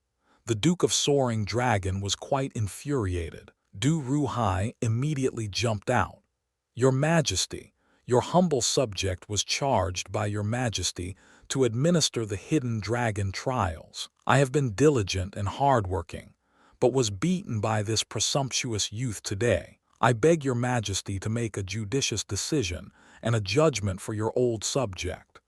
Your Majesty, this Jiang Chen is lawless. Although he has some talent, he has repeatedly committed grave infractions. Your subject feels that we can no longer tolerate this youth. The Duke of Soaring Dragon had finally spoken up. His words represented the attitudes of a select portion. Indeed, many courtiers and officials also jumped out, and all sincerely begged Eastern Lu to handle this harshly in accordance with the laws of the land. Ministers, Jiang Chen is a youth brimming with talent. How could he have produced answer scrolls filled with such unreadable nonsense? I, however, will be appointing minister due to quickly investigate the circumstances. Are there those unworthy in the ranks below who have employed some shady methods in private? Eastern Lu gave those aggressive proclamations the cold treatment. His words were the equivalent of publicly protecting Jiang Chen. The Duke of Soaring Dragon was about to open his mouth when light sounds suddenly traveled in from outside the hall. No need to investigate. I have already discovered the truth. At this moment, Princess Goyu, dressed in armor, walked in with a mighty and brave air. The crowd of warriors akin to tigers and wolves that followed behind her were obviously the royal palace guards. These royal palace guards had tied up a few people. Du Ruhai's face changed drastically when he saw the band of tied-up people. These were all his confidantes. Had these guys broken under the pressure at this critical moment? There was also a middle-aged woman wearing gold and silver, with the shine of jewels all about her. Her face was shiny and she wore powder and blush. Wasn't this Du Ruhai's wife? The middle-aged woman started cursing loudly when she saw Du Ruhai. Du Ruhai, didn't you commit a crime and were hauled off to the royal prisons? What are you doing here? Du Ruhai leapt up. Who said I was hauled off to the royal prisons? That's rumor mongering. You idiot woman, did you say something you shouldn't have? The woman blanked. I told them everything. They said leniency will follow frankness. Princess Gaoyu laughed coldly once. Royal brother, I have long since heard the rumors of Du Ruhai's corruption and abuse of the law. I have been observing secretly and gathering evidence. Collecting evidence from all avenues has indeed resulted in rewards. This Du Ruhai is absolutely a harmful vermin. This is Du Ruhai's wife's confession and initial testimony. There is detailed evidence for Du Ruhai's cheating in the Hidden Dragon trials. And this, Ma Da Tong, is Du Ruhai's confidant. Du Ruhai instructed him to commit the entire act. Ma Da Tong, now is your chance to redeem yourself with good service in front of His Majesty.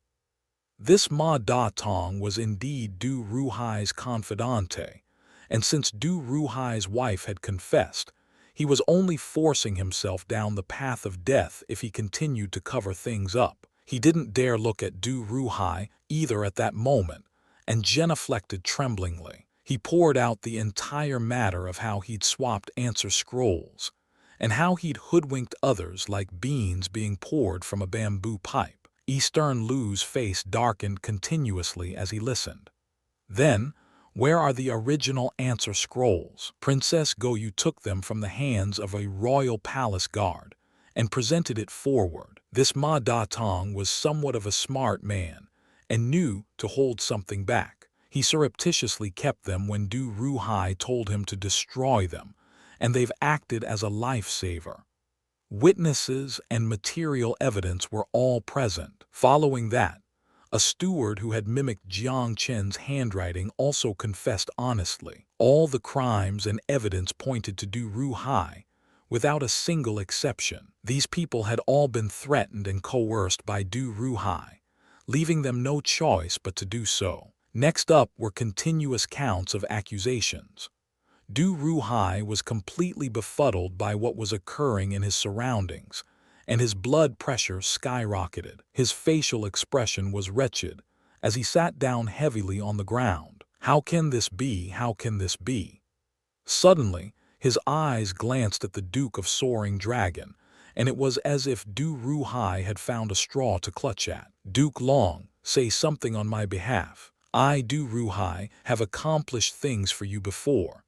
At this moment, Du Ruhai was like a pile of turd. Whoever sullied themselves with it would be unlucky. Duke Long's brow faintly creased as he privately cursed useless and kicked Du Ruhai away with one leg. In this duke's life, petty villains like you that are greedy and jealous of the virtuous are the most abhorred. The tone of the Duke of Soaring Dragon was filled with disgust, as if disdaining a large fly, one that was to be avoided like the plague. Your Majesty, the thing that your subject Long Jiaofeng cannot abide the most in this life are traitors like these. Your subject sincerely requests that your Majesty pronounce an edict to allow your subject to haul this thief out to behead and display publicly.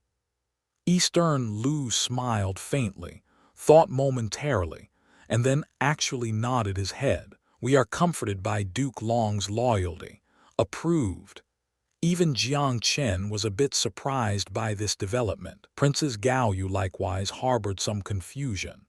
But her confusion aside, she wasn't about to say something after Eastern Lu had made a decision. Du Ruhai was frightened out of his sense when he heard those words. Duke Long, don't kill me. I'm still of use. He also started barking up the wrong tree in his panic. When he saw that the Duke of Soaring Dragon was ignoring him, he actually crawled backwards to Jiang Chen. Young Duke Jiang, I was in the wrong.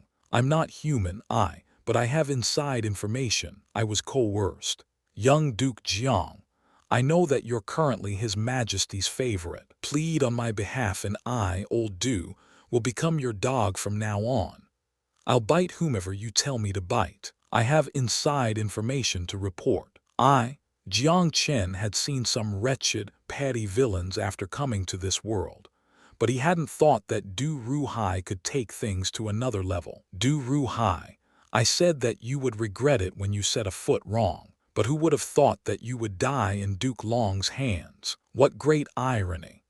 Jiang Chen laughed heartily and gave the Duke of Soaring Dragon a meaningful look. He had no need to treat anything as taboo in front of the Duke of Soaring Dragon. Even a fool could see Duke Long's shadow behind this matter. As for why Eastern Lu hadn't uncovered it, it must be because he didn't want to blatantly call out Duke Long yet. That was to say, it wasn't time to show the cards in hand yet. Du Ruhai was quickly hauled out and personally beheaded by the Duke of Soaring Dragon. When the Duke of Soaring Dragon dragged the bloody, headless corpse in to discharge his duty, even Jiang Chen was a bit impressed by this person's ruthlessness. Although Du Ruhai was one of his dogs, he was a dog that did Duke Long's bidding.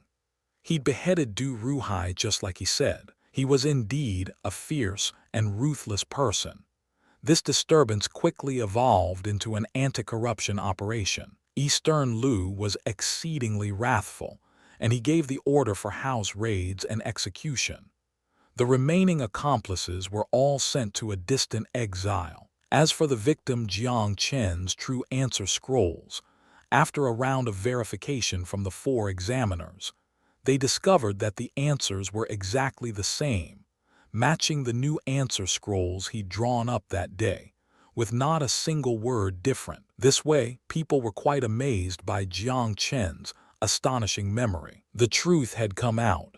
As the main organizer of the Hidden Dragon trials, Princess Goyu immediately announced that Jiang Chen had passed the 3 foundational exams and were qualified to enter the final exams of the trials. I owe you one.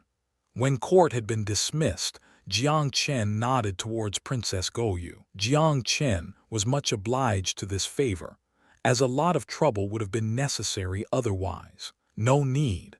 Princess Goyu's slender arms waved as she spoke with a businesslike manner.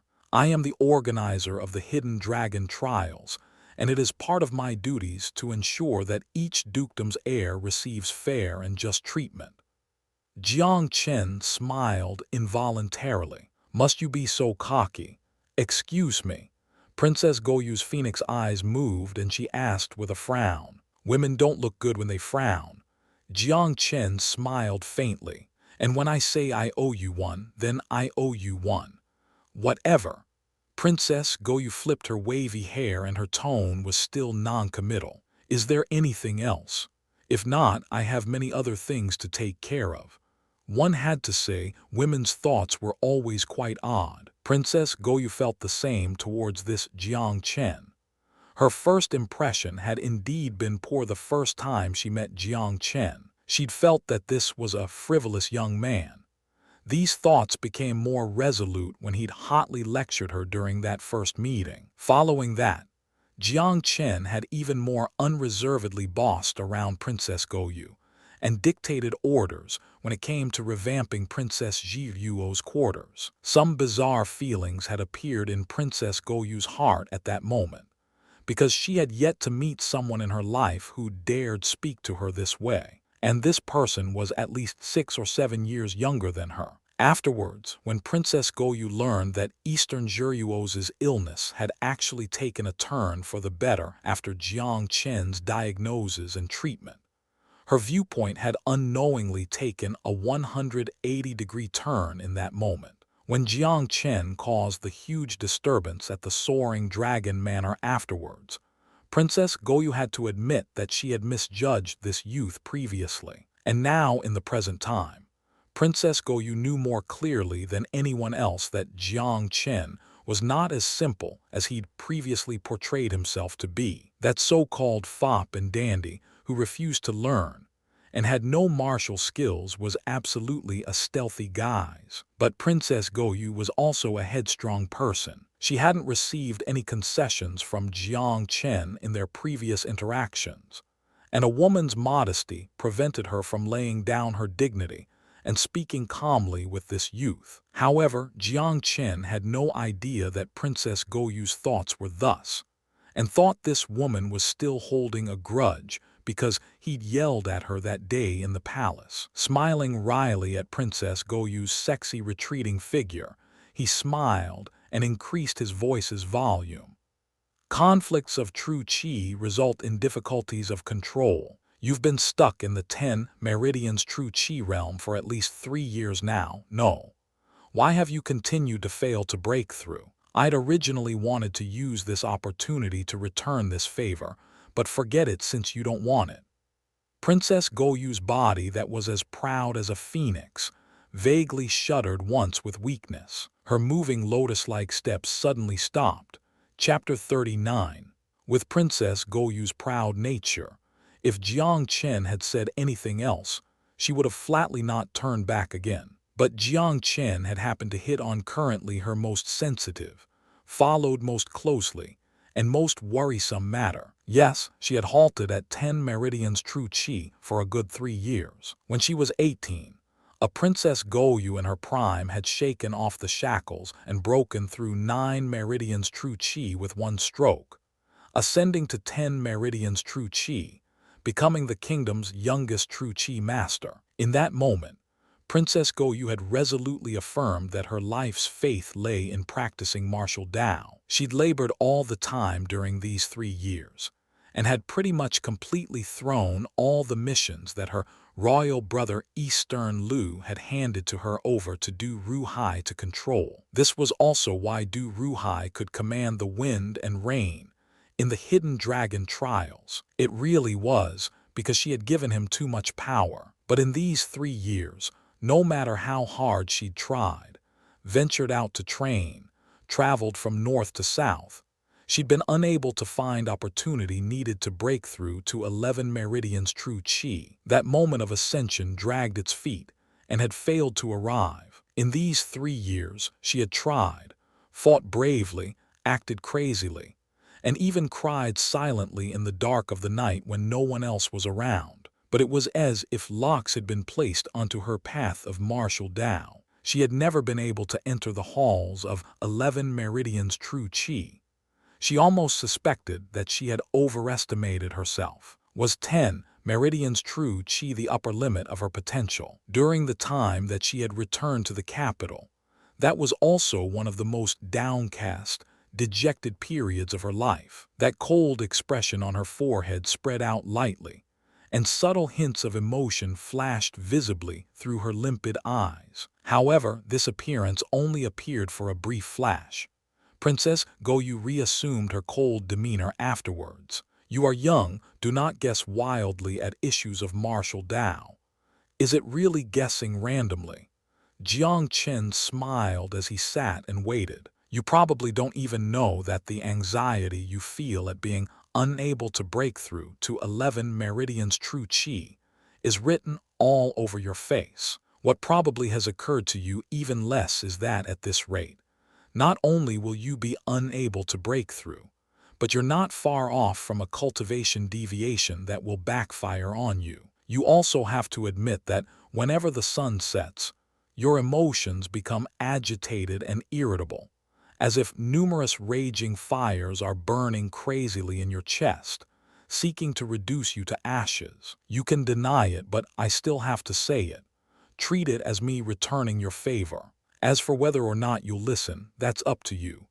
Jiang Chen displayed a kind smile. The smile of a 15 or 16-year-old youth was the most brilliant and filled with sunshine, and also one to most easily dispel a gloomy haze. Indeed, this kind smile caused the headstrong Princess Goyu to surprisingly refrain from kicking up her heels and leaving, refuting Jiang Chen, but rather to look at him with a complicated gaze, to look at a youth she understood less and less. Your potential, the method that you're training in, all are all enough for you to break through to the 11th current of true Qi. Your body embodies even the potential to try for spirit Tao.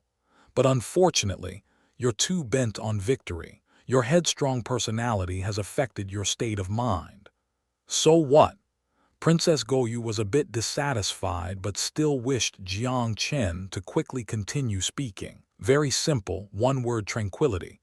Jiang Chen smiled faintly. The fire in you burns too hotly, resulting in an overabundance of yang qi within your body and causing an imbalance in your yin and yang. This affects the circulation of your meridians. Add to that your impatient nature, and it further weakens your control over your meridians. That's it. Princess Goyu didn't seem to quite believe him. If you say it's simple, then it's that simple. But if you say it's not simple, it's also not that simple. Training in martial Tao is not merely reading books and theory, but one must cultivate a state of tranquility and banish the demons of the heart. How is that simple? With your personality, I feel that the difficulty will be high. Have you not discovered that you're walking closer and closer to a cultivation deviation? Princess Goyu was moved. A trace of low spirits flashed across the unparalleled beauty of her face. She really didn't want to admit it, but instinct told her that the truth was such. Suddenly, her slightly frowning eyebrows lifted lightly, and she blurted out a question. Jiang Chen, do you have any ways to resolve this? Princess Goyu had almost used up all her strength in asking this question. She even felt that she was truly weak. Why was she so childish as to ask him for answers? If he said he didn't know, how ugly would that be? Gaoyu's emotions were extremely complex in the span of a moment, and she didn't even have the courage to meet Jiang Chen's eyes. The look from this youth seemed like it would pierce through metallic rocks and directly breach her inner mind. I said that I owe you one. Jiang Chen smiled. I'm going to go see Princess Jiryuo. Would you like to come?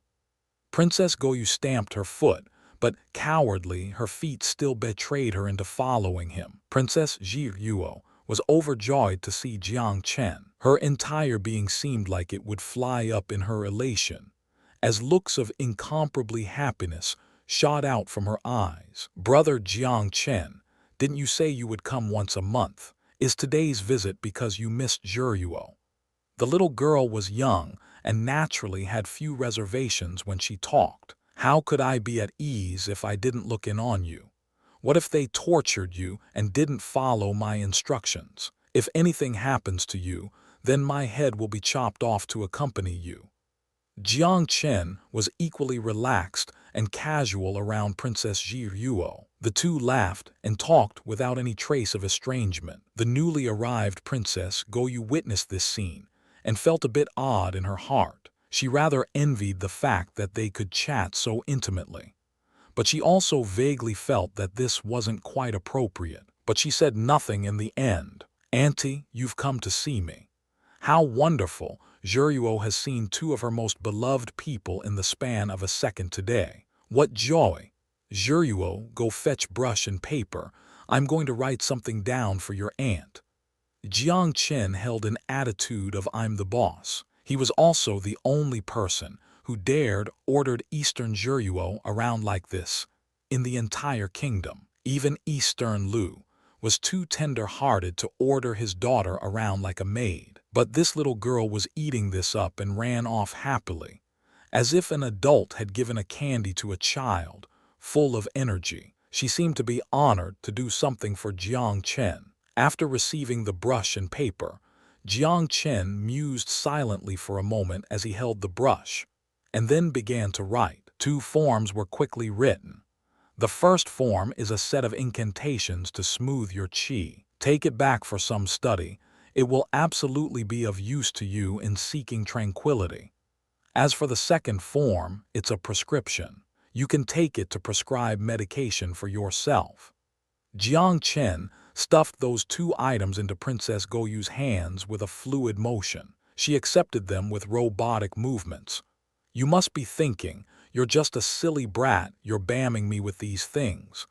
Jiang Chen smiled merrily. "You can choose to believe, or you can choose to not believe. Either way, I've returned the favor. Oh right, if you truly don't believe me, then you can take the prescription and auction it off at the Hall of Healing. Perhaps it can bring in 3 or 5 million silver for you."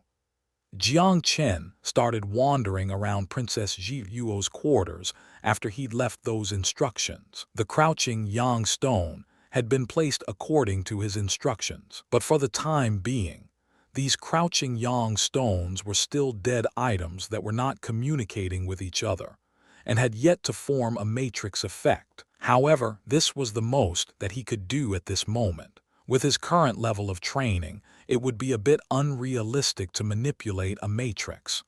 Temporarily speaking, it was more form than function. It would be quite decent if it could expand 1/10 of its power. "All right, you two have a lovely chat. I've still things to do and need to go. Don't be mischievous, little one. Don't forget the things I told you." Jiang Chen felt that the scene's atmosphere was a bit odd and decided to take his leave. Eastern Jiruo was a bit depressed. "Brother Jiang Chen, leaving when you've just arrived. Don't worry, Jiruo will live healthily for Brother Jiang Chen and won't drag you down with me." Jiang Chen was speechless after hearing those words and took his leave. Princess Goyu glared at Jiang Chen's retreating figure and muttered, "This person loves to boast cockily." "Heh heh, auntie. It's not kind to say bad things about someone behind their back." The little girl laughed mischievously, not to mention that someone had just benefited from that cocky person. "All right, you little brat, you're biased towards outsiders and forget about your own family." Princess Goyu was quite close with this niece, and they acted more like sisters usually. The sounds of laughter, giggling and play-chasing sounded. Sounds of joy filled the entire yard in that moment. Jiang Chen's mind had finally calmed down when he left the palace, and he was summarizing the gains and losses of the day when a crowd of men and horses came up the street. The leader was clad heavily in body armor. It was the leader of the Jiang family Iron Guard, Jiang Ying. "Young Duke, Duke Jiang has ordered me to come aid you." Jiang Ying jumped down from his horse with smooth, practiced movement. His eyes were filled with wariness, and they observed the vicinity in between his words. "Uncle Ying, what are you doing here?" Jiang Chen's thoughts raced as he seemed to immediately understand something. "Let's discuss after we've escorted the young duke back to the manor." The contingent of Iron Guard had already surrounded Jiang Chen in the protective care of their corps. As Jiang Ying spoke, "Has something happened?" Jiang Chen asked lowly. When his lordship was leaving just now, he was ambushed at the door of the manor. "The situation is quite chaotic in the capital, thus his lordship has ordered me to come aid the young duke." "What? Was my father hurt? Jiang Chen's face darkened. It seemed like he'd underestimated the chaotic situation in the capital. Just some light injuries. He will be fine with a few days' rest. Jiang Ying's eyes constantly patrolled the area like a hawk as he responded. His level of wariness was quite high. Who did it? Do we have any clues? Jiang Chen relaxed slightly upon hearing that his father was seriously incapacitated. To be honest, the first person that he had identified with upon arriving on this world was that adorable father of his. I haven't had the time to investigate. Jiang Ying responded simply, HMPH. Looks like they were unable to take our Jiang land with the spirit vein through wit, so now they're prepared to use force. Jiang Chen could use merely his toes to figure out that this must be another hand that the Duke of Soaring Dragon, Long Jiaofeng, had played. Du Ruhai played the role of a striker in blocking Jiang Chen in the 3 foundational exams. Now add to that the attack on his father at the front door. This was obviously a string of interconnected attacks. Jiang Chen was enraged, truly enraged from the bottom of his heart. The provocation that he'd been greeted with since coming to this world were all small interludes of minor fights and scuffle in Jiang Chen's eyes. He had always viewed them with a detached attitude. But now, a bloody truth was in front of him. This wasn't a minor scuffle, but a bloodthirsty fight to the death. Long Jiaofeng. Jiang Chen silently repeated this name in his heart, a strong urge to kill rushing to the forefront for the first time. Chapter 40. What Jiang Chen and Jiang Ying both hadn't thought of was the fact that the Duke of Jianghan, Jiang Feng, had an injury that wasn't as simple as it appeared to be. He hadn't merely suffered a small wound. His opponent had actually applied poison to the blade of the knife, and it was a violent and swift-acting poison. In the short time that Jiang Ying had gone out to escort Jiang Chen, less than an hour, Jiang Feng's injuries had quickly deteriorated. When Jiang Chen had returned to the manor, the Duke of Jianghan had already sank into a coma, and his face was as black as cinders. Young Duke Master Ying, you finally back. His lordship, the head steward of the manor, Jiang Fu, was so worried that tears had streaked down his face. Jiang Chen combined 3 steps into 2 as he rushed to Jiang Feng. Father. Jiang Feng's consciousness had already sank into a coma. He merely groaned slightly, and his eyelids didn't even open. Jiang Ying's fierce eyes were filled with thick regret. As the head of the Jiang family Iron Guard, it was his dereliction of duty in not properly protecting the Duke. Your lordship, your subordinate has failed you and can only thank you with my death. Jiang Ying pulled out the dagger at his waist with a clang and slashed at his own neck. Jiang Chen's elbow bumped him slightly, just so happening to bump into the area between Jiang Ying's waist and rib cage. Jiang Ying felt his arm go numb. Unable to firmly grasp the knife in his hands, the dagger fell to the ground with a clank. Jiang Ying, it's easy for a man to die. Toiling to live in the face of hardship is the difficult part. You're not going to tell me that the head of our Jiang family Iron Guard is a coward, are you? Jiang Chen's tone was cold and severe, and it carried a few traces of a lecturing tone. It was as if lightning had struck Jiang Ying. How comical was this scene? When had the young duke started lecturing like this? When had a foppish dandy that had given Jiang Ying headaches become equipped with such skill, causing him to be unable to hold his waist dagger firmly with a careless bump? Jiang Chen paid no more attention to Jiang Ying and asked Jiang Fu, have we sent for doctor? Yes, we have. We've sent for 3 or 4 doctors, and they all left without another word when they saw this situation. They were so scared that their faces had turned green. Jiang Fu's words were said with a tearful tone. This type of poison had spread incredibly fast. If it wasn't for the fact that Jiang Feng was a strong practitioner at 9 meridians true qi, an ordinary person would have long since succumbed to death. How could ordinary doctors, who had never seen this kind of poison, be able to cure it? Have none of the spirit alchemists been by? Jiang Chen asked. Jiang Fu was distressed. I went in person to the Pill King Garden, but was met with ridicule and mockery. I have no connections with the other two places.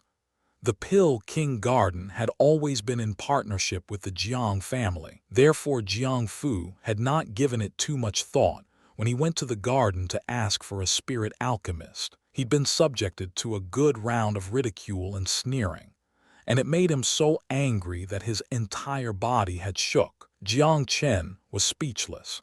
This Jiang Fu was turning to any doctor he could find in his time of need. It would be a bizarre thing indeed if the Pill King Garden was willing to come cure Jiang Feng now. Who knew, perhaps the garden had even had a hand in the business with the poison. After all, the situation now was quite clear. The Pill King Garden had thrown their lot in with the Duke of Soaring Dragon and become a biting dog at his behest. Jiang Chen did not sit idly by. He placed his fingers on Jiang Feng's pulse as his brow creased faintly. Jiang Chen had also conducted much research on the matters of employing poison in his past life. He thought for a moment, stood up, and called for Jiang Fu to bring brush and paper, writing out a list. Jiang Fu, make a trip to the Hall of Healing, and give this list to the third Hallmaster Chao Baishu. Also, ask him to come by with the items on the list. Jiang Chen fished around in his pockets and gave the engraved dragon medallion to Jiang Ying. Uncle Ying, take this item and accompany Jiang Fu. Jiang Chen was calm in the face of panic and orderly in his measures. For some reason, Jiang Ying had suddenly mysteriously grown a bit of confidence towards the young duke, since being lectured by him just now. I hear and obey. Jiang Ying knew that saving a life was as urgent as dousing a fire, and he grabbed Jiang Fu, hauling him as he flew out the door. One had to say, Chao Baishu gave Jiang Chen a lot of face. He had arrived at the Jiang Manor with the spirit medicines on the list in less than 5 minutes. Chao Baishu was also extremely shocked to see Jiang Feng's condition. After a moment's diagnosis, his expression became even more grave. There were hints of incomprehension in his expression, some of deep musing and a bit of helplessness. Young Duke Jiang, his lordship has been poisoned. Of that there can be no doubt. But the theory behind this poison is difficult for me to grasp. I'm afraid that I am helpless with my mere level of practice. The Lord Hallmaster is highly resourceful and has extraordinary powers, but he unfortunately set out on a trip yesterday. Chao Baishu's tone carried regret and apology. He looked at Jiang Chen, momentarily at a loss of how to comfort him. And he was also internally shocked to think that the situation within the capital would suddenly deteriorate to this. A regional duke had been ambushed on the doorsteps of his own house. Third Hallmaster, in your mind, how many have the ability to use this poison within the capital? Chao Baishu furrowed his brow in deep thought and responded after a long while. The 3 heavyweights in spirit medicine in the capital are all not particularly adept at using poison. I theorize that this wasn't the work of a poison expert within the capital. Young Duke, the poison in your father has invaded the blood vessels. We must hurry and take action. Why not act according to the usual methods of treatment and pierce the acupoints with silver needles in order to let out the poisoned blood? Although Qiao Bai could not fully grasp the workings of this poison, he knew treating poison usually followed this procedure. Bleeding out the poisoned blood first could at least slow down the speed in which the poison would attack the heart. However, Jiang Chen shook his head. No, we would be falling into the other's trap if we use silver needles to pierce the acupoints. This poison is not one of blood, but one of the nerves. If we use silver needles to stimulate the acupoints, this will only cause the poison to spread faster. What? Qiao Baishe was extremely astonished. This was the first time that he had heard something like this. Even the expressions of Jiang Ying and those on the sidelines changed drastically upon hearing these words. Treating this poison in the usual way would actually increase the speed of the poison. It was a good thing that they hadn't fancied themselves clever and used the silver needles. Otherwise, wasn't this placing the Duke in even greater danger?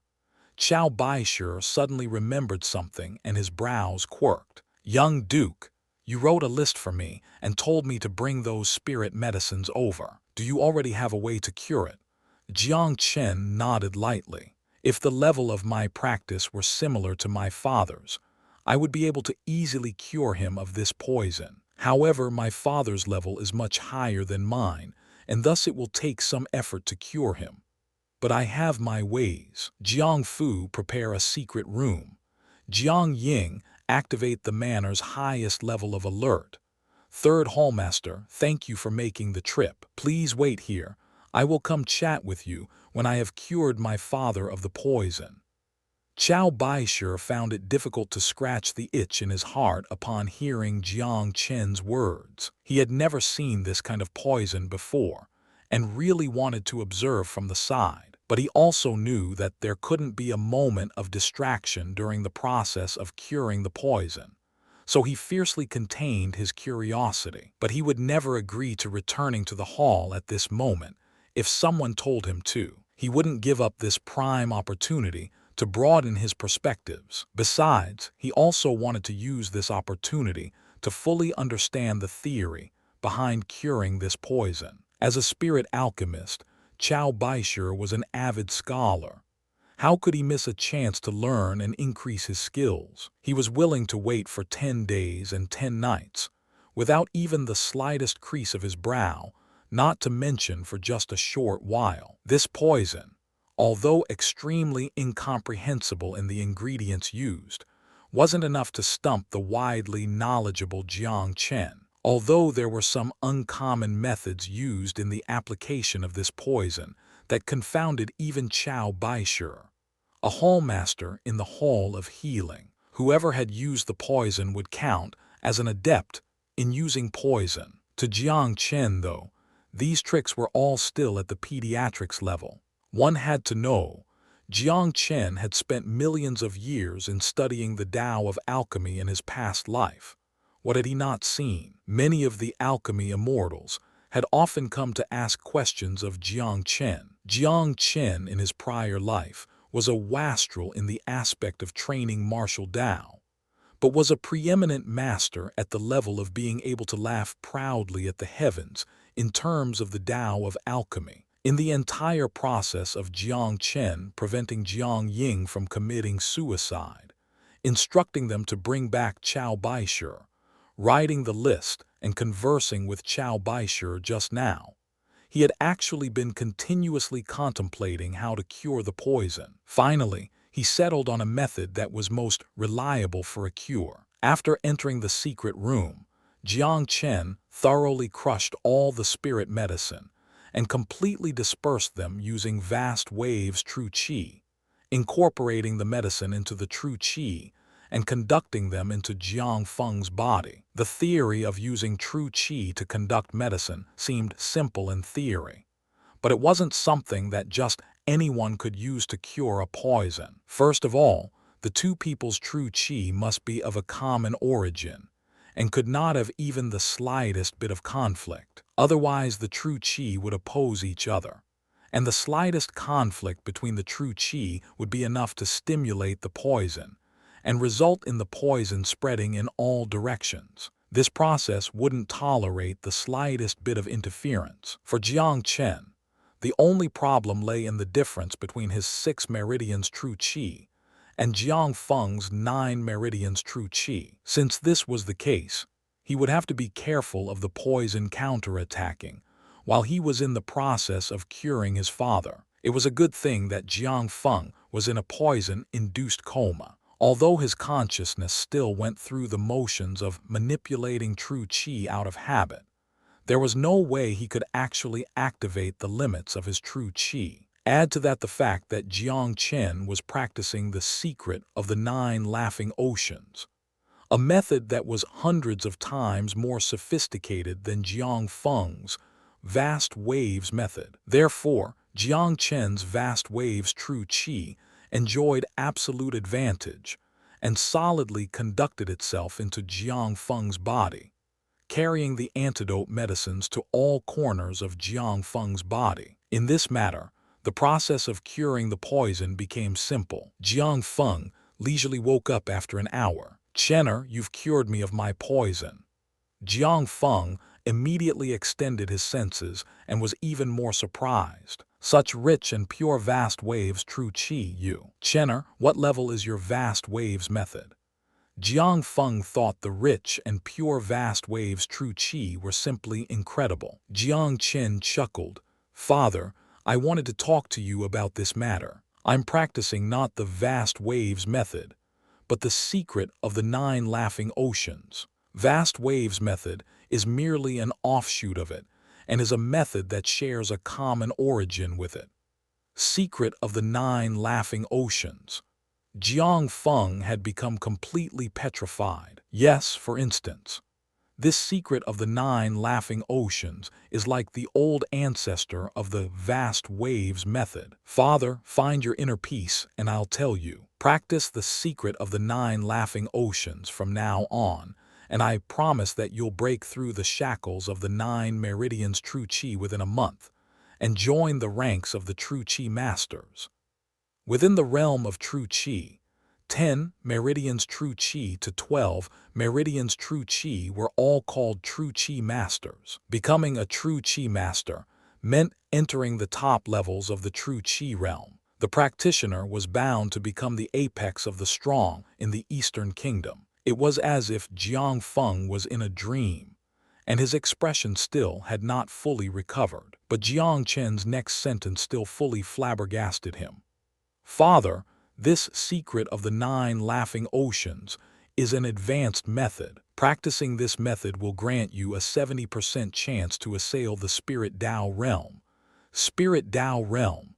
Jiang Feng was utterly gobsmacked. The Spirit Tao realm was a legendary existence to the superior practitioners in the Eastern Kingdom. It was said that in the entire hundreds of years of the Eastern Kingdom's existence, only one had appeared. Ascending to Spirit Tao was like becoming a golden-scaled dragon. One would soar into the heavens, rise meteorically, break the worldly cage, and soar over the clouds.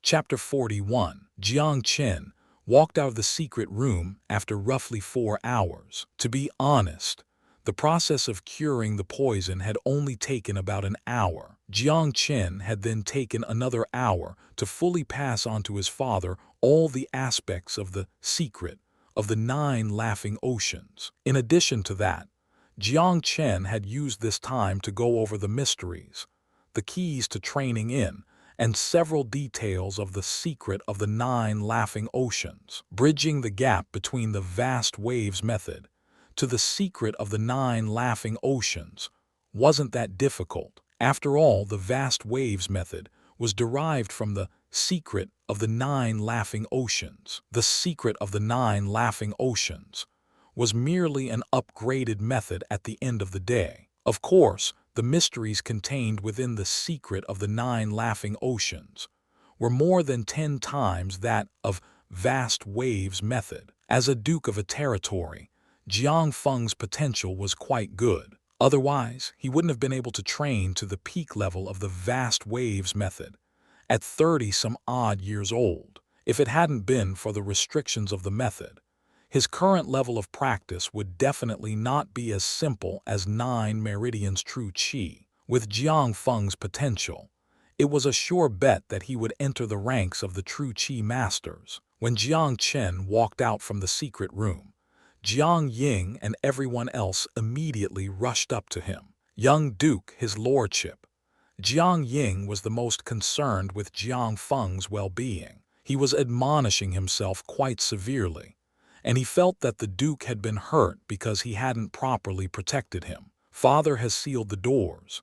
Jiang Chen didn't precisely explain why. Jiang Feng was naturally going to make use of the opportunity of gaining the secret of the 9 laughing oceans, to assail 10 meridians true chi. After all, he had spent quite enough time occupying the peak of 9 meridians true chi. Now that he had received a method heritage, this was a tremendous opportunity bestowed by heaven. He made use of this excuse to seal his doors, 1 to confound the outside world, and 2 to increase his strength. This was killing 2 birds with 1 stone. Qiao Baishe was obviously already viewing Jiang Chen as an ally. He walked over, extremely concerned. "Young Duke, how is your father's injury?" "Thank you for your concern, Third Hallmaster. My father's injury is no longer a serious concern. I will personally pay a visit to the Hall of Healing in a few days to thank the Third Hallmaster for making this trip. However, I would like to request the Third Hallmaster to keep the events of today a secret." Naturally, Qiao Baishe was well aware of Jiang Chen's intentions. With the current situation in the capital, obfuscating the status of Jiang Feng's injury would possibly cause the outside world to not have a full grasp of the picture, and therefore be unwilling to act rashly. Seeing that Qiao Baishe sported a face that yearned for knowledge, Jiang Chen smiled. "I will explain to the Third Hallmaster in detail the method I used in curing the poison when I have time." Qiao Baishe smiled broadly. He had been waiting for this sentence. As a spirit alchemist, Qiao Baishe was eager for knowledge. Of this Jiang Chen was well aware of. After sending off Qiao Baishe, Jiang Chen gathered Jiang Ying and the others. "Jiang Ying, the manor needs increased security in these days. There can be no carelessness about this. Jiang Fu, handle the matter of the Duke's injury in an ambiguous way. Let the outside world speculate as much as possible. It would be best if it became the talk of the town." Yes. Unbeknownst to everyone, they had all grown used to taking orders from the young Duke Jiang Chen. It was as if the news that the Duke of Jianghan had been ambushed on his own doorstep grew legs, and it spread like wildfire. Rumors and speculations abounded in a moment, as this issue became the talk of the town. The vaunted Duke of a territory and a provincial magnate had been ambushed on his own doorstep, and it was said that his injuries weren't light, that his life was in precarious danger. This gave all the other dukes a sudden sense of danger, even though they could all guess that the Duke of Jianghan had offended someone he shouldn't have, resulting in his demise.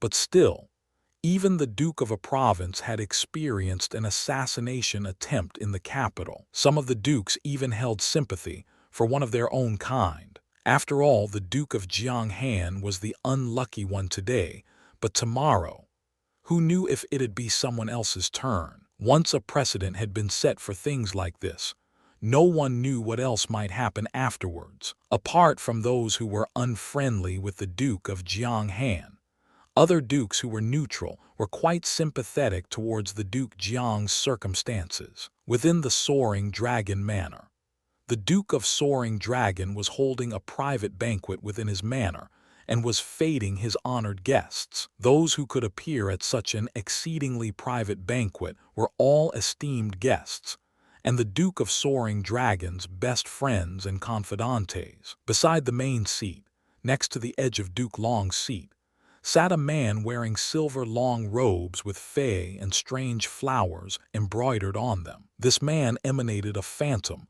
an exotic air. His hair was like a yin-yang fish. Half of it was black, while the other half was a silvery gray, clearly delineating the left and right sides of his head. Tranquil blue light flashed out of a pair of eyes, suffused with a bizarre, elusive aura. "Master Violet, I personally salute you with this cup of wine." The Duke of Soaring Dragon lifted his cup and said to the fey and exotic man, "Heh heh, your lordship is too polite. Drink." The exotic man was quite straightforward as he threw his head back and drained his glass. Grand Courtmaster Wang from the Pill King Garden laughed sinisterly. "Thanks to Master Violet's action this time, Otherwise, it would have taken quite a bit of effort to kill Jiang Feng without anyone noticing.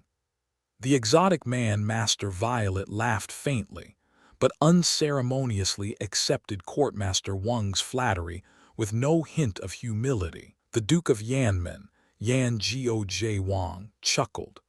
Without Jiang Feng, those within the Jiang Han household will be a host of dragons without a head. That brat Jiang Chen is a mere 16 years old. How much insight and capability can he possibly have? Without Jiang Feng, the Jiang family business will find it difficult to defend itself. We will be one step closer to what the Duke of Soaring Dragon seeks. The Duke of Soaring Dragon chuckled merrily. Getting rid of Jiang Feng was the first step.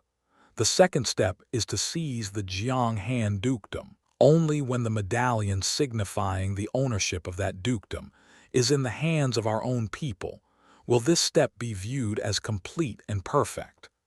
That Jiang Han steward Jiang Fu was so pitiful. He actually came to my Pill King garden to ask for a spirit alchemist to save Jiang Feng.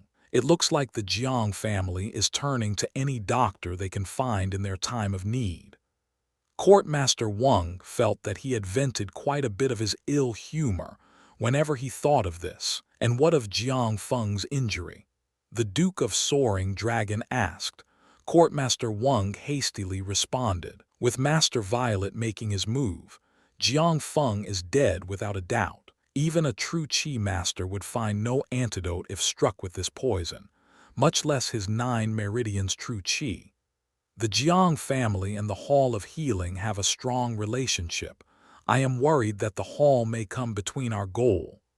The Duke of Soaring Dragon still wasn't at ease, since he hadn't seen Jiang Feng die. Master Violet said lightly, Duke Long is overly worried. With my methods, even the Lord Hallmaster of that Hall of Healing would only have a 30% chance of understanding what happened. And that Lord Hallmaster Song Tianxing was not present in the capital the last couple of days. Those left in the hall are all worthless. Master Violet's tone was wildly arrogant, and he held extreme confidence in his methods of poison. The Duke of Soaring Dragon also seemed to rely heavily upon this person. He smiled. Your aid in this time's matter is representative of even the heavens helping me. Duke Long, I will not spend too much time on polite words. You and I have both gained what we need. Don't forget to materialize what you have promised me today, after you seize the throne in the future. This Duke is hardly someone who burns bridges after crossing them. Be at ease, Master Violet. When I ascend to the throne in the future, the position of Minister of the State will be yours without a doubt. However, the caveat is that you must help the Pill King Garden topple the Hall of Healing. Before I start my business, I don't want such a mammoth figure as the Hall of Healing standing on the side of the Eastern clan. Master Violet said faintly, if I couldn't handle even this little bit of business, what right would I have to haggle over rewards with Duke Long? The Duke of Soaring Dragon laughed heartily and raised his glass again. Then here's to a happy partnership and to building a great cause together. Within the depths of the palace, Eastern Lu had also received the news of the ambush at the Jiang Han Manor. Tianda, what is the latest news?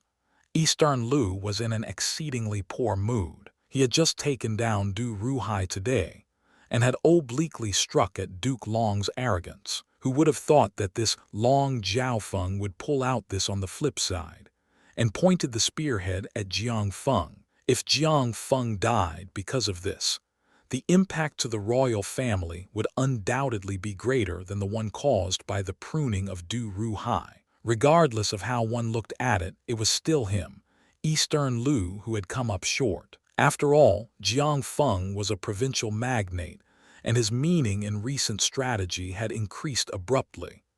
Du Ruhai was just a minor character. In the capital, his influence made him out to be someone on the outskirts, someone who was unable to make it into the inner circle. Your Majesty, things don't look so good. The Jiang family has sent for the third hallmaster of the Hall of Healing, but the third hallmaster left not too long after arriving. It would seem that Jiang Feng's injury is not very optimistic. Eastern Lu violently threw his cup onto the ground, his tone sinister and cold. Long Jiao Feng, are you publicly putting aside all considerations for royal face? Your Majesty, please cease to be angry. Long Jiaofeng is demonstrating his power this way. It's likely that his preparations are not yet complete. Your Majesty still has much time to prepare. Eastern Lu immediately resumed his royal dignity after his brief rage. We must greatly comfort and appease the Jiang family in this issue no matter what. We must also prepare for the worst. If Jiang Feng succumbs, how to help Jiang Chen successfully navigate the transition will be an exceedingly difficult problem. This was indeed the case. If Jiang Feng died, they would be hard-pressed to convince the public that Jiang Chen, at the age of 16, should immediately inherit the dukedom. With the powers on the Jiang Han territory that the Duke of Jiang Han ruled over submit to a teenager, much less the officials and courtiers at court. A duke's territory encompassed a wide area of land, with many cities that had many powers deeply rooted and interlocked with each other. If there wasn't a strong duke ruling over them, then these local powers would be the first to jump out in rebellion. Your Majesty, no matter what, we must appease Jiang Chen. Otherwise, if he slackens, it will be disadvantageous to Princess Ji Yuo's illness. Eastern Lu nodded his head, feeling likewise. Eastern Jiryuo's illness dictated that Eastern Lu couldn't discard Jiang Chen, to say nothing of the strategic meaning of the Jiang father and son in opposing the Duke of Soaring Dragon. Tiandu, go select a few strong underlings and send them to the Jiang Manor. I am worried that targeting Jiang Feng was merely the first step. To fully seize the Jiang dukedom, Jiang Chen will undoubtedly be some people's next target. Nothing must happen to Jiang Chen. Your subject understands. Tiandu nodded. Go get Gao Yu. Eastern Lu rubbed his forehead slightly, a bit tired. At this moment, only his sister Gao Yu could set Eastern Lu's mind at rest. When Princess Go Yu had learned of the ambush on Jiang Feng, she also felt surprised and inexplicable. She had just finished raiding Du Ruhai's home when she heard of Eastern Lu's summons, and immediately hurried back to the palace. She prayed inwardly for Jiang Chen, hoping that nothing would happen to Jiang Feng. Chapter 42. What many people didn't understand was that even though the ambush on Jiang Feng became the talk of town, the anticipated great storm and waves didn't follow. There were no major movements from the royal family. The Duke of Soaring Dragon also didn't seem to take any action. The oddest thing was, the Jiang Manor also didn't make any major moves. It was as if Jiang Feng being ambushed was just a small interlude, and it didn't cause major ripples. Jiang Chen also kept an extraordinarily low profile. He stayed within the manor, kept a handle on the situation, and threw himself into training. The Jiang Chen of now, after practicing Secret of the Nine Laughing Oceans, used the vast waves true qi to strengthen his meridians every day. He had long since forged his 6 meridians to become extremely strong and durable. If you add to that the stimulus and support provided by spirit medicine, Jiang Chen's 6 meridians could be labeled as containing the vigor of dragons and ferocity of tigers. They were full of vitality and held extreme explosiveness. Jiang Chen had also successfully located his 7th acupoint through the true acupoint resonance method. However, a noticeable moat existed between 6 meridians true qi and 7 meridians true qi. 6 meridians true qi counted only as the intermediate realm of true qi. 7 meridians true qi would be the advanced realm of true qi. Moving forward just one small step here meant a great increase in level. So therefore, against this hurdle, any practitioner would face more resistance towards their ascension. It was the same for Jiang Chen. He was in no hurry to attack the barriers to break through before he had found the appropriate timing. About 4 or 5 days after the ambush, Jiang Chen still kept a low profile as he paid a visit to the Hall of Healing. Qiao Baishu had been waiting with bated breath at the Hall of Healing. His eyes lit up when he saw that Jiang Chen had arrived. He had been waiting for the stars, the moon, and finally successfully awaited for Jiang Chen's arrival. "Young Duke Jiang, I've finally awaited your arrival." Qiao Baishu was overjoyed, and he directly invited Jiang Chen to the secret room. "What's wrong?" Jiang Chen felt it was rather odd that Qiao Baishu had such a discreet manner about him. "Young Duke Jiang, our partnership must move forward earlier than planned." Qiao Baishu cut straight the point. "We've gathered news from many different avenues that the Pill King Garden is researching a new type of miraculous medicine for healing, in preparation for storming the market. If the Pill King Garden obtains the first mover advantage, then it would be a fatal blow for our hall." Qiao Baishu was indeed a bit anxious. He hadn't thought that the Pill King Garden would suddenly play this hand. One had to say, the hand that the Pill King Garden had played had come with unexpected swiftness, catching the Hall of Healing off guard. Pill King Garden. A hint of killing intent flashed through Jiang Chen's eyes when he heard these 3 words. He naturally wouldn't have forgotten how the Pill King Garden had suppressed his Jiang family at the Soaring Dragon Manor, and he would never believe that the Pill King Garden hadn't had a hand in the ambush of his father this time. Instinct told Jiang Chen that there was definitely the Pill King Garden's shadow behind all of this. What exactly happened? Jiang Chen was unflustered. If it was a matchup of healing medicine, he didn't believe that anyone could outdo him, Jiang Chen, within the capital. This is how things stand. In 7 days' time, the Pill King Garden will hold an exhibit for pill medicine in the largest marketplace in the capital. It's said that they will feature a new spirit medicine called the Dragon and Tiger's Blood Pill. It's a supreme rank pill for healing physical injuries, and its effectiveness is the utmost. It will reign victorious over any other pill in the same category that's on the market currently. Qiao Baishu's tone held a few traces of refusal to submit at this point. The Hall of Healing was the publicly acclaimed #1 heavyweight in the world of spirit medicine in the Eastern Kingdom. In terms of spirit medicine business, the Hall of Healing occupied half of the market territory just by itself. As for the Farmer God Temple and the Pill King Garden, they, along with some other small, scattered vendors, occupied the other half of the market. If the Pill King Garden was allowed to make a big splash with the Dragon and Tiger's Blood Pill and gain the first mover advantage, then it would be an exceedingly huge blow to the Hall of Healing. First would be the blow to reputation. The Pill King Garden could only count as a 3rd heavyweight in the spirit medicine market in the Eastern Kingdom. If it was able to thoroughly beat the Hall of Healing Black and Blue in the segment of healing panaceas, then it would undoubtedly be a huge blow to the Hall's face. Secondly would be the blow to business. Everyone knew that healing pill medicines were the largest market in the pill medicine arena. Pill medicines were also finished goods, different from spirit medicines that had to be cultivated.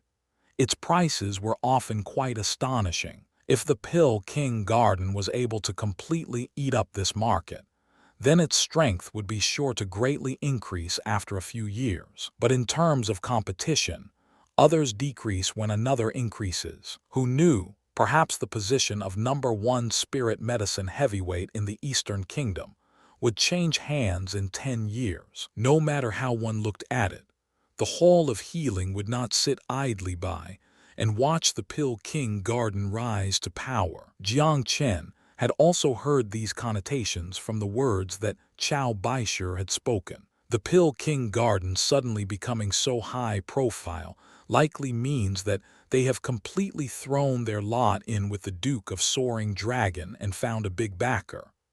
Jiang Chen laughed coldly. This move is likely their first step in a declaration of war on the Hall of Healing.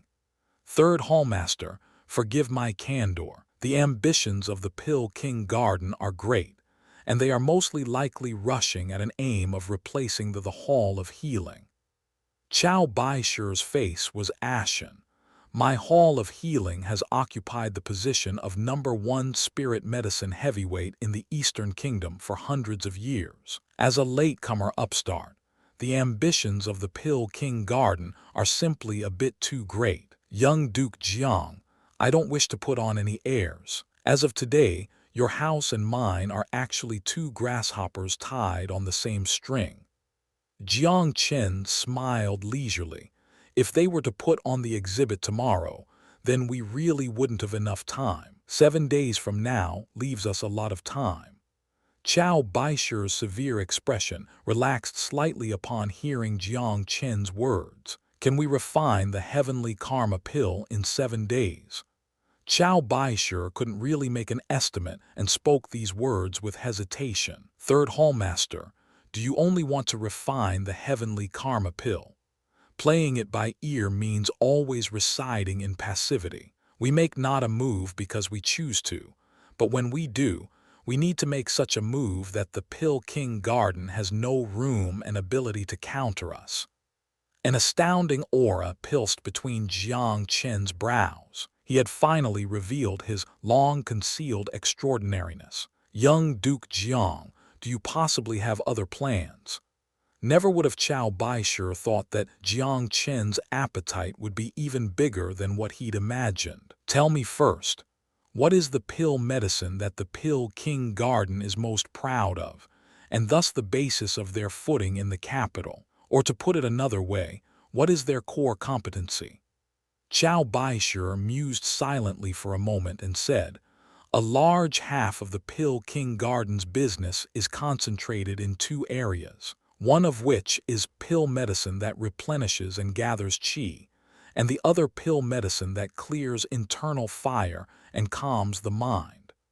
Pill medicine that replenishes and gathers qi were largely used in battle. The situation of depleting true qi often appeared in battles between the strong. At that moment, a pill medicine that replenished and gathered qi would serve the function of instantaneously replenishing qi, clearing internal fire, and calming the mind was used more often in training. Martial Dao practitioners often faced numerous internal demons when training, and maintaining a dispassionate self was something that a practitioner had to achieve at all times. Except a practitioner's internal demons were not that easy to control. So pill medicine that cleared one's internal fire and calmed the mind were employed to control internal demons and prevent practitioners from a cultural deviation. The coincidental thing was, Jiang Chen had written out a list for Princess Goyu a few days ago, and its use was to clear internal fire and calm the mind. It wasn't a pill recipe, just a regular medicine prescription. She would be able to directly take it if she mixed the appropriate spirit medicine ingredients together. How much true qi can the pill that replenishes and gathers qi instantaneously recover?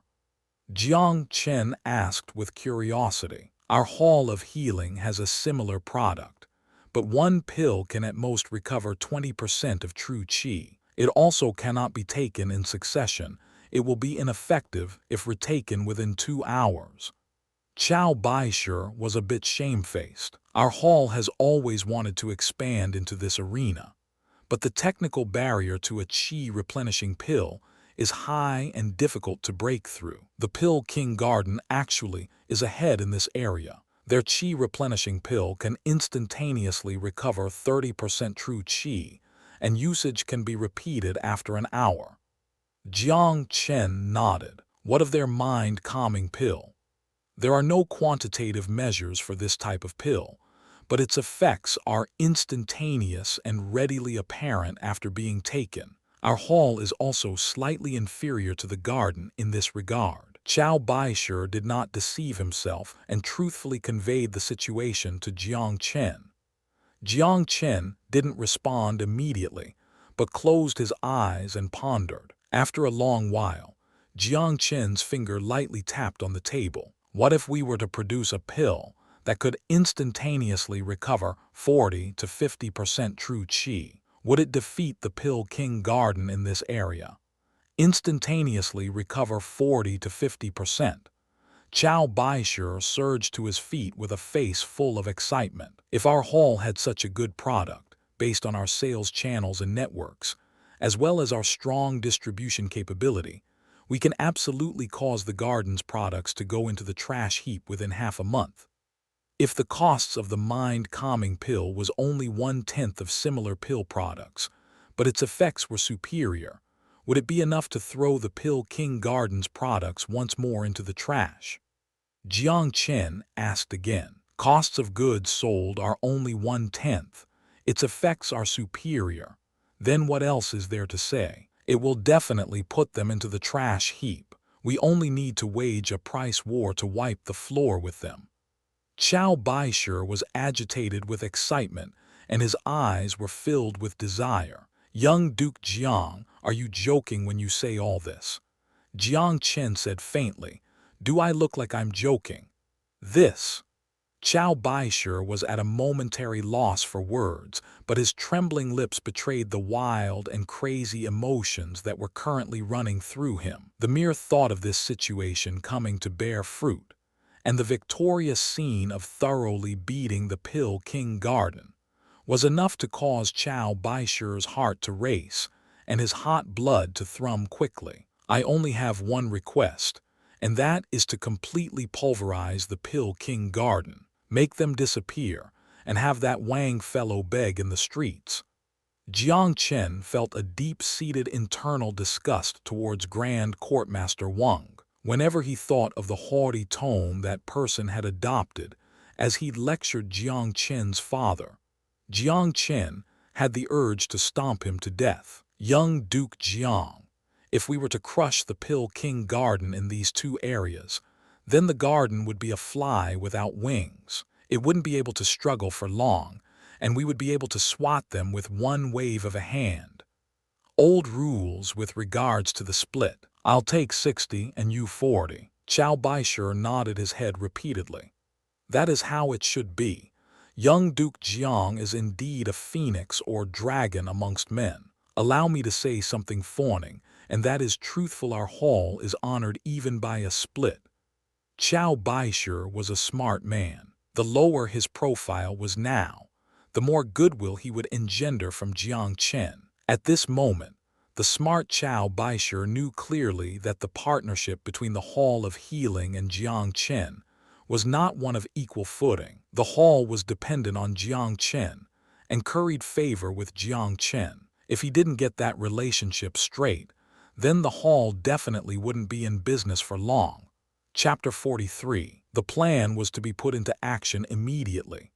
Jiang Chen had one stubborn insistence, that the pill refiner must be Chow Baisher himself, because up until now, Jiang Chen hadn't understood much about the Hall of Healing. He only trusted Chow Baisher. Relatively speaking, Chow Baisher was a smart man, and one with morals and loyalty. Therefore, when it came to the core of the refining operations, Jiang Chen was only willing to let Chow Baisher participate, and none of the other pill refiners in the Hall of Healing. Chow Baisher earnestly wished for such a development. Even if Jiang Chen didn't say anything, Chow Baisher wouldn't hand over such a good opportunity to someone else. Even if Jiang Chen wouldn't let him get a handle on all the crucial content. However, if he, Chow Baisher, was involved, then it meant that he controlled the right to speak within the hall. This was undoubtedly a huge help for Chow Baisher, controlling the greater picture in the days to come. As long as he and Jiang Chen had this layer of cooperation, how would anyone else within the hall be able to upset his status as the successor? In this case, it would be perfectly justifiable for the Lord Hallmaster to cultivate him in the future and pass on the position to him. After all, opposing Chow Baisher would be equivalent to cutting off the core competency of the Hall of Healing.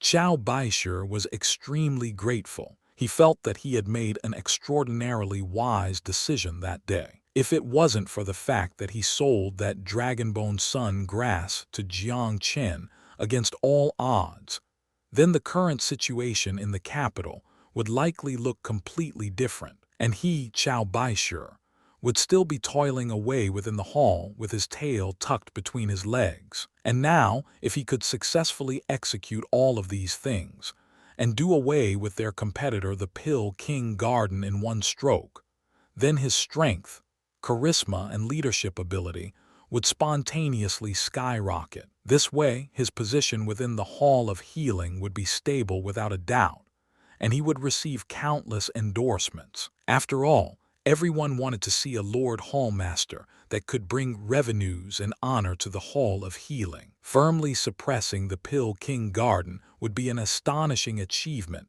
that the Lord Hallmaster Song Tianxing had striven for, but never accomplished. 3 days later, the heavenly karma pill was successfully produced. The fire had spat out 8 complete pills. 3 of them were upper rank, 4 middle, and 1 lower rank. When Chow Baisher felt the concentrated medicinal powers of the heavenly karma pill, his eyes teared up at the sight of that flawless exterior that looked like it had been formed by nature itself, and the smell that was enough to make blood boil and surge by itself. He finally believed that the heavenly karma pill was true after all.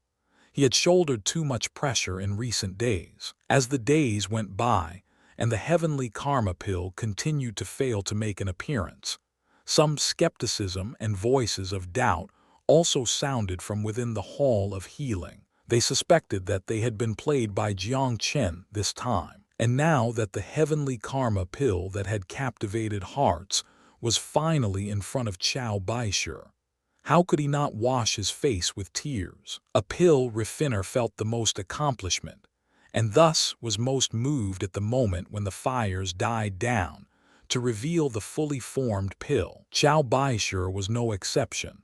The significance attached to this heavenly karma pill was too much and too heavy. It was as if Chow Baisher had relieved himself of all the crushing burdens on his shoulders in that moment. The chi-replenishing pill was also produced after another 2 days. When Chow Baisher inquired after the name of this pill, Jiang Chen concealed its original name and called it the Vast Ocean Pill. In the last 2 days, Jiang Chen made some changes to the recipe for the mind-calming medicine and named it 1 Buddha Powder. This 1 Buddha powder didn't need to be refined. It only needed some crushed spirit ingredients and to undergo a couple more steps before becoming medicine. The lack of a refining step meant the absence of material loss and the ability to bypass the costly step of refining. This would naturally decrease costs to 1/10 of regular pill medicine. After all,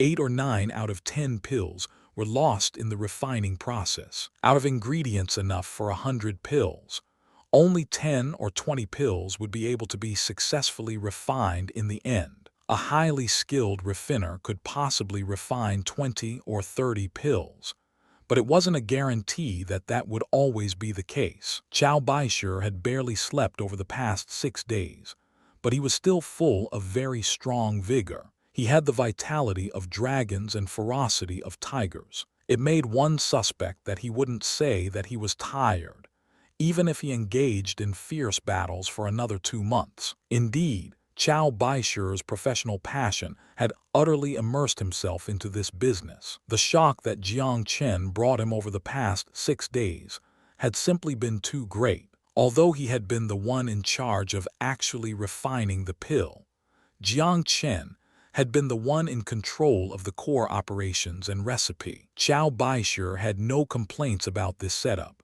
This was also what was written into the contract. It would be unrealistic to ask Jiang Chen to fully tell him all the details regarding the core operations and details of the pill. A dreamlike, fruitful 6 days passed. Gazing upon the pill bottles piled in front of him, Chow Baisher still had a feeling of being in a dream. The feeling of accomplishment and contentment that he'd received over the past 6 days from being in the profession of a pill refiner was something that he had yet to experience in his life until now. And this was all thanks to the youth in front of him. In that moment, a feeling of beholding a high mountain grew within Chow Baisher as he looked at Jiang Chen. Third Hallmaster, I have done all that I should. The rest is up to the operations of the Hall of Healing. I will be very disappointed if we are unable to thoroughly defeat the Pill King Garden. Chow Baisher patted his chest. Young Duke Jiang, I never shoot my mouth off. However, just watch our operations this time. With the aid of such divine pill and the basis of my hall's networks and distribution channels, if we are unable to thoroughly defeat the Pill King Garden, then we are truly unworthy of our reputation. Jiang Chen was satisfied with Chow Baisher's declaration and smiled faintly. That is to say, the hall won't be missing the pill medicine exhibit that will take place in the marketplace 3 days from now. Ha ha, it's a given that we won't miss it. The Pill King Garden is acting with such high profile. If our Hall of Healing doesn't have any response, wouldn't it be a bit of a letdown of our reputation as the #1 spirit medicine heavyweight in the kingdom? Chow Baisher was in exceedingly good spirits. Remember to notify me to go watch the show then. I wouldn't want to miss such an interesting display. Young Duke Jiang is naturally the first esteemed guest we will invite.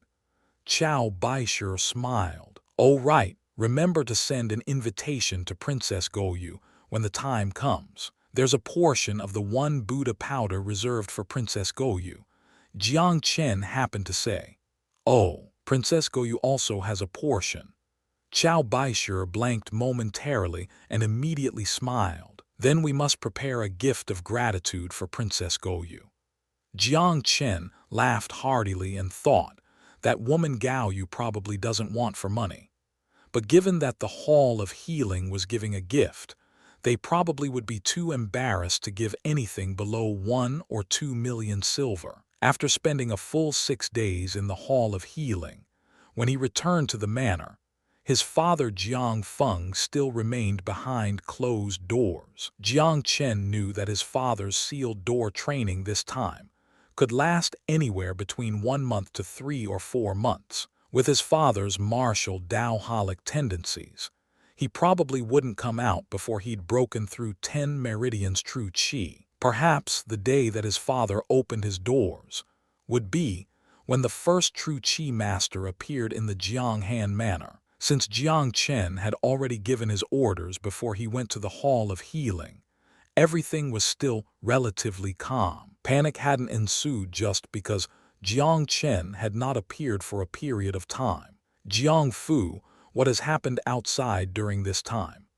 Jiang Fu stood reverently and respectfully in front of Jiang Chen. As he faced the young duke, Jiang Fu had withdrawn the neglectful and contemptuous intentions he'd held in the past. You had to give it to him. Jiang Chen's performance during this crucial time had won over the servants in the duke's household. Young Duke, all has been more or less calm the past couple of days. Rumors have been flying in the outside world about the duke being poisoned, but no big moves have been made. There is a saying that is most popular in the outside world right now, saying that the duke has already fallen victim, but that we haven't announced it due to some pressures. Jiang Fu spoke in halting bursts when he spoke of this. After all, the servants weren't too sure if the Duke of Jianghan was indeed still alive. There's no need to pay any attention to these rumors.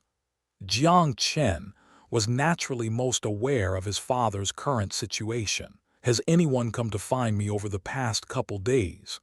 Jiang Chen asked another question. Yes, the Duke of Jinshan and the Duke of Hubing have been by, and their 2 young dukes. The Jinshan dukedom was Fatty Xuan's home, and the Hubing dukedom was Hu Bing Iwei's home. Friendship with these dukedoms had gone back for several generations, and it was very normal for them to visit upon hearing that something had happened to Jiang Feng. Has anyone else been by? Yes, Princess Goyu has also come. Jiang Fu's tone turned a bit odd when he spoke of this, and Princess Goyu has been by every day and has left a message. What message? What are you speaking so haltingly for? Speak candidly. Jiang Fu said with an awkward smile. Princess Goyu says whenever the young duke comes back is when he needs to get the hell into the palace to see her. She seemed to have said that Princess Jiryuo misses you. Jiang Chen laughed involuntarily. This lass, if you miss me then say you miss me. Why use the girl Jiryuo as an excuse? Looks like you're not a thin-skinned lass. Jiang Fu was tongue-tied and dumbfounded. He had been gobsmacked by Jiang Chen. The two royal princesses had become a lass and a girl in the young duke's mouth. The young duke of his household was truly unwilling to let things be, until he had spoken words that astonished all. All right, then I need to go play in the palace. Uncle Ying, I'm afraid you'll have to accompany me. Given how things stood in the capital, Jiang Chen didn't dare be careless. Yes. As the leader of the Jiang family guard, protecting his master was Jiang Ying's duty. He had berated himself continuously for not adequately protecting the duke previously, and hadn't found a chance to redeem himself. Now that he took orders from the young duke, he had to naturally be hell-bent on carrying them out. Even if he were to sacrifice his life, he would have to ensure the young duke's safety. Princess Goyu had indeed gone to the Jianghan manor every day the past couple of days. Her feelings had been quite complicated. She didn't know if Jiang Chen was purposefully avoiding her, or just didn't want to see her at all. Or is it that Jiang Chen held a grudge against the royal family because of what had happened to Jiang Feng? Princess Goyu had always been a loner and pursued martial Dao training. She very rarely paid attention to the feelings of others, but somehow that lazy youth, that venom-tongued youth had left a deep imprint on her consciousness, like a brand. Even if she purposefully avoided thoughts of him, his lazy composure and an expression that seemed to smile, but not really at the same time, would float to the forefront of her mind when it was late at night and no one was around. When someone came to report that the young Duke Jiang had come to visit, Princess Goyu abruptly surged to her feet, but then seemed to immediately feel that her reaction had been a bit exaggerated. She took a moment to collect herself and then walked out. Jiang Chen was standing next to the fake mountains outside of Gao Yu's chambers, watching the waters trickle down on the artificial mountain. He'd actually lost himself in contemplation during that moment. Chapter 44. A lass that actually listens to instructions. Jiang Chen's viper-tongued personality revealed itself as soon as he saw Princess Goyu. Looks like you've agreed to believe me. I can tell that your condition is much better than a few days ago. At this rate, you'll break through to 11 meridians true qi within the month. Congratulations in advance. Jiang Chen's tone was lighthearted, as if breaking through 11 meridians true qi was as normal as eating and sleeping, and nothing to make a big fuss over. Princess Goyu had originally been full of expectation, waiting for Jiang Chen to compliment her with a few words. It'd be fine even if they were some all-purpose, generic compliment stuff like her extraordinary potential, or being a rare genius at martial Dao. But she discovered tragically, this fellow didn't even seem to know that women needed to be complimented. Seeing that Princess Goyu was staring at him in a wide-eyed manner, Jiang Chen smiled tiredly. So tell me, what did you need me for? The past couple of days have really exhausted me. If there's nothing else, I'm going to go home and sleep. Princess Goyu felt both enraged and amused by his demeanor. Jiang Chen, looking at how you are now, is your father well? Jiang Chen winked. Do you want something to be wrong with him? Of course not. Princess Goyu's jade lips moved rapidly as she appeared to be a bit put out in her anger. Am I truly so nefarious in your heart? All right, We're all on the same boat now. I have to hold my nose and coexist with the good and bad parts of you, don't I? Right, you've come to my house every day. What urgent business is there? Princess Goyu really didn't know how to deal with this fellow and could only respond honestly. Of course I had a reason when I came to find you. Follow me. To where? You're not trying to be a cradle robber, are you? A wary look appeared on Jiang Chen's face. Rob your butt. What do you take me for?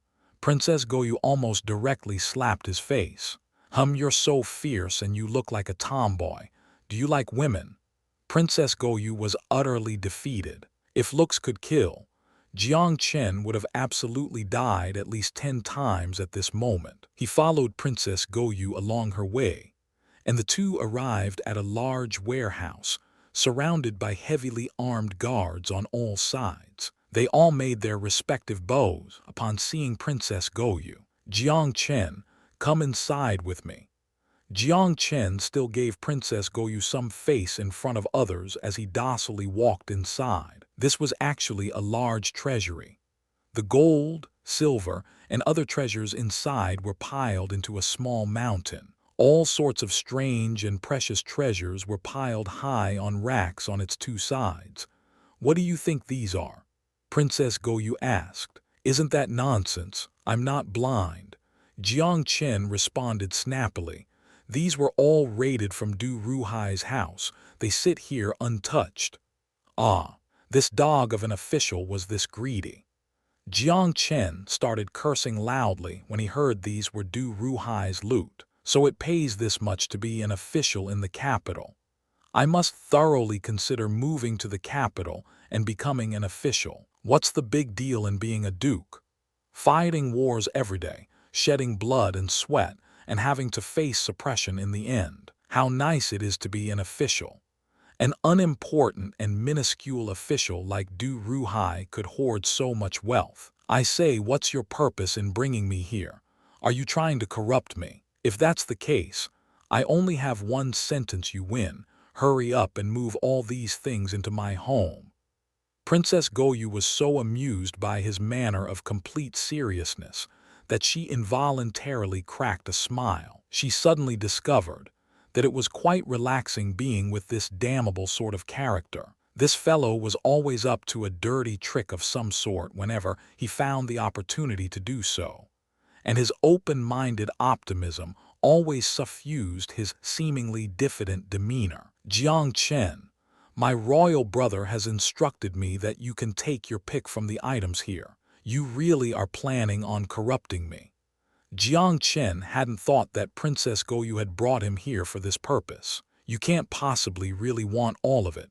Princess Goyu's eyes widened. If I wanted this gold and silver, I wouldn't take it from the mouths of a corrupt officials, but I can consider spending it for you.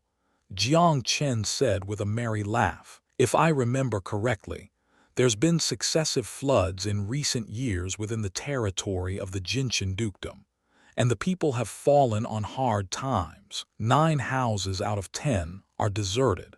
If these stolen goods could be used to relieve their suffering, it can yet be regarded as charity. The only thing unknown is that, will the ruler of your house be willing to do so?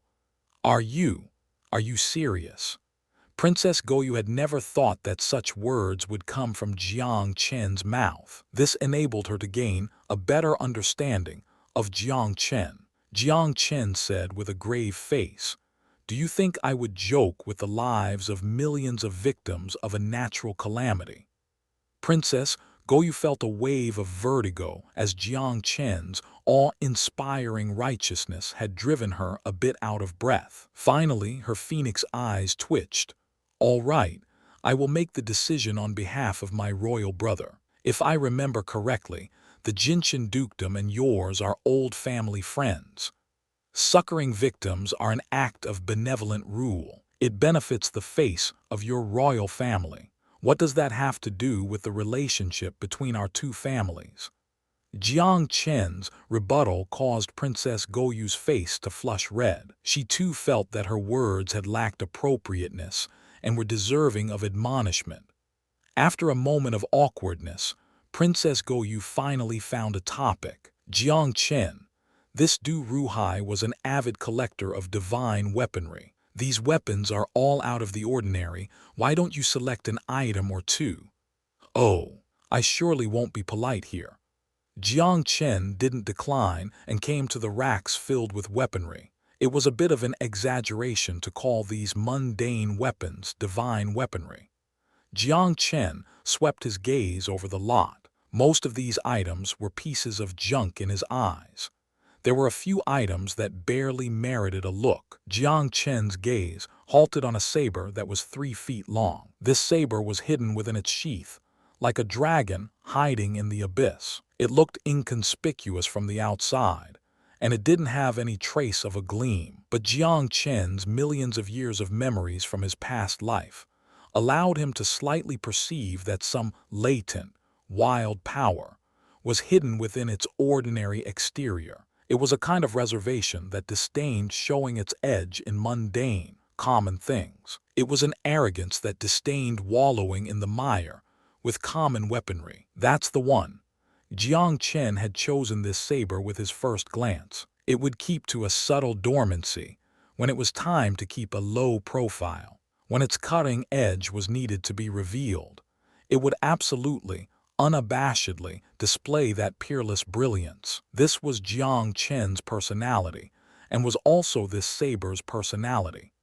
Congenial personalities meant it was serendipity. Princess Goyu was slightly surprised to see Jiang Chen ignore cutting sharp knives that were sending out brilliant rays of light, and chose instead a knife with an absolutely ordinary exterior. Jiang Chen.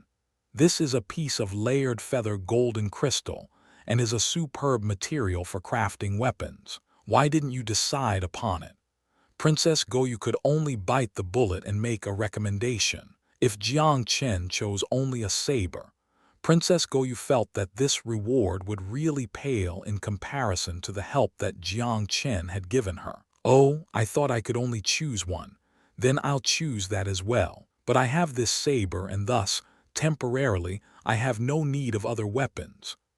Jiang Chen paused and suddenly thought of something, his words taking a turn. The hidden dragon trials are about to commence, therefore I should make some preparations. Your connections are vast in the capital, right? Help me forge flying daggers out of this material. Forge flying daggers. Princess Goyu started and felt that such outstanding material should be used in refining divine weaponry. It seemed a bit of a shame to use it to craft small weapons like flying daggers. Yes, judging by the material amount, forge a set of 9 flying daggers. Jiang Chen didn't care in the slightest about wantonly wasting things. To be able to become his, Jiang Chen's, flying daggers, this could be said to be the layered feather golden crystal's good fortune. Seeing that Jiang Chen was so resolute, Princess Goyu naturally wouldn't go against Jiang Chen's wishes for the piece of layered feather golden crystal. She nodded. I'll try to have it ready for you in the next couple of days. Being so amiable and nice is more likable, is it not? Jiang Chen had a tone like that of lecturing a small girl. Princess Goyu now lacked the strength to challenge Jiang Chen and rolled her eyes at him. She suddenly thought of something again. Oh right, Jiang Chen. The Pill King Garden will have a pill exhibition the day after tomorrow. This was included in the news that I've received.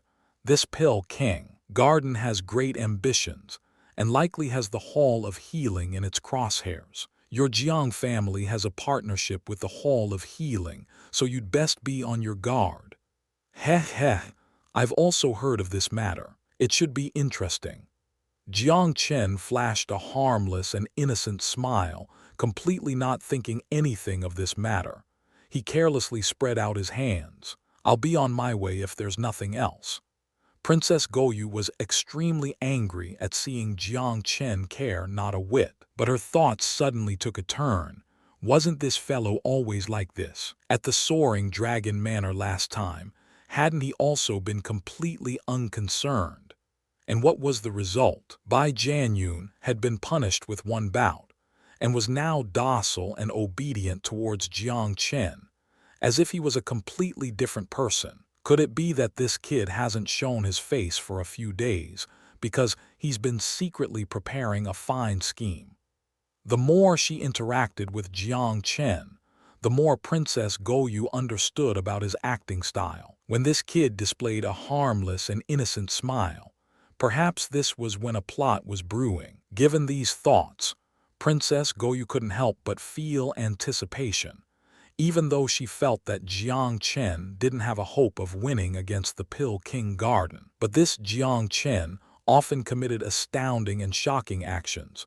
Who knew what new tricks he would come up with this time? Seeing that the sight of Jiang Chen's back was about to disappear, Princess Goyu finally, abruptly remembered something. Oh right, Jiang Chen.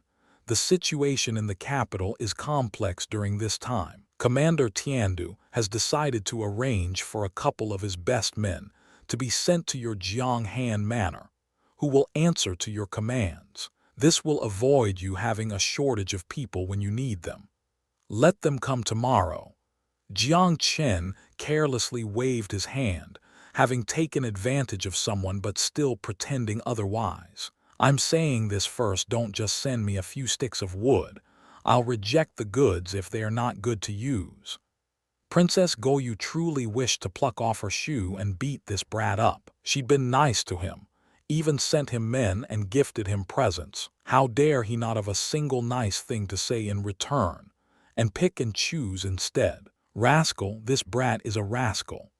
A trace of a smile slightly curved up Princess Goyu's lips as she softly scolded him with a few words. Princess Goyu couldn't really bring herself to hate Jiang Chen when she thought of the changes that had occurred within her during the past couple of days, because the incantation for smoothing her chi that Jiang Chen had given her was simply too useful. Add to that the aid of the spiritual medicine prescription, and in just a few days, Princess Goyu could feel that her internal demons were being dispelled and resolved with a speed that could be observed with the human eye. The true chi within her body had also slowly changed from its original wildness to a state of being able to be controlled and handled with ease compared to prior experience. All of her confidence, pride, and faith that had been lost had now been recovered. The most important thing was when she did all this,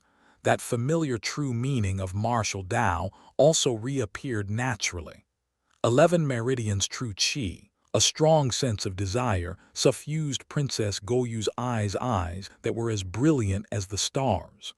Chapter 45. Jiang Chen had still come away with quite a haul after this trip to the palace. First, although this saber didn't look like much, it gave Jiang Chen the feeling of meeting an old friend. In addition, Princess Goyu's plan to arrange some men for him could resolve his critical condition, one in which fire was singing his eyebrows. Although his personal strength had greatly improved recently, his personal strength was not wholly up to the task of handling the large maelstrom that was the capital, one that could worsen at any time. If a few good men could be sent, at least that could free up Jiang Ying and allow him to stay within the manor and preside over matters with peace of mind. It was already night when he had returned to the manor.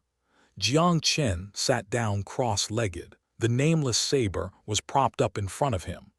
A man and a saber sat facing each other beneath the moonlight, circulating the vast waves true chi within his body. The current Jiang Chen was a giant whale traversing the vast ocean. The vast waves of true chi were continuously drawn forth by him and circulated around him, like waves of that ocean, expanding layer upon layer. Beneath the starry sky, Jiang Chen's vast waves of true chi were suffused with rays of silvery white splendor, adding radiance and opulence to each other with that crescent curve. Layers of silver light sparkled, giving off a mystical feeling. Currently, Jiang Chen was truly like a lesser dragon frolicking in the waves, as he circulated his true chi with abandon. His soul was as if a divine dragon traveling to the ninth heaven, free from inhibitions and thus carefree. The splendor shone down from the multitude of stars in the sky, actually indistinctly formed an odd flow, forming a strange sort of circulation with the vast waves true chi that Jiang Chen was guiding. At that moment, the orbiting stars seemed to be the eyes of ancient deities, sending warm looks to this commonplace neatly in unison. Suddenly, a strange scene took place. The nameless saber propped in front of him, like a ninth heaven precious gem that had been hidden in a dark age, abruptly shot out a beam of stunning splendor. When this splendor shot it, it made straight for the vault of heavens like a soaring, towering beam that hung upside down from the Milky Way, as if the world from ancient times had hurriedly taken a quick glance, as if an ancient deity had opened his eyes once again. This brilliant splendor was as if it was a bolt of lightning in the sky fading after it shot across. In the next moment, this nameless saber emitted waves of low, humming resonances.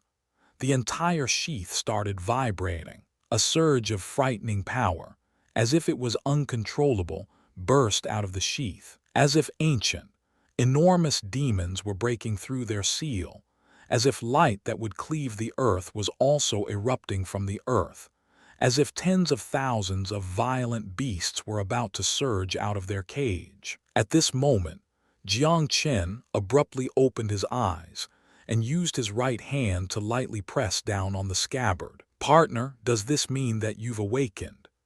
Jiang Chen's press was like a strong and mighty seal, pressing down at once on all the impulses, its aura and wildness. The sheath in Jiang Chen's hand slightly moved a few times, and then docilely stopped. Then an odd ring of light emanated quickly from the hilt of the saber, as it covered Jiang Chen's entire body. In that moment, man and saber became one.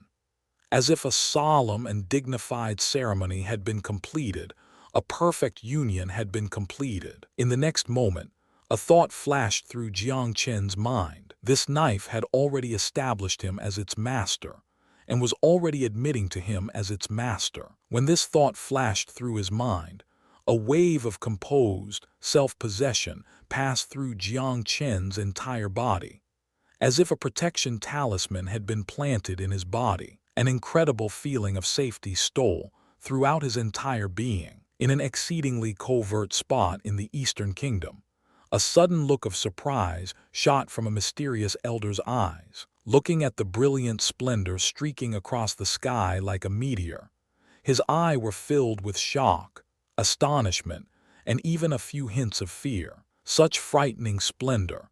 Can it be that a staggeringly strong person is passing by? If Eastern Lu had been present, he would have recognized this old man. He was the spirit Tao practitioner who had been a recluse for hundreds of years, the legendary figure of the Eastern Kingdom. The next day, Princess Goyu did indeed bring 4 people. To speak more accurately, 4 strong people. They were all practitioners in the advanced realm of true Qi. Jiang Chen, these 4 are all from Commander Tiandu's Sheng Battalion. You can call them, respectively, Sheng 1, Sheng 2, Sheng 3, and Sheng 4. Sheng 1 was of average build, roughly 30 years old. His eyes were experienced and his movements crisp. It was apparent from one look that he was the leader amongst the 4, and was actually a 9 meridians true Qi practitioner. Sheng 2 and Sheng 3 were a pair of twin brothers, all strong as a bear in the hips, and with a back as supple as a tiger's. Their bodies were filled with wild strength, and boasted of 8 meridians true Qi. Sheng 4 was a fair-skinned youth, no more than 2 or 3 years older than Jiang Chen. His personality was the same as his appearance, cold and aloof, giving others the impression of an unapproachable person of few words. "Do you foreknow your duties?" Gao Yu asked. "Obey young Duke Jiang's orders, even if it means venturing into mountains of knives and oceans of fire, or a dragon's watery lair and a tiger's den, to protect young Duke Jiang with our deaths before failure." The 4's responses were clean-cut and crisp. They were practitioners, and more than that, they were soldiers, Obeying orders from above was the duty of a soldier. Very good. Young Duke Jiang is an important subject to the royal family. You four are now carrying out the kingdom's mission. Remember, don't lose face for your Sheng battalion. Don't lose face for your commander Tiandu. We'd rather die than lose face. Gao Yu was quite satisfied by the four's performance. Her eyebrow cocked and with a few hints of a smile. Jiang Chen, what do you think about these four? Their strength is quite good and they listen to orders. I think I can make use of them. Jiang Chen also didn't avoid giving Gao Yu some face. Princess Goyu was actually afraid that Jiang Chen would say some ridiculous things again. The worries in her heart were settled upon hearing his words. "Oh right, Jiang Chen. I received an invitation from the Hall of Healing this morning, inviting me to view some sort of pill exhibition tomorrow. What is going on? Wasn't it the Pill King Garden putting on the pill exhibition? What's this got to do with the Hall of Healing?" Jiang Chen chuckled. The heavyweights of spirit medicine in the capital aren't limited to just the Pill King Garden. After all, when did it become the Pill King Garden's turn to take the lead in the capital? Just what is the situation? Gao Yu was extremely curious. You'll find out the specifics tomorrow, won't you? You have to go. Perhaps there'll be a large red envelope. Jiang Chen smiled and was unwilling to say more regarding this matter. What red envelope? I have no interest in that. But it seems that there is once again a good show to be seen. That I can't miss. Are you going tomorrow? Jiang Chen waved the invitation in his hand. How could I be absent from such a good time? Just as they were talking, Jiang Fu let a person in with a sullen, gloomy face. Jiang Fu knew how to behave in a delicate situation and bowed when he saw Princess Goyu. Speaking to Jiang Chen afterwards, "Young Duke, this person says he's from the Pill King Garden. He says they are putting on a pill exhibition tomorrow, and that they invite our Jiang household to observe in attendance." The person's face was shrewd, and it bore a smile of a base person realizing his ambition. His voice was loud and carried. "Young Duke Jiang, at the end of the day, your Jiang family was once in a partnership with the Pill King Garden. We will be hosting a large-scale event tomorrow. What do you say? Will you show us some face?" Jiang Chen flicked a glance at the invitation the other had brought, but didn't accept it. He nodded, indicating for Jiang Fu to accept the invitation. Jiang Fu was also a quick-witted person. When he accepted the invitation, he respectfully opened it and placed it in front of Jiang Chen. Jiang Chen looked at it briefly and smiled faintly. "I am someone who doesn't give face and only denies it. Are you sure you welcome me?" "Welcome, we will definitely welcome you." "Heh heh, but tomorrow it's our Pill King Garden denying someone else's face. If the young duke likes a good time, take care not to miss it." That person smiled proudly and left with a turn. He hadn't seemed to recognize Princess Goyu, and naturally wouldn't have observed the proper greetings to a princess. Pill King Garden, indeed a base person that is realizing his ambition. Jiang Chen observed that this person didn't even possess basic courtesy, having ignored a princess, of all people. One had to say that the Pill King Garden had become a bit too conceited, a bit too cocky. Asterisk asterisk asterisk within the Pill King Garden, Courtmaster Wang and several other high executives of the Pill King Garden were in attendance. Of those, Master Violet sat in the middle, surrounded by the crowd. "Master Violet, all has been prepared. All we await is to amaze the world with a single, brilliant feat at tomorrow's pill exhibition." Courtmaster Wang looked like the cat that ate the canary, and extreme excitement marked his features. This pill of dragon and tiger's blood has such potency that, as soon as it hits the shelves, it is sure to occupy half of the market, and it would be nothing difficult to even open the markets of the neighboring 16 countries. Add to that our three-pronged approach with our chi replenishing pill and our crane heart pill, And given enough time, our pill-kill garden is sure to replace the Hall of Healing's position. Yes, tomorrow, we can first harshly slap the Hall of Healing's face. Another garden executive laughed. The Hall of Healing has always maintained its grip on the market of healing panaceas. When our pill of dragon and tiger's blood is available, let's see what other pill medicines they bring out to compete with us in the future. The impact to the Hall of Healing in defeating them in 3 different arenas would undoubtedly be huge. The senior executives of the Pill King Garden could almost see the day where the Pill King Garden replaced the Hall of Healing. Even thinking of such a scene was enough to agitate their emotions. Master Violet said faintly, "Denying face to the Hall of Healing is merely the first step. Besides, the Hall of Healing is a mammoth figure, and their Lord Hallmaster is no easy character. Don't think of everything as that simple. We must work in tandem with the Duke of Soaring Dragon. Otherwise, it will be impossible to replace the Hall of Healing in the short run."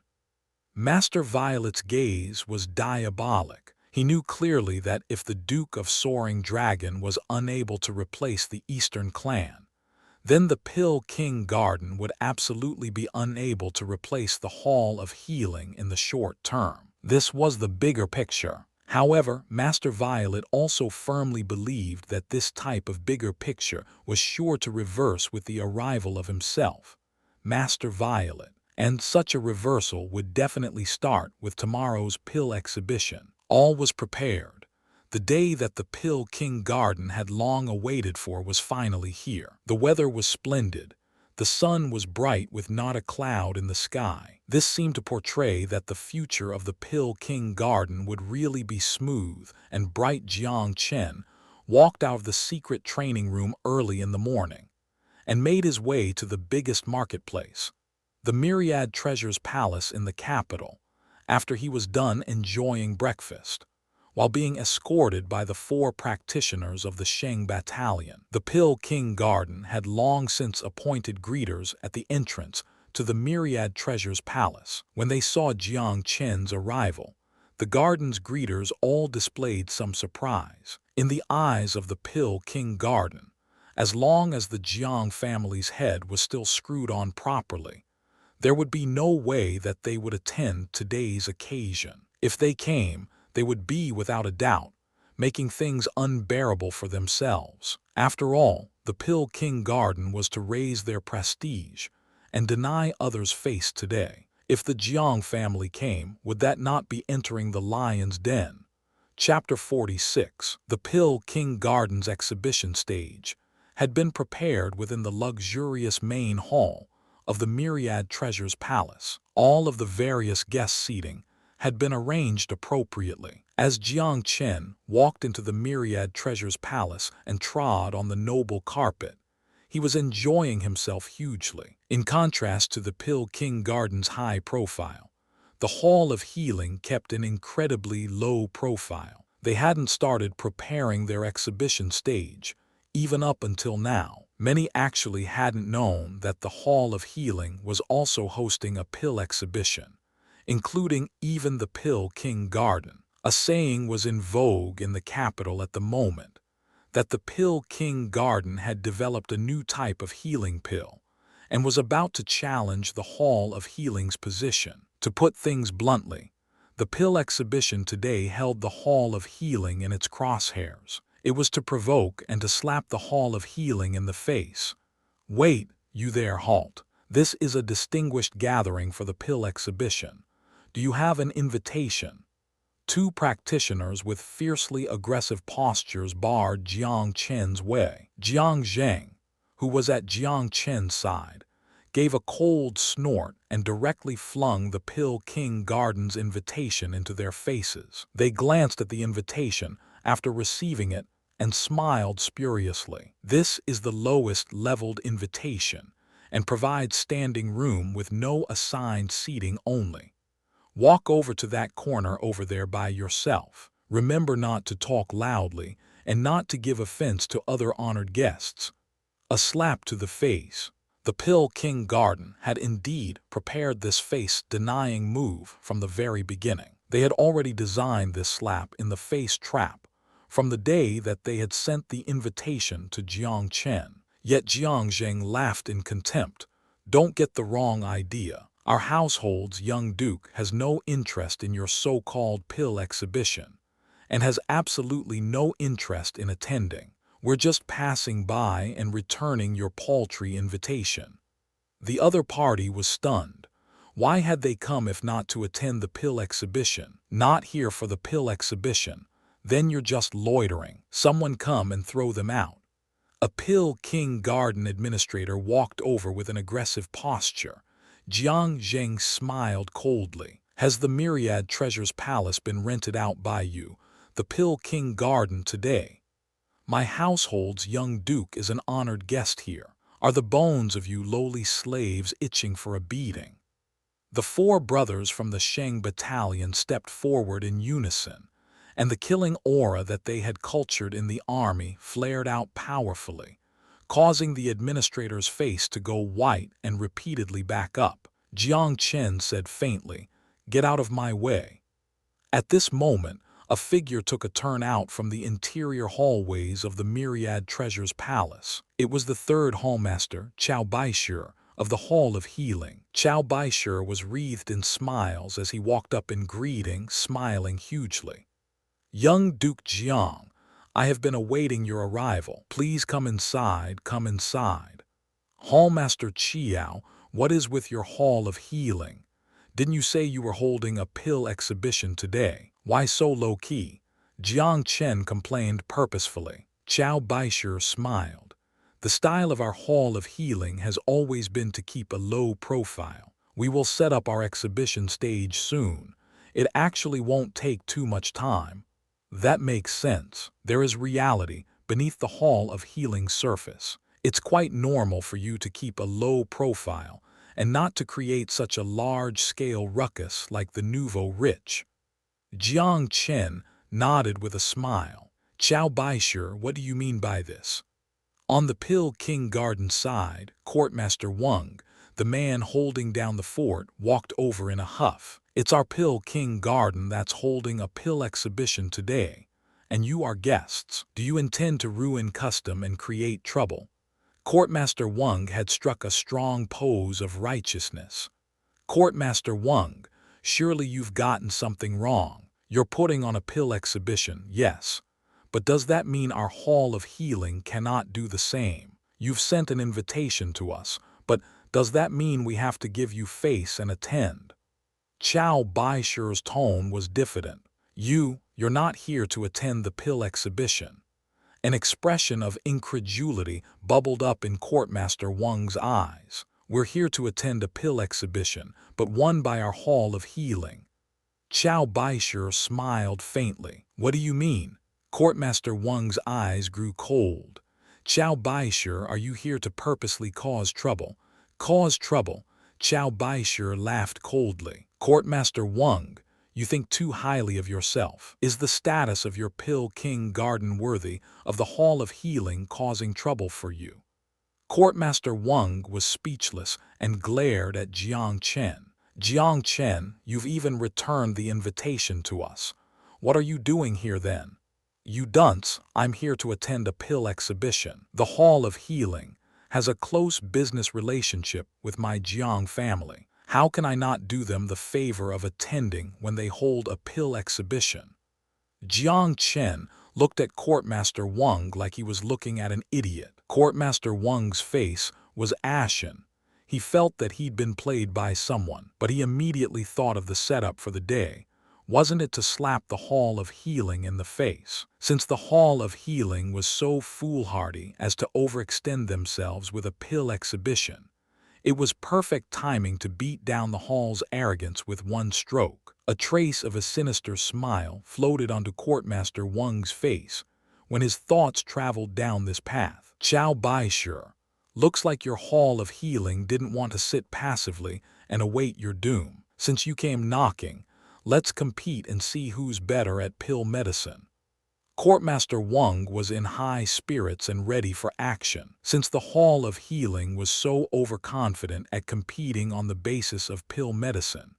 Then let the pill of dragon and tiger blood harshly slap the Hall's face. The Hall of Healing was still highly efficient when it came to execution. An exhibition stage had been erected directly opposite the Pill King Garden in just a short time. Apart from Chow Baishu, Second Hallmaster Yu Qin, as well as 6 or 7 elders were there from the senior executives of the Hall of Healing. In addition, the Hall of Healing's large amount of administrators had also started their nervous preparations. The Hall of Healing was playing to an extreme this time. Apart from people like Jiang Chen and Princess Goyu, all the other guests hadn't received invitations beforehand.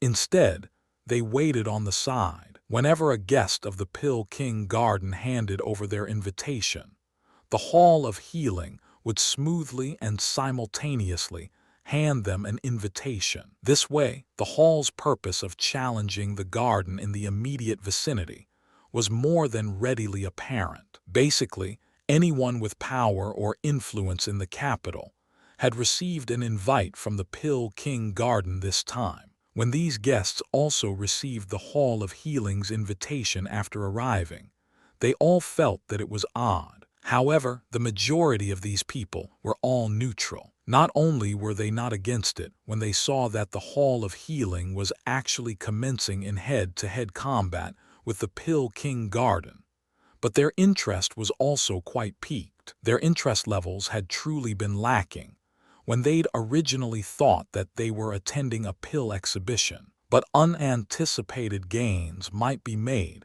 if they were able to witness the competition between the spirit medicine heavyweights. The Pill King Garden senior executives huddled together and held a discussion for a while. They all felt that the Hall of Healing hadn't come with good intentions, but Master Violet was quite confident. The pill of dragon and tiger blood was his proud work, and a pill recipe that had come from a hidden sect. He was absolutely confident that it would storm the market in such a common kingdom.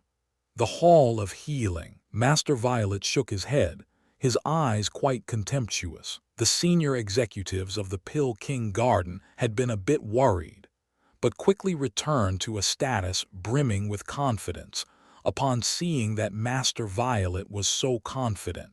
It was said that Master Violet came from a reclusive sect. Would such a superior person be unsuccessful in a mere kingdom capital? The Hall of Healing had come knocking at the door today, and was destined to be beaten into the shape of a pig's head by the Pill King Garden. With this consideration, the Pill King Garden neither barred the way nor protested against the Hall of Healing's actions, allowing the hall to give out invitations at their leisure. Of course, they wouldn't be able to bar the hall if they wanted to. After all, sure, the Pill King Garden was hosting a pill exhibition, but the Hall of Healing also had the right to hold their own. However, these guests were still particular about courtesy, and first sat in the Pill King Garden section according to custom, since they had received the Pill King Garden's invitation first. Apart from a group of die-hard Hall of Healing supporters, the neutral guests all held the mentality of not wanting to offend either, and found a seat in the Pill King Garden first. They also knew that the Hall of Healing would naturally not mind that they had gone first to the Pill King Garden section, because the hall had given an invitation without forewarning. This was the custom of the order of arrival. Courtmaster Wang was quite satisfied when he saw that the majority of the guests still sat on the Pill King Garden side. He looked in Chow Baishu's direction with a few hints of provocation. The senior executives of the Hall of Healing sat on the chairs behind the exhibition stage, more than a bit ill at ease. This whole matter had been under Chow Baishu's organization. They were also here today by Chow Baishu's invitation, and weren't too sure as to what tricks he had up his sleeve. They saw that a great commotion and gathering of people were present on the Pill King Garden side, whereas, apart from its few staunch allies, The Hall of Healing section had only a sprinkling of people. Number 3, just what are you doing?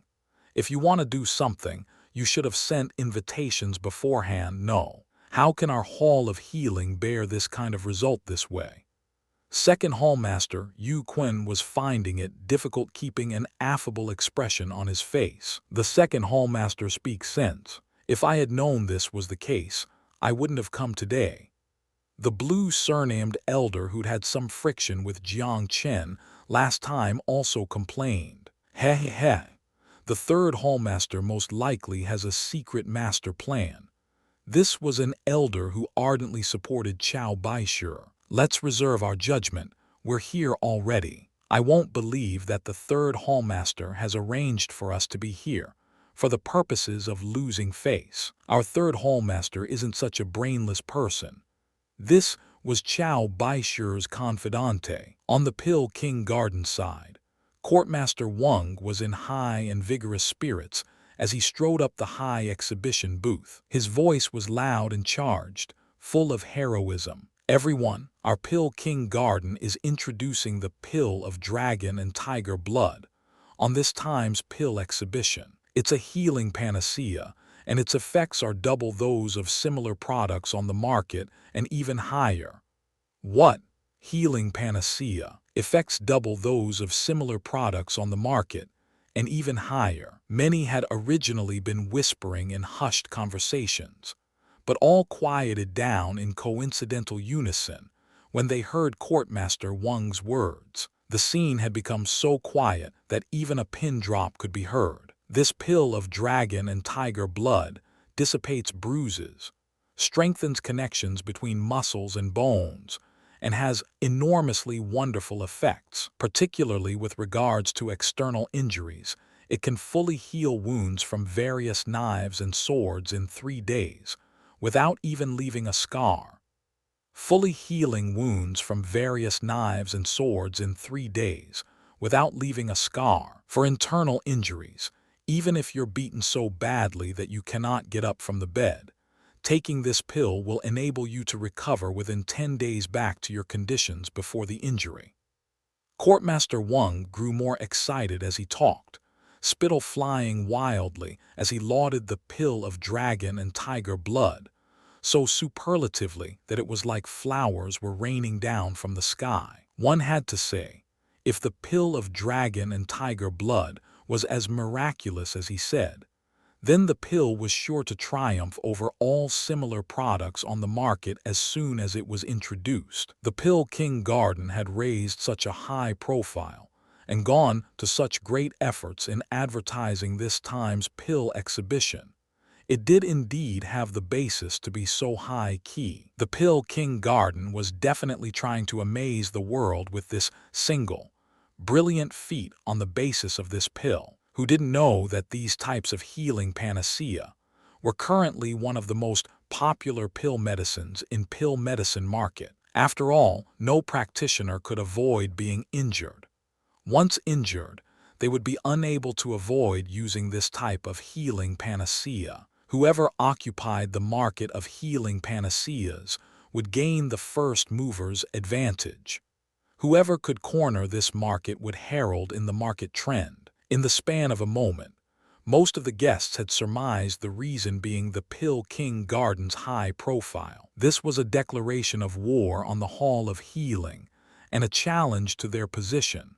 Chapter 47. On the Pill King Garden side, the senior executives were all wearing cocky smiles. They had long anticipated the ruckus that the pill of dragon and tiger blood would cause when it was announced. This was why it was said that those who undertake civil pursuits are poor, and those who undertake martial pursuits are rich. Those who cultivated were most amenable to spending money. If you had no money, then opt out of the road of martial Tao while it was early. Healing panaceas were the area that practitioners were most willing to spend money. After all, a good healing panacea oftentimes meant a safeguard for life. The Pill King Garden had seized upon this point, eyed the supreme secret of this market, and chosen the right breakthrough point. as long as they were able to beat the Hall of Healing into the ground in this area, given enough time.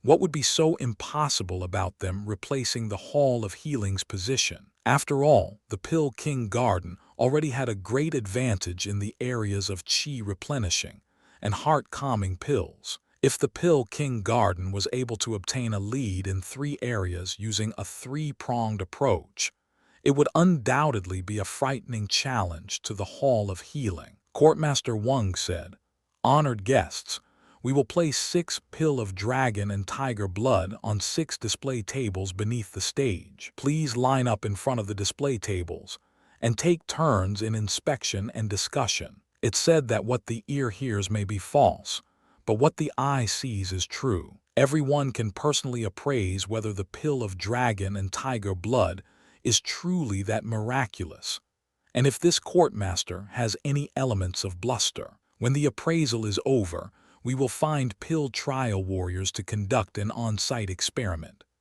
The so-called pill trial warrior was a type of high-risk profession. Most who undertook it were those low-level practitioners who had no hope on the path of martial Tao, yet wanted to earn fast money. Whenever a new pill was introduced, they would test a pill on themselves. Any type of pill, before it was checked by the extensive marketplace, held risk. Pill trial warriors personally tried pills, undertaking risk with their own bodies, before the pill was fully trusted by widespread consumers. This was a high-risk, high-reward profession. After all, if something was wrong with the pill, or if there were side effects, the first unlucky ones were the pill trial warriors. The guests present all got up and walked towards the display tables. Everyone wanted to obtain a place near the front of the line to catch a glimpse first. It was a good thing that there were 6 display tables with 6 lines. The wait wasn't too long in that regard. Roughly an hour later, almost all the guests had had their look. Tusk, tusk. I can tell that this Pill of Dragon and Tiger Blood is uncommon just from its scent. The healing panaceas on the market truly are trash when compared to this. I wonder how much the price will be per pill. I plan to buy and hold 10 or more of them. The prices might inflate hugely then.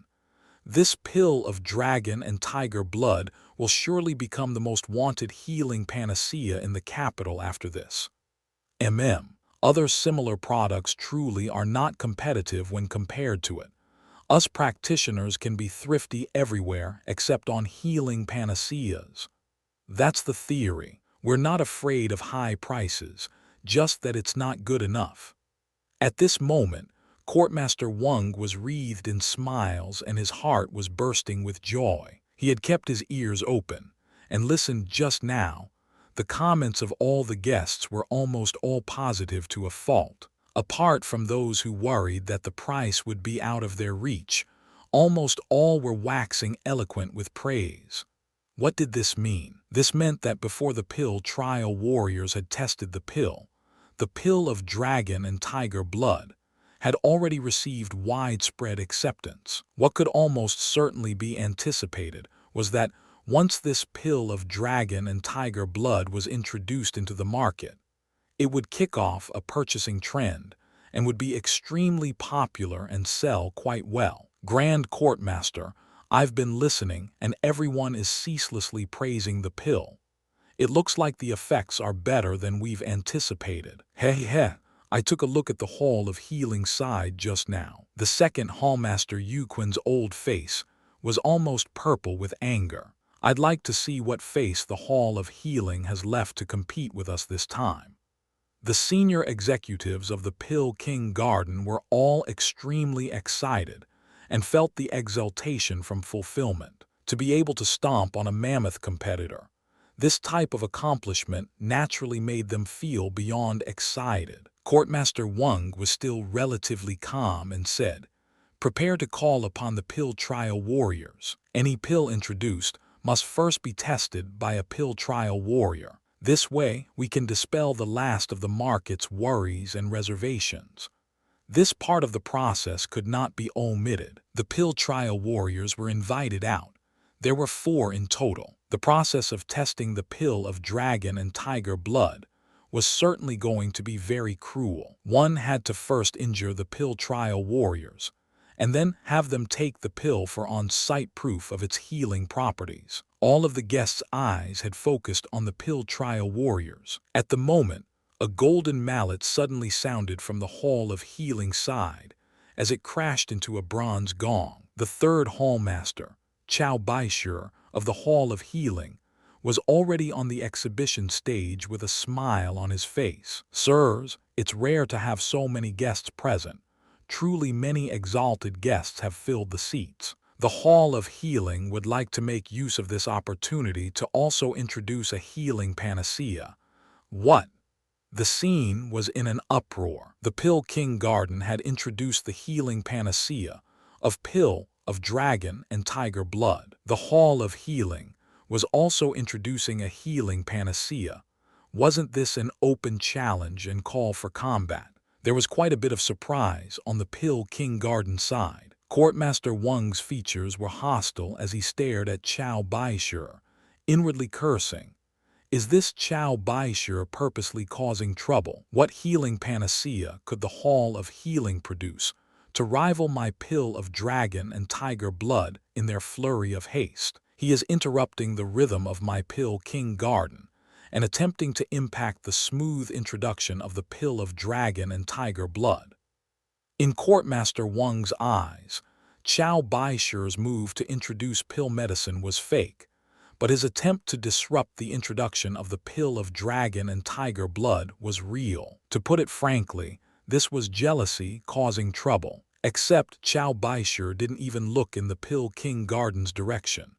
He wore a faint smile and his tone rang out powerfully. The Hall of Healing has always endeavored to research and develop pills in order to benefit all practitioners under heaven. We have had great achievements in the past few years. The first type of pill we're introducing today, which is also a healing panacea, is called the Heavenly Karma Pill. Coincidentally, the Heavenly Karma Pill was an ancient lost pill recipe.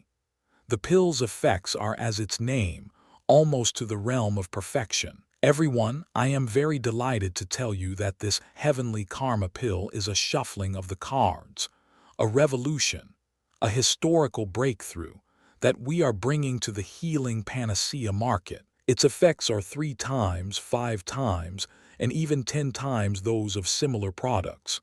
3 times, 5 times, and even 10 times. Chow Baishur's powerful voice was like large bell, bearing down on the chest of everyone present, resonating so that it caused everyone's eardrums to ring. How was this possible?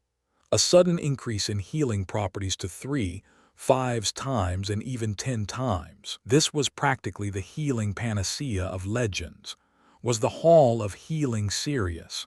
Was it purposefully causing trouble? But with the Hall of Healing's large brand, how could it crack a joke that would destroy its own brand on such an occasion? In addition, if applied externally, this pill can cause wounds to immediately stop bleeding and heal at a rate visible to the naked eye. If taken internally, it can strengthen connections between muscles and bones within an hour. For internal injuries, even if the patient is someone who had been so severely beaten that they find it hard to move from bed, taking this pill will guarantee the vigor of dragons and ferocity of tigers, and allow recovery to one's initial condition from the least amount of 1 day to at most 3 days.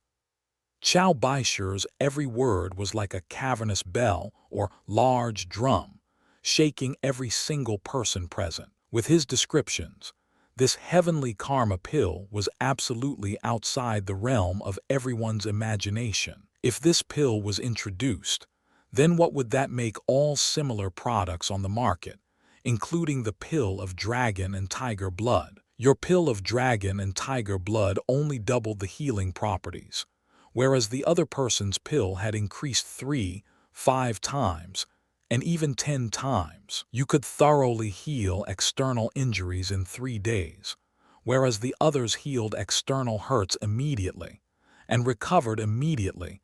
It was absolutely a stroke of perfection. As for internal injuries, your pill of dragon and tiger blood needed 10 days before the patient could recover. But the other's heavenly karma pill would guarantee the vigor of dragons and ferocity of tigers and recovery to their initial condition, from the least amount of 1 day to at most 3 days. No matter from what aspect this was approached, the heavenly karma pill was an absolute instant kill. Yes, instant kill. Instant kill without mercy. Courtmaster Wang couldn't hold it in and called out loudly, "Chow Baishur, beware of popping from your own bluster. When did your hall of healing operate at such a level? Forgive me for being out of touch with the outside world."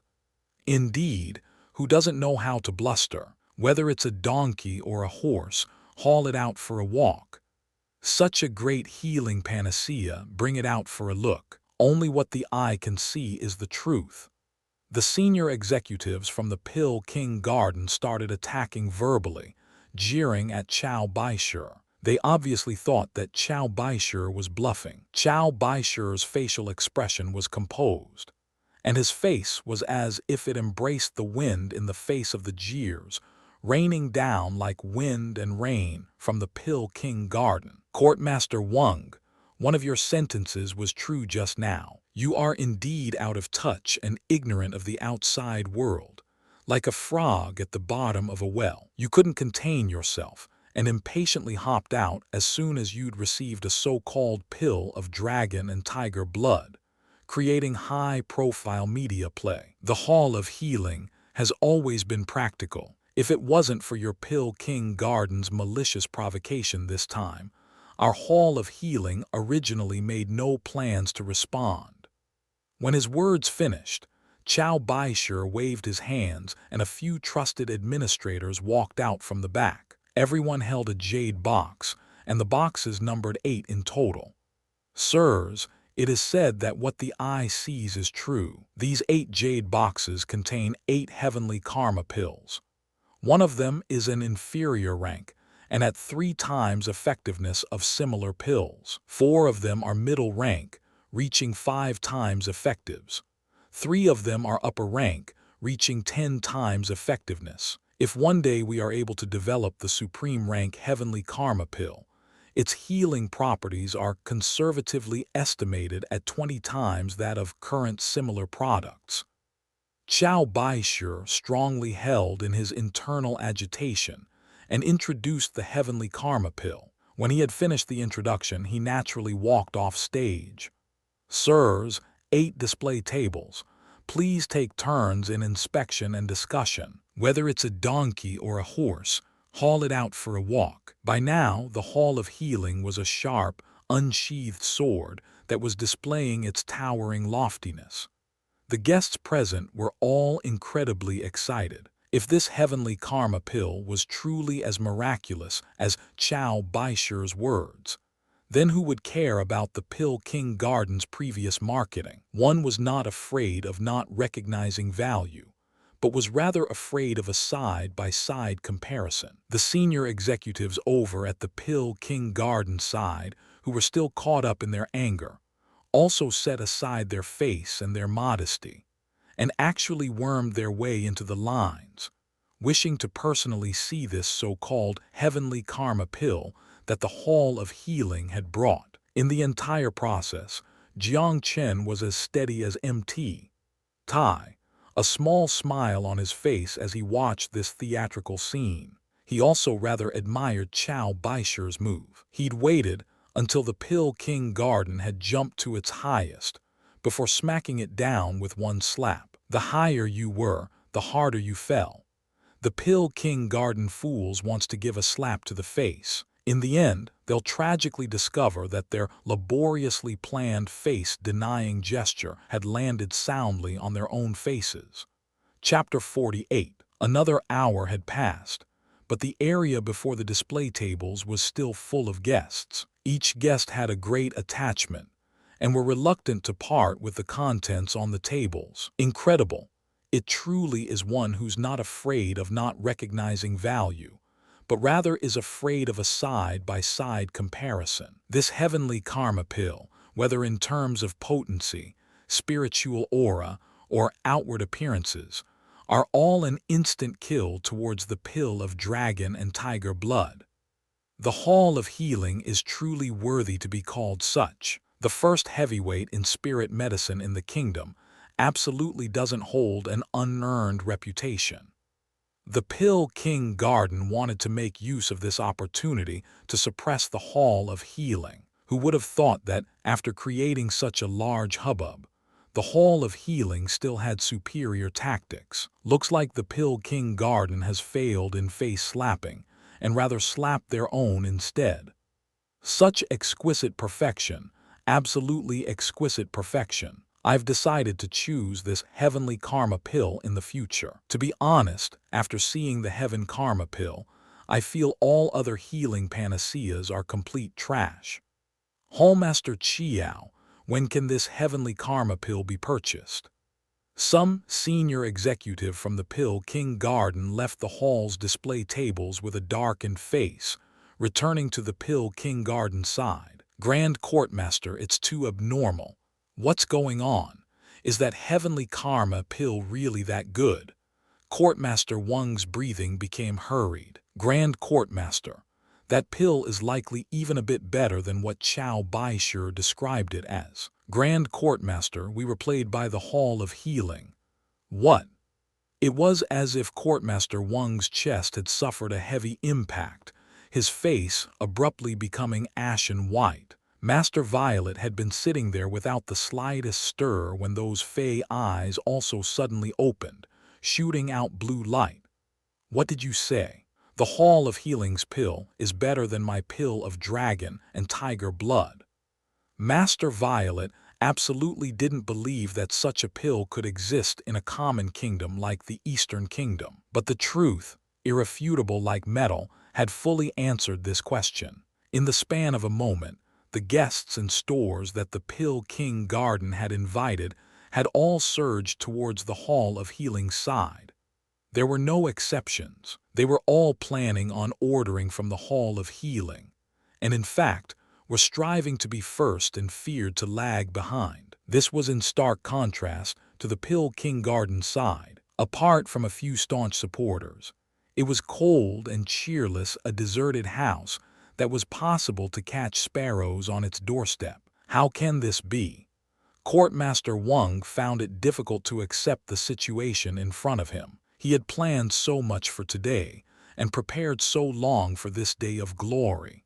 Finally, the historical moment had arrived today. He thought that the Pill King Garden being disadvantaged towards the Hall of Healing would become a thing of the past starting today. Starting today, the Pill King Garden would advance triumphantly and rebuff the Hall of Healing every step of the way. Yet, harsh reality had dealt him a severe slap, causing him to suddenly fall down when he had climbed to the highest peak. The Hall of Healing had used a way that they took the most pride in, to severely fling a slap at the Pill King Garden. The pill of dragon and tiger blood dominate the healing panacea market.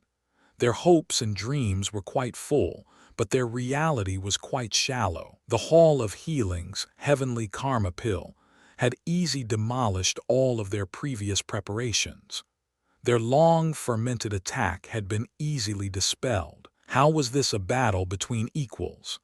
This was practically knocking on their door and asking to be tortured. Courtmaster Wang suddenly understood why Chow Baishur looked completely at ease. It turned out that he had long prepared a severe counterattack and was only waiting for the Pill King Garden to hop in with both feet. Failure, a complete and utter failure. Courtmaster Wang, we must not be dejected. The Hall of Healing had an advantage in the healing panacea market to begin with. It doesn't mean much that the advantage is in their hands right now. We still have the Qi replenishing pill and the Crane Heart pill. We still lead the Hall of Healing in these two areas. Right, let them strut for a while this time. Our Pill King Garden still has our advantages. The senior executives of the Pill King Garden started comforting themselves. However, their self-comforting didn't last too long.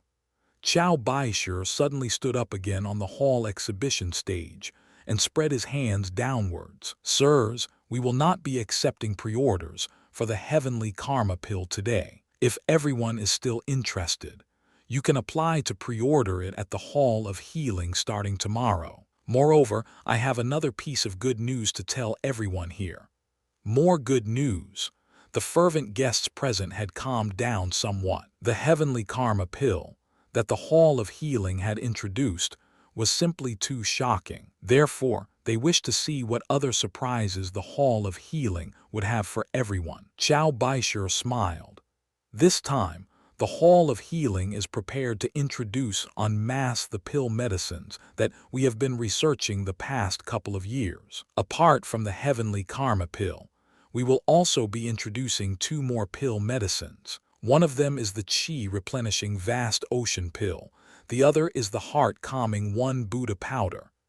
Chi-replenishing arena, heart-calming arena. Those present were all smart people, and immediately understood that the pill medicines the Hall of Healing was introducing were very targeted. It was patently obvious that they were targeting the Pill King Garden. Those 2 arenas were the 2 that the Pill King Garden were originally most adept in. Could it be that the Hall of Healing was also planning on intervening in these 2 arenas this time? Was this the tempo of thoroughly beating down the Pill King Garden? The faces of the senior executives of the Pill King Garden changed drastically. Their confidence had already been crushed to pieces by the heavenly karma pill earlier. They immediately had a sense of danger, that the wolf was coming when they heard Chow Baishur's words. Courtmater Wang only felt a cold draft on the back of his head, as cold sweat suddenly poured out. A bad premonition started rising uncontrollably from his heart. He had a bad feeling. Not only had the setup that he'd prepared painstakingly been completely dissolved by the Hall of Healing, but the Hall had also prepared a quick and forceful retaliation and was about to lure the Pill King Garden into a fatal trap by random blows. Courtmaster Wang was well aware that if the 2 areas of the Chi replenishing pill and the Crane Heart pill were defeated by the Hall of Healing, then Armageddon undoubtedly awaited the Pill King Garden. After all, a large part of why the Pill King Garden could find its footing in the capital and become the 3rd heavyweight in the spirit medicine field in the Eastern Kingdom was due to the Chi replenishing pill and the Crane Heart pill. More than 60 to 70% of their revenue was derived from these 2 pill medicines. If they lost their advantages in these 2 pill medicines, then the Pill King Garden would have utterly lost all of its advantages and be no different from those small stores. Except the workings of this world was that whatever you were afraid of would be what came your way. Under the gazes of all present, Chow Baishur wore a smile that exuded confidence and had a measured tone that was neither too hurried nor too slow. Sirs, everyone knows that the pill medicines currently on the market can at most only recover 30% of true chi. The vast ocean pill that the Hall is about to introduce can, in the worst-case scenario, recover 40% true chi and 50% under normal conditions. If it's an upper-rank vast ocean pill, then it can even recover 60%. And dosage can be repeated after just an hour, while repeated dosages will not impact effects in the slightest. What? Recover at least 40%. Recover 50% true chi under normal conditions. Is this a joke? An upper-rank vast ocean pill can recover 60%. My gosh, if this is in battle, a few upper-rank vast ocean pills will greatly increase battle strength. Everyone knows that the technical requirements of a chi recovery pill were high. The most expensive pill medicine on the market was the Pill King Garden's chi replenishing pill. It could recover 30%, with its effects being slightly adversely impacted with repeated dosage after an hour. But the vast ocean pill that Chow Baishur spoke of could recover 40% under the worst conditions, 50% under normal conditions, and even 60% with an upper-rank pill. This was basically a disruptive breakthrough. One had to know that the qi replenishing pill had occupied the advantage for more than 200 years in the arena of qi recovery. That was to say, no technical advancement had occurred in this arena for a full 200 years. One could see how incredibly difficult it was to obtain a breakthrough in the qi recovery arena. But the Hall of Healing's breakthrough had come too quickly and was too frightening. It was absolutely a disruptive innovation. Hallmaster Chiao, since this vast ocean pill is so amazing, will it come with a whoppingly high price? Indeed, ordinary folk will be unable to use it if it's too expensive. Chow Baishur smiled. According to the calculations of our cost of goods sold, the vast ocean pill that recovers 40% of true qi will be priced the same as the current best product on the market, the qi replenishing pill. Prices will double for pills that recover 50% and double yet again for those that recover 60%. Every 10% increase in effectiveness would lead to a doubling of price. This price was quite reasonable. To recover an additional 10% of true qi in battle was incredibly meaningful to a practitioner in battle. Hallmaster Chiao, you're not joking, are you? Indeed, a pill that recovers 40% true qi is priced the same as one that recovers 30%. Then we only recognize the vast ocean pill. Hallmaster Chiao, I want to pre-order 100 pills. I want 200 pills. And me. It was a scene of chaos as everyone realized a new era had arrived in the qi recovery arena. With such fabulous effects, why would one wait for its price to rise after it had cornered the market, instead of fighting for it now? Everyone thought that the reason the Hall of Healing had set such a low price for the vast ocean pill was surely because of them suppressing the pill king garden. Such low prices would definitely not continue for long. Prices for the vast ocean pill were sure to inflate after it had thoroughly beaten its competitors on the market. Everyone was smart, and so were desperately fighting to pre-order early. Chow Baishur pressed down with his hands and smiled. Sirs, the same sentence holds. We will not accept pre-orders today, and I can also promise that we will not inflate prices without rhyme or reason. Unless the price for the spirit medicine ingredients inflate, we will never increase prices. Chow Baishur was well aware that the vast ocean pill was the result of a superior pill recipe. When it came to the spirit medicine ingredients for the vast ocean pill, its costs were possibly even lower than the qi replenishing pill. The Hall of Healing's advantage were actually the advantages that the young Duke Jiang Chen had brought. Never increase prices. This promise prompted a series of cheers from the gathering, and applause sounded like thunder in the span of a moment. One had to say, Chow Baishur's bearing had conquered all the guests present. When the Pill King Garden had exhibited that so-called pill of dragon and tiger blood, it had been quite arrogant. The qi replenishing pill had also often opportunistically changed prices, skyrocketing in times of need. The Hall of Healing was the first heavyweight of the spirit medicine world after all. With these manners, this bearing wasn't something that the Pill King Garden could match. Faw. When I get home, I'm throwing that qi replenishing pill into the latrines. Right. Randomly increasing prices for no reason, as if they are the only ones who know how to refine a qi recovery pill. Standing up well to comparison. Looks like the pill medicine market truly needs the Hall of Healing at the helm, and only the Hall of Healing has this kind of right and bearing. I've decided. I'm going to apply for a premier membership card at the Hall of Healing tomorrow and be a customer for life. The previously neutral guests all naturally stood on the side of the Hall of Healing after receiving Chow Baishur's promise. Even a lot of the Pill King Garden's old clients couldn't resist temptation after seeing such enormous profits. They could also fully see that the garden's qi replenishing pill was done for.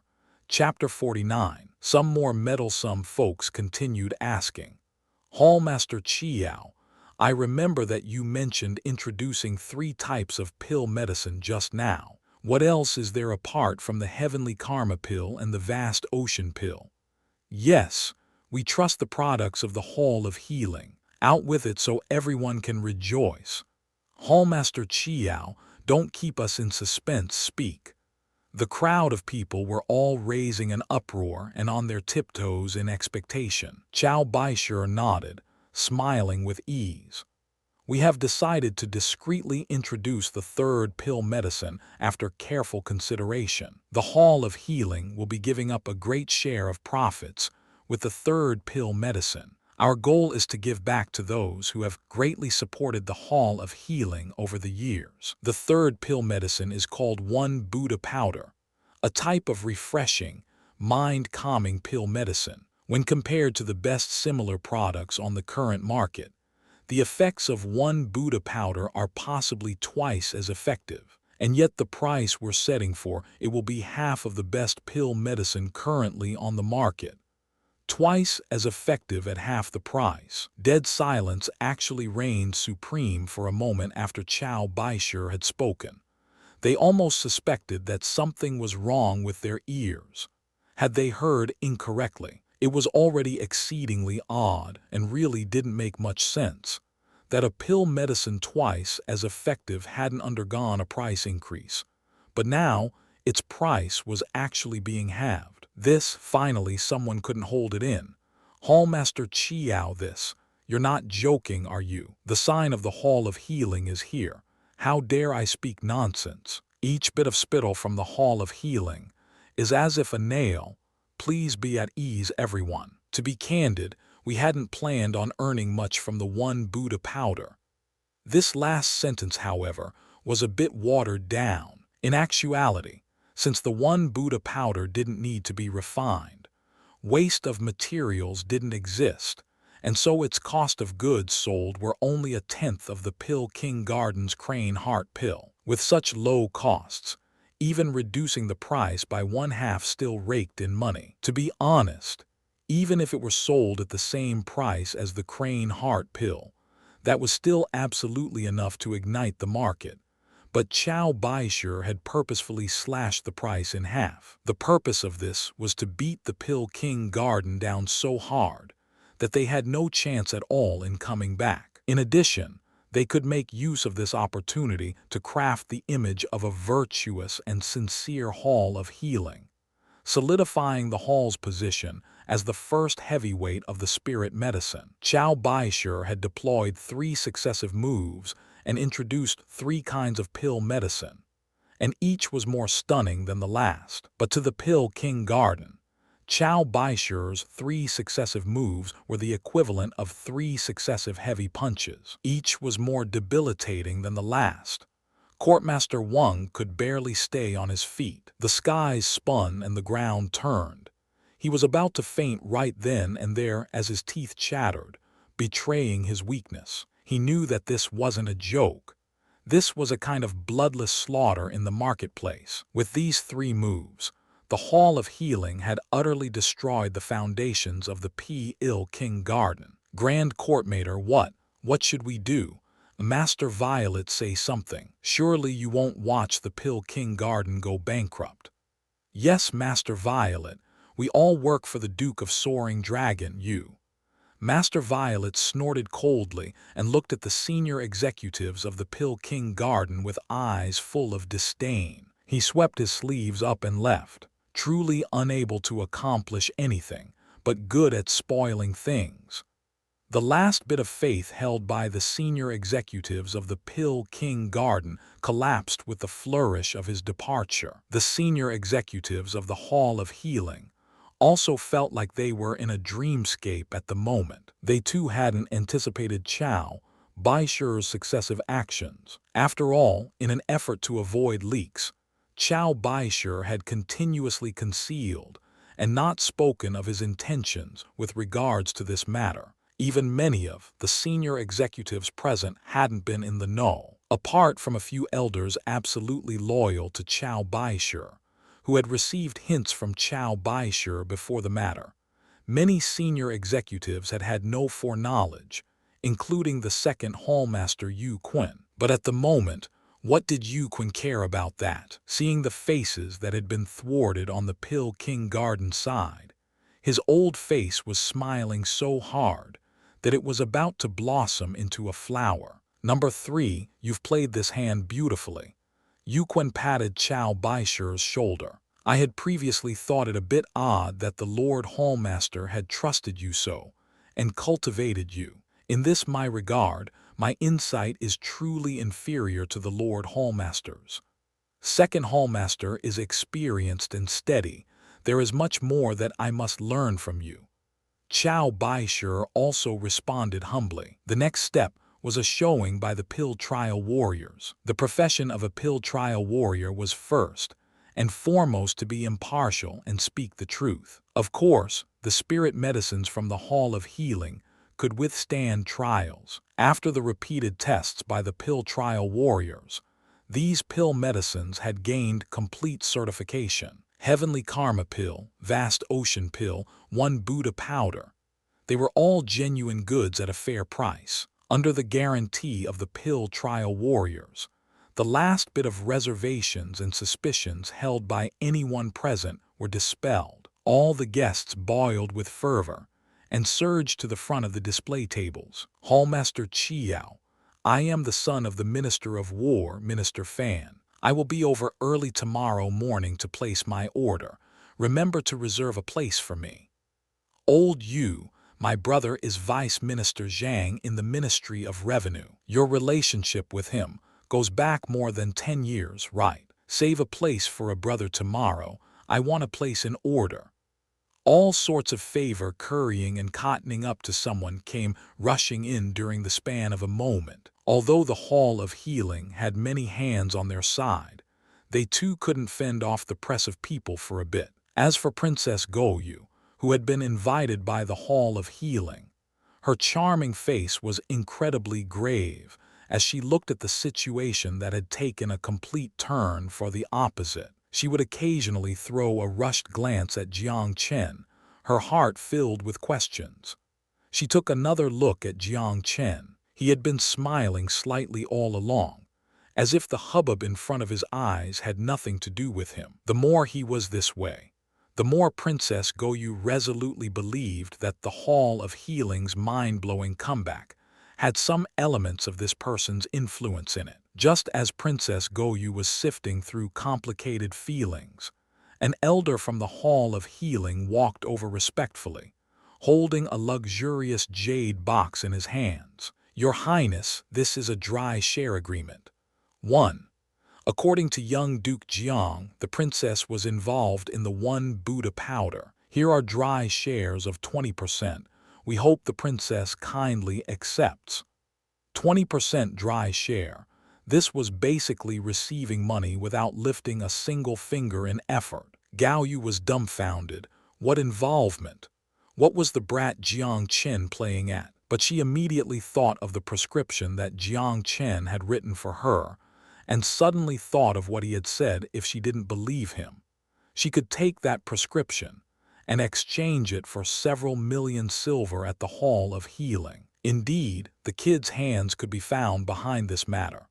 Princess Goyu further affirmed her internal speculation. She was a royal princess and didn't put on airs. She nodded her head slightly, and one of her servants accepted the agreement for 20% dry shares. She was well aware that the worth of this 20% dry share was much more than several million. When this One Buddha powder was introduced, it was sure to storm the market and, without a doubt, corner the sector. In terms of long-term calculations, the profits of this 20% dry share would absolutely be denoted in hundreds of millions. The Pill King Garden's furious build-up had ended up benefiting the Hall of Healing in the end. It had also incidentally pushed itself into the abyss of destruction.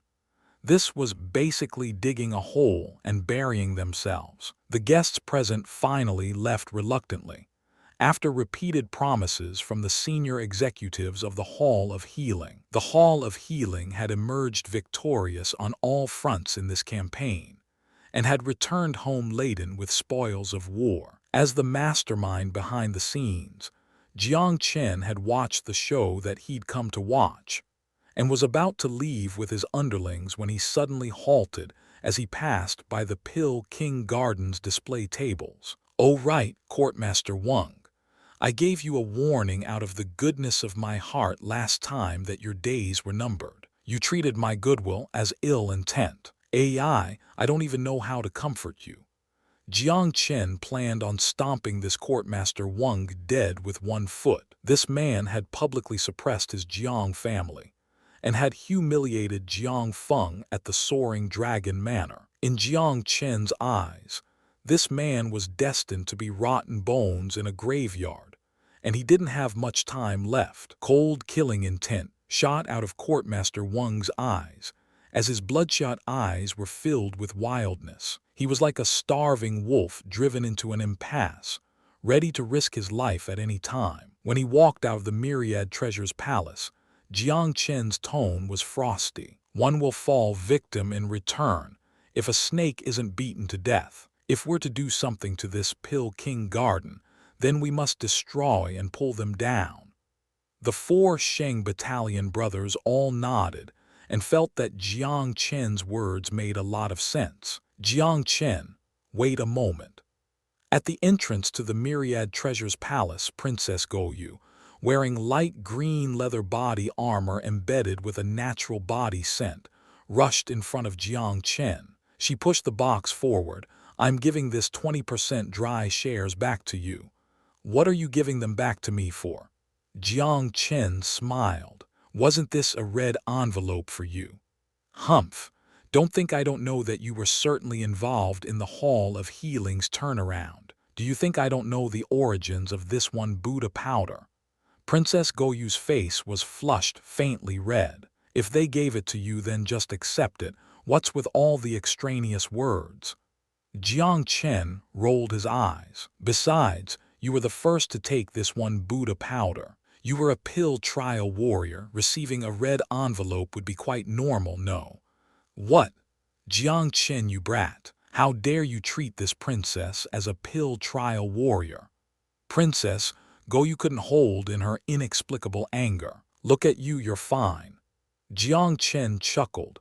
"Please, Jiang Chen was the most renowned alchemy master beneath the heavens. The pill recipes he took out were advanced recipes from even more lofty realms.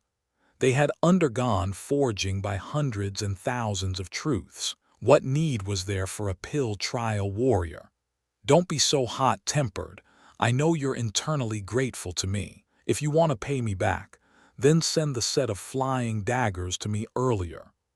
Jiang Chen squeezed his legs after he'd finished speaking and left on a galloping horse. The four Sheng Battalion brothers were under orders to protect Jiang Chen. They could only look with resignation at the princess before rushing off in hot pursuit. Only Princess Goyu was left, staring off in the distance as she clutched the jade box. After the events of today, Gao Yu could definitely be certain that Jiang Chen was not as simple as he appeared on the surface. Jiang Chen.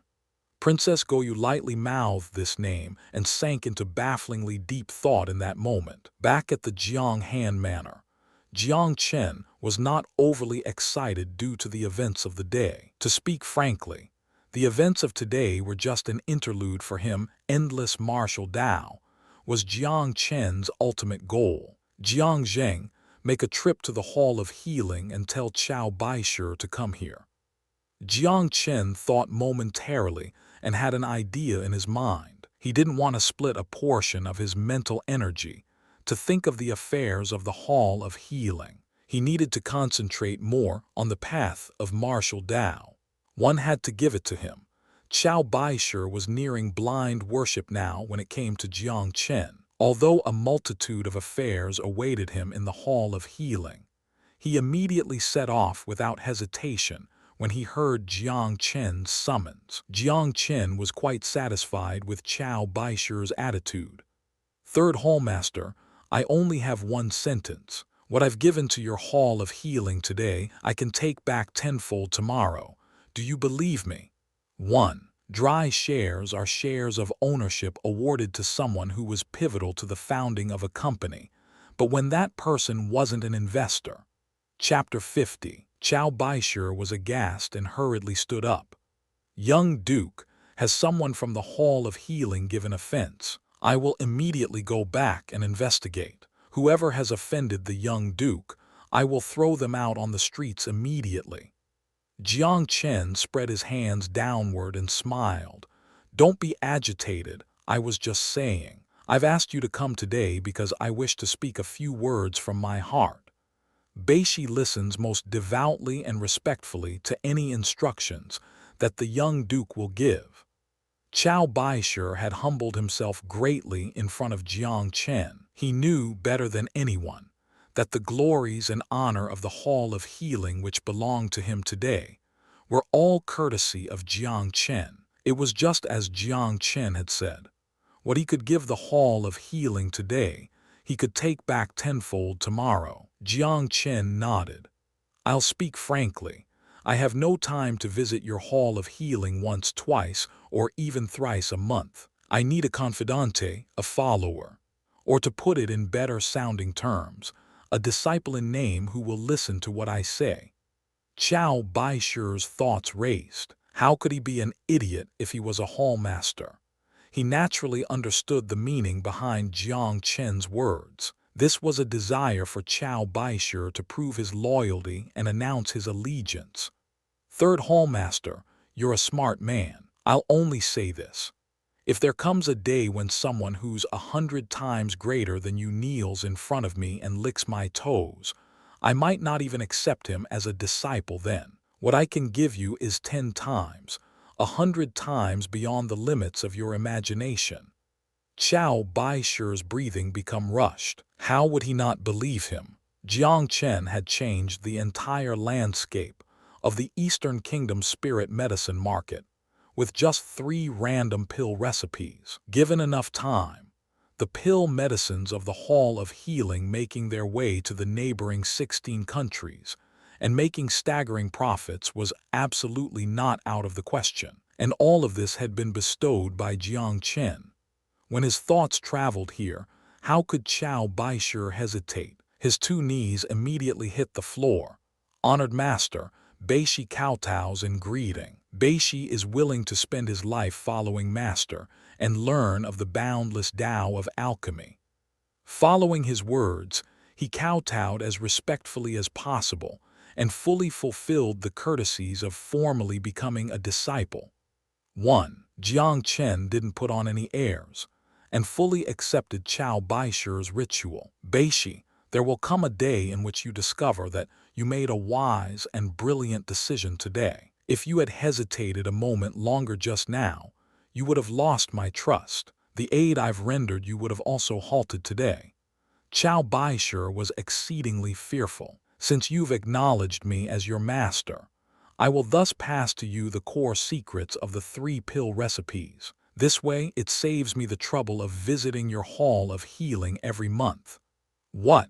Chow Baishir was utterly dumbfounded. He hadn't thought that such amazing benefits would befall him after acknowledging a master. He was directly receiving the core techniques of these 3 types of pill recipes. This was an extravagant hope that he hadn't even dared dream of. Don't be astonished. These 3 pill recipes are strokes of great fortune in your eyes. In my eyes, though, they're not much better than trash. Jiang Chen wasn't blustering. With his attainments in the Tao of alchemy in his past life, these pill recipes were street vendor goods that were ordinary beyond belief. These words weren't meant as an empty bluster, but to take Chow Baishir down a notch and prevent him from overweening pride after receiving the core secrets of these 3 pill recipes. Chow Baishir was even more fearful. Master, your disciple is afraid that he is unlikely to master these 3 pill recipes in the Hall of Healing. Since I am passing them on to you, then I am unafraid of you being unable to master them. Remember, you're different from before. You have me as your backer. If anyone dares raise a hue and cry at you in the world of spirit medicine, then you have the right to pulverize them to dust. If you are unable to do so, then you have no qualifications towards being my disciple. You must be quite aware that if I was willing, the line of those who would beg on both knees to be my disciple would stretch from my Jiang territory all the way to the capital. Qiao Baishe hurriedly said, "Your disciple is a believer. Master possesses marvelous resources and must be the reincarnation of a great and ancient alchemy master. How could your disciple not believe? Being able to attract the favorable attention of my master is the result of the karma from my hundreds of years of training." Jiang Chen laughed lightly. Reincarnation of a great, ancient alchemy master. Qiao Baishe had guessed quite daringly, but he had been too conservative even with such a daring guess. Of course, Jiang Chen would naturally not reveal his own secrets and only smiled mysteriously. "Great and ancient alchemy master, Baishe, if you have enough good fortune, the longer you follow me, the more you will learn about how high the heavens are and how big the world is."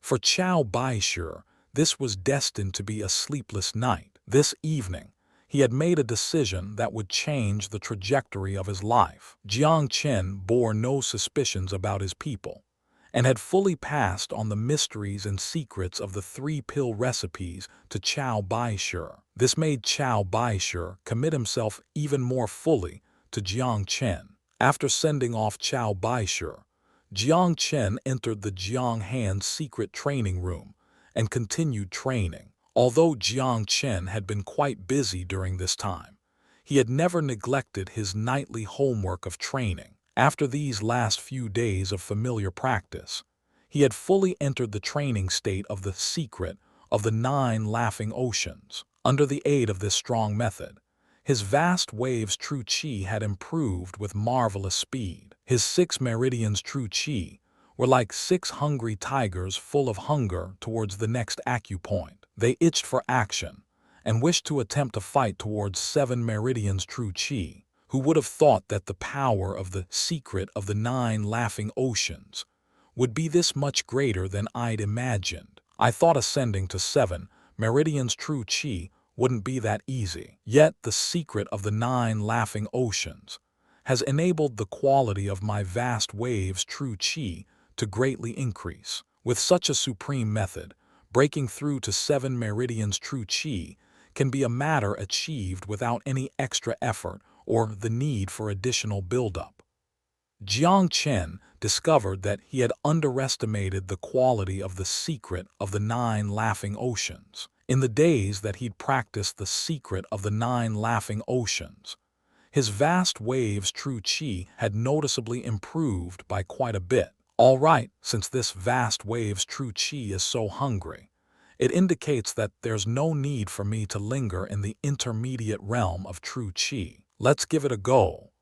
Jiang Chen was a man of action and immediately manipulated his 6 meridians true qi. His 6 currents of concentrated vast waves true qi were like 6 rivers converging into the great seas. It was easier than Jiang Chen had imagined. When the 6 hungry wolves of vast waves true qi rushed towards the 7th acupoint, a warm current circled the acupoint. True qi surged forward like electricity in an unstoppable onslaught at that moment, instantaneously clearing the 7th meridian without a hint of hesitation or the slightest feeling of an obstacle. Jiang Chen slowly exhaled a breath of murky air. Who would have thought that breaking through to 7 meridians true qi was so much easier than he'd imagined? It looks like it's not that the practitioners of this common world possess inferior potential, but that they truly lack decent training methods.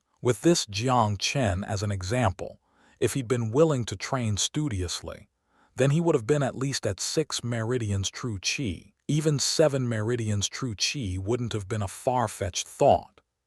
Jiang Chen knew that he had broken through so easily and had entered the advanced realm of true qi at least partially because the potential of this body was quite good, but that the main reason was because of an advanced training method. If one looked throughout the entire Eastern Kingdom, it would be impossible to find another method superior to the secret of the 9 laughing oceans. Even the royal family's entire founding method of Eastern amethyst chi would still pale far in comparison to the secret of the 9 laughing oceans. A breakthrough in the area of true chi greatly increased Jiang Chen's confidence. With the aid of his vast waves of true chi, Jiang Chen began to combine his martial art technique training with his current true chi foundation. Jiang Chen didn't choose the techniques that were overly deep. The set of vast ocean current splitter was the upgraded version of wave breaker, and the set of divine eon's fist was the upgraded version of sea god fist. The original owner of Jiang Chen's body had previously practiced wave breaker and sea god fist, but he'd counted as someone who just set foot in the halls of training and hadn't fully gotten a handle on the core components. Therefore, Jiang Chen was basically starting from the beginning. Now that he was practicing these 2 upgraded versions of the martial arts techniques, there were 7 forms in total to the vast ocean current splitter. Once the 7 forms had all been successfully practiced, the sword form would be like the currents of the vast ocean and fully display the true colors of a hero. It was said that once the 7 forms had been successfully practiced and were well versed through a comprehensive study of the subject, that one in the true chi realm would have a fighting chance with an ordinary spirit Tao practitioner, the true chi realm being able to counter the legendary spirit Tao. It could be seen from such rumors what a dominant technique the vast ocean current splitter was. Within the Jiang Han manner training field, Jiang Chen used his hand as a blade beneath the moonlight. His steps were as if stepping upon the backs of waves.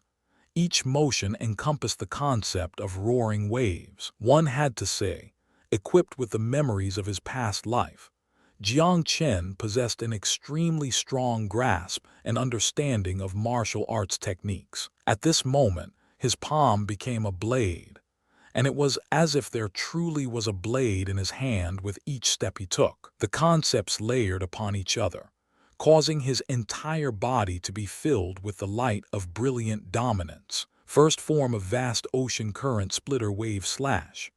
Jiang Chen stepped out and his arm slashed downwards. It was a clean and neat cut without any embellishments, utterly lacking extraneous movements. Simple and fast, charging towards the main subject. True chi like frost filled the air with frigid light. Accompanied by a strong metallic sense, true chi flowed straight through where the hand blade pointed and landed on a stone lock. After the crisp sound of rock shattering, the stone lock broke neatly down the center. The 2 sides were as smooth and shiny as a mirror, as if a knife had cut through it like tofu. It was as if a real blade had cut through it with this move. Jiang Chen's interest was greatly piqued as he repeatedly moved his feet. His arm continued to slash downwards, like layers upon layers of waves. Clang, clang. Jiang Chen slashed downwards 9 times in one go. 9 neat currents of true chi flowed through him, as the row of stone locks successively broke apart down the middle, following a neat rhythm. The sides of each broken stone lock were as neat as mirrors. Vast ocean current splitter really is something all right. Jiang Chen retracted his steps and gazed upon the row of neatly split stone locks. He was very satisfied as he gazed at the surface of the stone locks broken. Such power in the first form, and this is still only the first form. If I were to slash 7 times in one go, it's unlikely that there would be many who could take my 7 slashes within the realm of advanced true chi. Jiang Chen was quite satisfied as he looked upon the amazing destruction brought upon by the first form of the vast ocean current splitter, an upgraded method, accompanied by upgraded martial arts techniques. In such a small kingdom of a common status, one would definitely have the basis to look upon peers on the same level with disdain. The final exams of the Hidden Dragon trials are about to arrive. The easy and comfortable days of the capital are likely to be gone without a trace. Jiang Chen very calmly perceived that, along with the start of the final exams of the Hidden Dragon trials, great upheaval was sure to occur for the bigger picture of the capital. The situation of a raging storm had already been formed, and Jiang Chen didn't dare slacken the slightest bit.